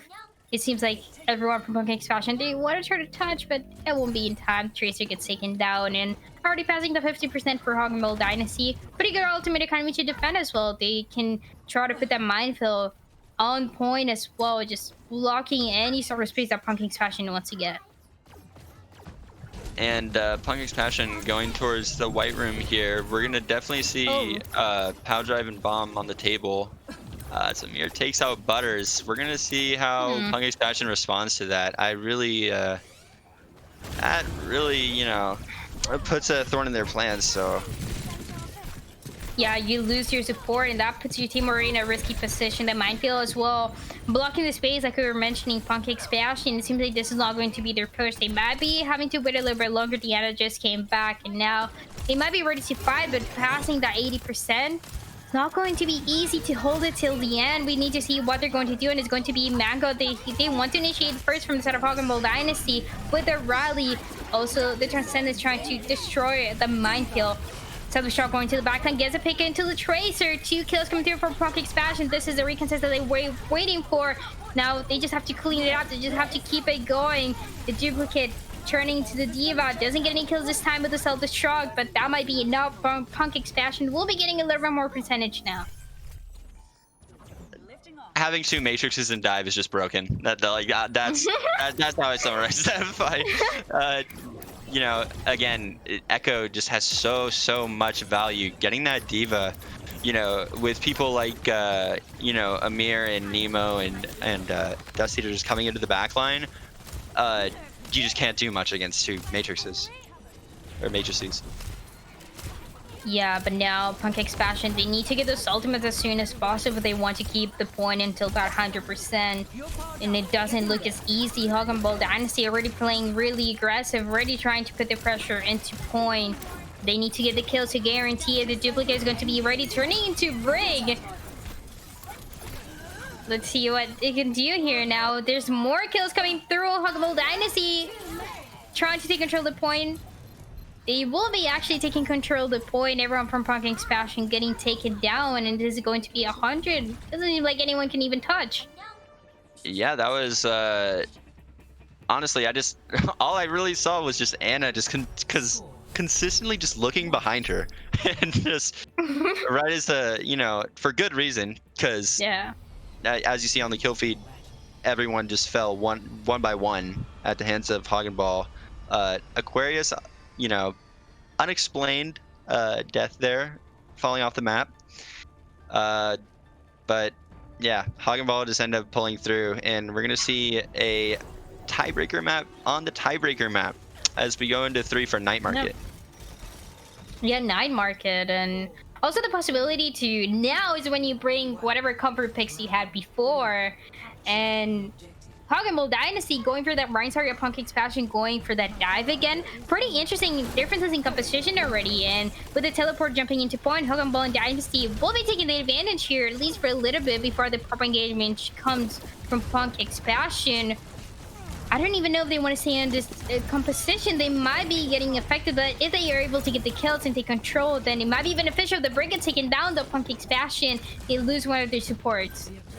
And Hog'N just whipping out just the grossest comp, just junk and Sim, and Bap and Lucio. They are going to anchor down on this point for, you know, like their life depends on it.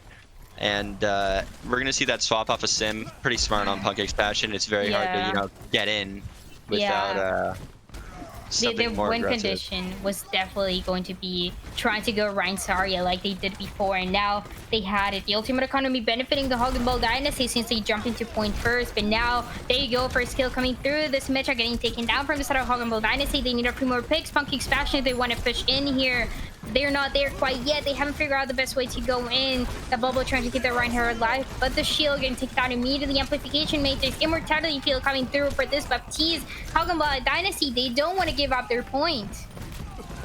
There's just so much damage on the side of Hog'N, and just absolutely nothing that Punk's Passion could do about it there.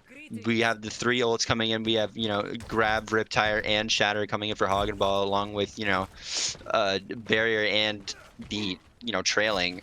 And Punk's Passion just kind of look like they're kind of in a daze as the a huge shatter comes through. Aquarius gets taken down. Immortality Field once again coming through. 1 kill, the Mango does get taken down, but this is like it's going to be enough obviously say that. Attire getting the pick into the Reinhardt. Good opening for Punk Expansion. They don't have all members, but that might just be enough for them to take control. The point that they need to do it now. If they want to also try to get these some ultimates themselves, that seems like a Captain Surge is going to be there on the field. Hog'Mole Dynasty, they're trying to contest their point. Immortality Fear trying to keep the team alive throughout the Captain Surge, and it seems to be effective, but not for so long. Sound barrier coming through, more kills coming through for Hog'Mole Dynasty. This is going to be 99. They might just take it now. A bold play coming out from Hagenball. They were on the back foot, and they just came through and decided, we're gonna take this point back. As Hagenball absolutely dominate that last fight, taking the tiebreaker map 2-1 in favor of Hagenball. Hog'Mole Dynasty, I think that map, it was just won because they decided to go brawl before Punk Expansion, and they had the positioning, they had the ultimate economy, and even if we saw the changes coming through for Punk Expansion, it was just too late. There aren't that many opportunities on this control map for them to do anything, and a little bit unfortunate because of how close it was. Right, I think, you know, judging by Preds, I saw a lot go in the favor of Hagenball Dynasty, but you can't, you know, there's no going around the fact that Punk Expansion gave, like, their all. Like, they did so well and definitely exceeded expectations, you know, judging by the numbers. Both teams actually have exceeded expectations from what we saw. I think many people weren't even expecting these teams to get to the point where they're at right now, and really just a good performance. I think the tank line was so important for both of them, creating the space. I loved seeing those last maps, and it was just a matter of the composition, the ultimate advantage, what made the biggest difference here. And because of that, Hog'Mole Dynasty are able to get those 2 points.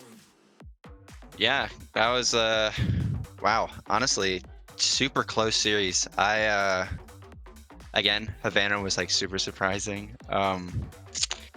Just like, I don't know, I think what came up time and time again was just those hero picks and the timing of when they swapped. Yeah, exactly. You know, you saw it on Havana where Punky's Passion on defense was running that hog comp against Sigma, and they kind of just got like dominated. And you know, and then you see Hagenball with that Echo pick, and then eventually again with Punk X Passion, it was just they swapped to Echo a little too late, and it just all kind of crumbled down. Yeah, it seems like Hagenball, they had the better idea of the composition and how it should run from the beginning, and even if Punk X Passion could catch up, it was just too late, especially in those control maps where, like I said, you don't have that many opportunities. But I mean, really good job from Hog'Mole Dynasty. I really didn't expect. I expected it to be close, but not this close.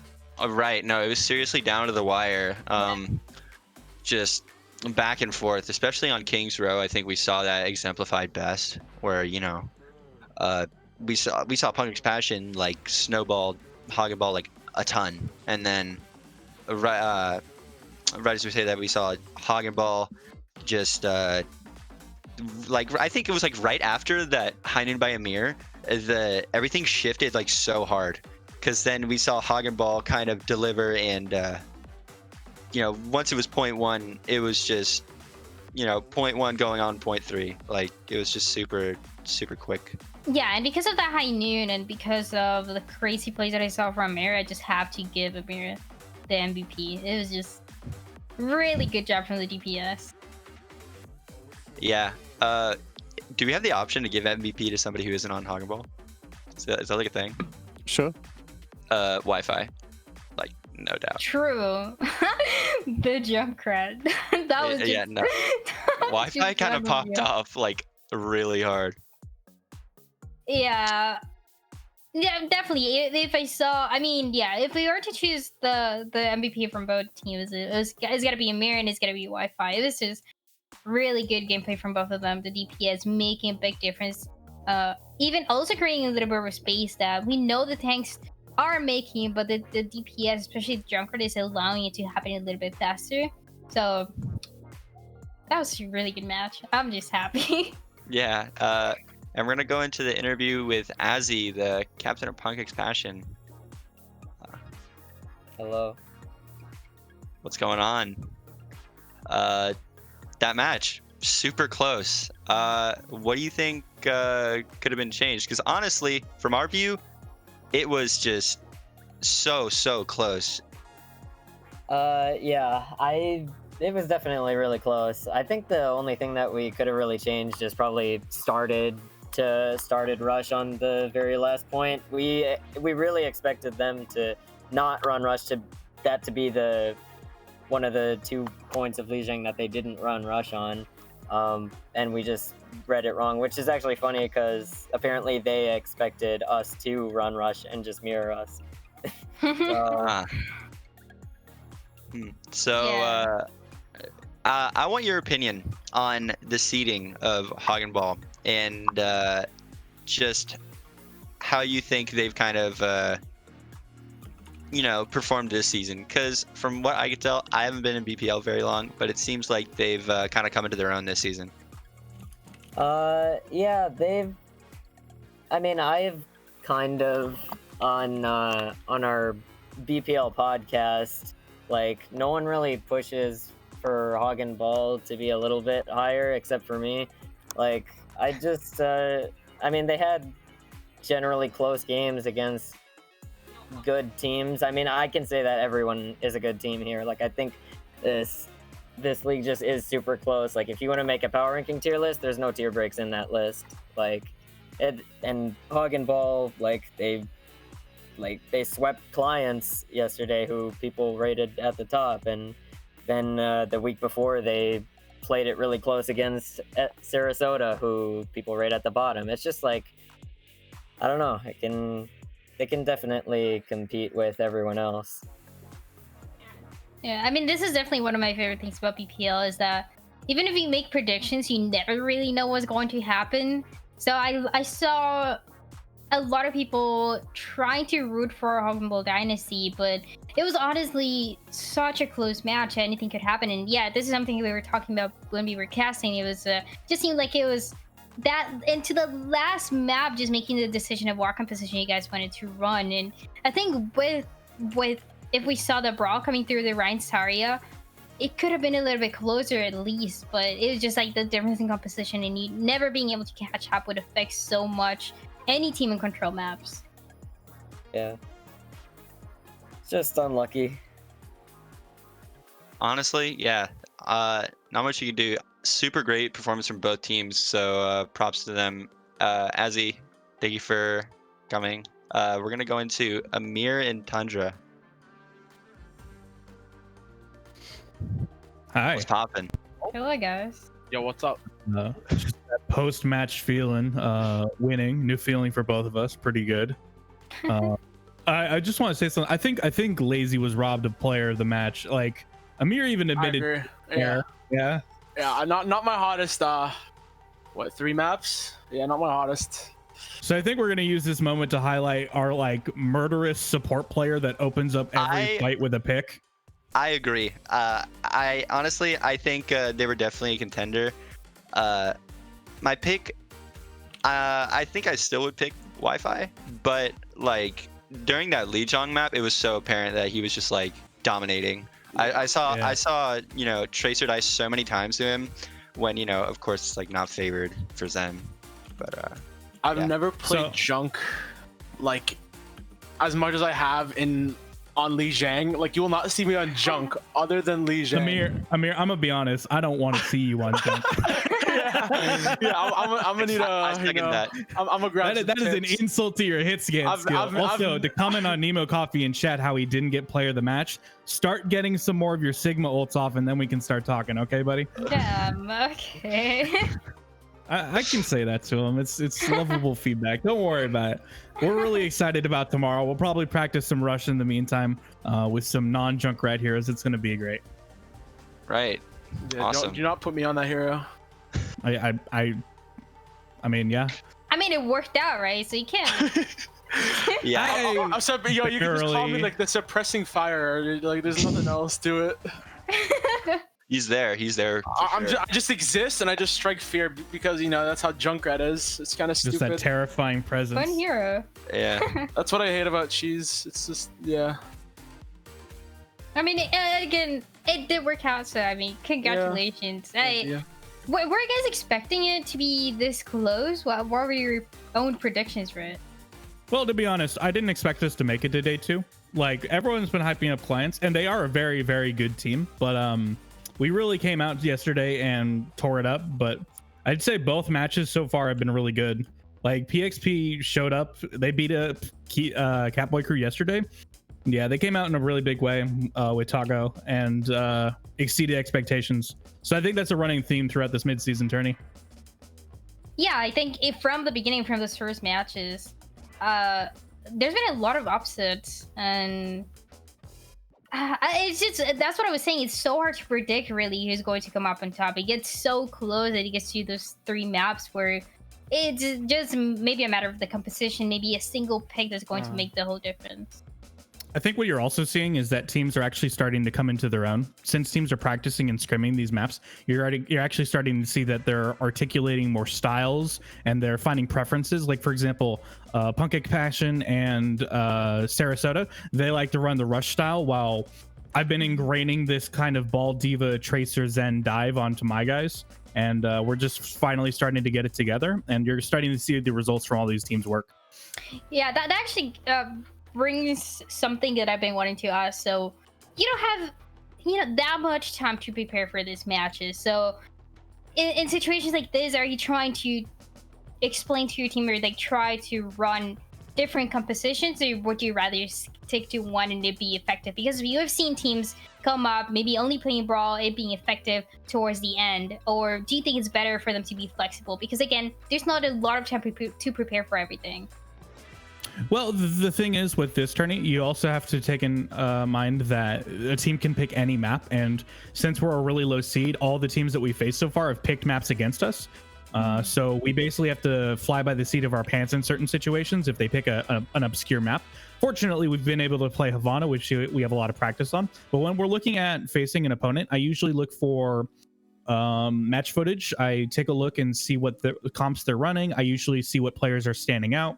I point those out to my players and see if they can find any like natural weaknesses they can exploit. But really, like, it's all in the warm-up and mentality going into the match, because you have to have players that can play on their feet. And once they're in match, I can't talk. It's all them. Like, once they're in game, it's all them.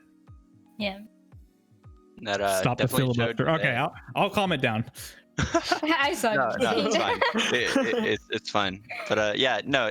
Honestly, you're kind of spitting that, like, all of what you're saying definitely was reflected in a lot of our observations on Lijiang. I think that your statement about compositions and comfort on certain comps, definitely shown. So yeah, I think that's why we've seen so many upsets. It's because I don't think you can really say like one team is 100% better than the other. Like, you see teams do really good against hard teams or like top teams, but they might fumble the bag with lower seed teams. And I think it's due to like the play styles of each team. Like, the reason we had a really hard time with seniors is because they tried to run like they've just hard stuck brawl, because that's what they're best at. So we just tried running different comps against them, and we had a harder time with it. But I think it's more varying play styles, which is why we're seeing a lot more upsets instead of like just being like better than them, I guess. The teams that'll pull ahead when it comes to these incompatible strategies that you can run up against are the ones that can play on their feet and adapt in the moment. Like, meta isn't the strongest 6 heroes. It's the 6 heroes that can cover the most matchups effectively, but you still have to sometimes switch and like think about the game differently if you're playing against a comp you aren't expecting. yeah, absolutely. I think that's like right on. Anyways, thank you for talking with us. That was really appreciate your insight. Again, congratulations on the win. So yeah. Thank you. Thanks so much. We'll see you tomorrow. I'll see you guys. Yep.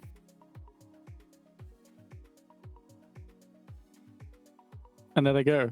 That is Hogwarts Dynasty versus Punk Expansion. Finished.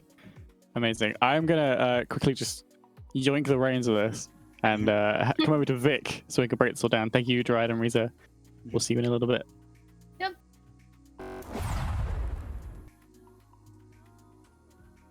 I was in the wrong channel, but hi, look, it's us at the desk. What a crazy day of games it's been. I have Victus here. He's muted in Discord. Hopefully he knows. I do know. Now I know. Hi. what a day of matches it's been, right? We can take a look at the bracket. Ignore that the mid-season thing on the right looks a little wonky, but that's fine.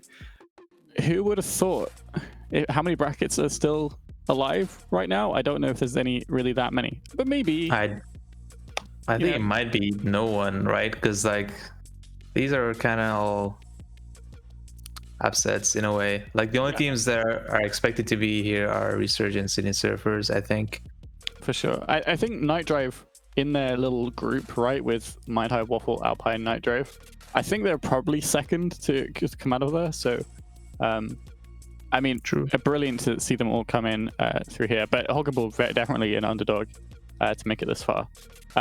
Tomorrow we have our final matches, and I think if I set this up right, I can come to here. Yeah, you can't see the times on here, but it's 6 p.m. Eastern.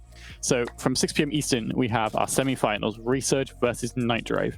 7 p.m. Eastern, we have Hog and Ball versus Sydney Surfers. It's another semi-final. And then after that, the grand finals of mid-season, hosted by us, casted by Dryad, and none other than Avast.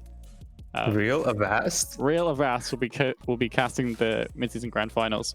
And that'll be tomorrow, 6 p.m. Eastern. Make sure you're here. Make sure you're following the stream so that you get a notification from Twitch and so on. And follow us on Twitter. Sure, BPL_OW, exclamation mark Twitter, maybe? I don't know. Spell out the stream otherwise. What a day. Also, you know, if you're having trouble keeping your data safe, you can use ExpressVPN/BPL. True. If you're not going to be able to make BPL because you're somewhere else and you won't be able to watch it, you can pretend to be in a different location with ExpressVPN. Indeed. Yeah. Yeah. Go for it. Yeah. Anyway, very good upsets. You know, lost yesterday and today. Look to see some more tomorrow. I think Hog and Ball might be favorites to reach the finals now. You know, despite being it's weird. Heavy underdogs. Hog and Ball could make the finals. What a cursed timeline we're in. I want to say a big thank you to a bunch of people before we end off today, because I'm very tired. I can't wait to head to bed. I want to say a big thank you to obviously Leg Day, who came in and did some guest casting for us, and to MFG and Chicken, who casted with him, and of course Dryad and Reza, who just casted. It's lovely to get a nice spotlight with a proper professional like that, and really kind of amp up some of our games. So I'm sure both of us, all the viewers and the teams will have enjoyed having that cast. I want to say a huge thank you to all of our staff behind the scenes. We had a 3-man observing team for most of today. That was Invictus, Mark, and Capciano. And it just kind of looked amazing today. The double free cams, loved it. Absolutely loved that. Try to get as much as they can on the screen with all their funky little, you know, weird ways that these observers like to go and have fun with. So big thanks to them. They're putting in a lot of time and a lot of work to get this all done. We had, I don't know how many maps we had today. I can't even count. What, 3, 5, 6, 7, 8. What was that final one? Was that a 2-0? It was, what, 10 matches? 10 maps of Overwatch today? That's a lot of maps. So thank you so much to the staff and to our lobby admins who got those already. That was Obscure and Prosta today. Thank you to those, and to our graphics staff, our socials team, who do stuff behind the scenes so that we don't have to do it anymore and you guys actually see stuff. Also, a big thanks to, Prosta, I'll shout you out as well. I had some nice recorded interviews and content there, so that was with Prosta and some of the other teams from the writing and video editing teams. We have more content coming your way as well. We have some like top 5 plays, which these poor editors have made and have been like sat somewhere for like 2 weeks because we haven't had the manpower to like actually get it out. So fun. But yeah, thank you everybody. We'll be back tomorrow at 6 Eastern. Look, there it is. Victus. Did you turn on your own cam? Yep, I managed to do it. So congrats. Well done. Look at that. He did it himself. Yeah, we'll be back tomorrow at 6 p.m. Eastern with Resurge NightDrive and then Hog and Ball Sydney Surfers. Who would have thought? Anything you want to close out with, Invictus? Thank you again to Leg Day, who's in chat now. It was really lovely to have you, and thank you for your lovely message that you sent us. I think a lot of people are here because of the energy you bring into your cast as well. A lot of people, you know, look up to you in our community. So that's very good that you joined us and, you know, gave us the professional the professional touch. So, you know, thank you very much for that, and always welcome to join us again in the future. You know, whenever you wish.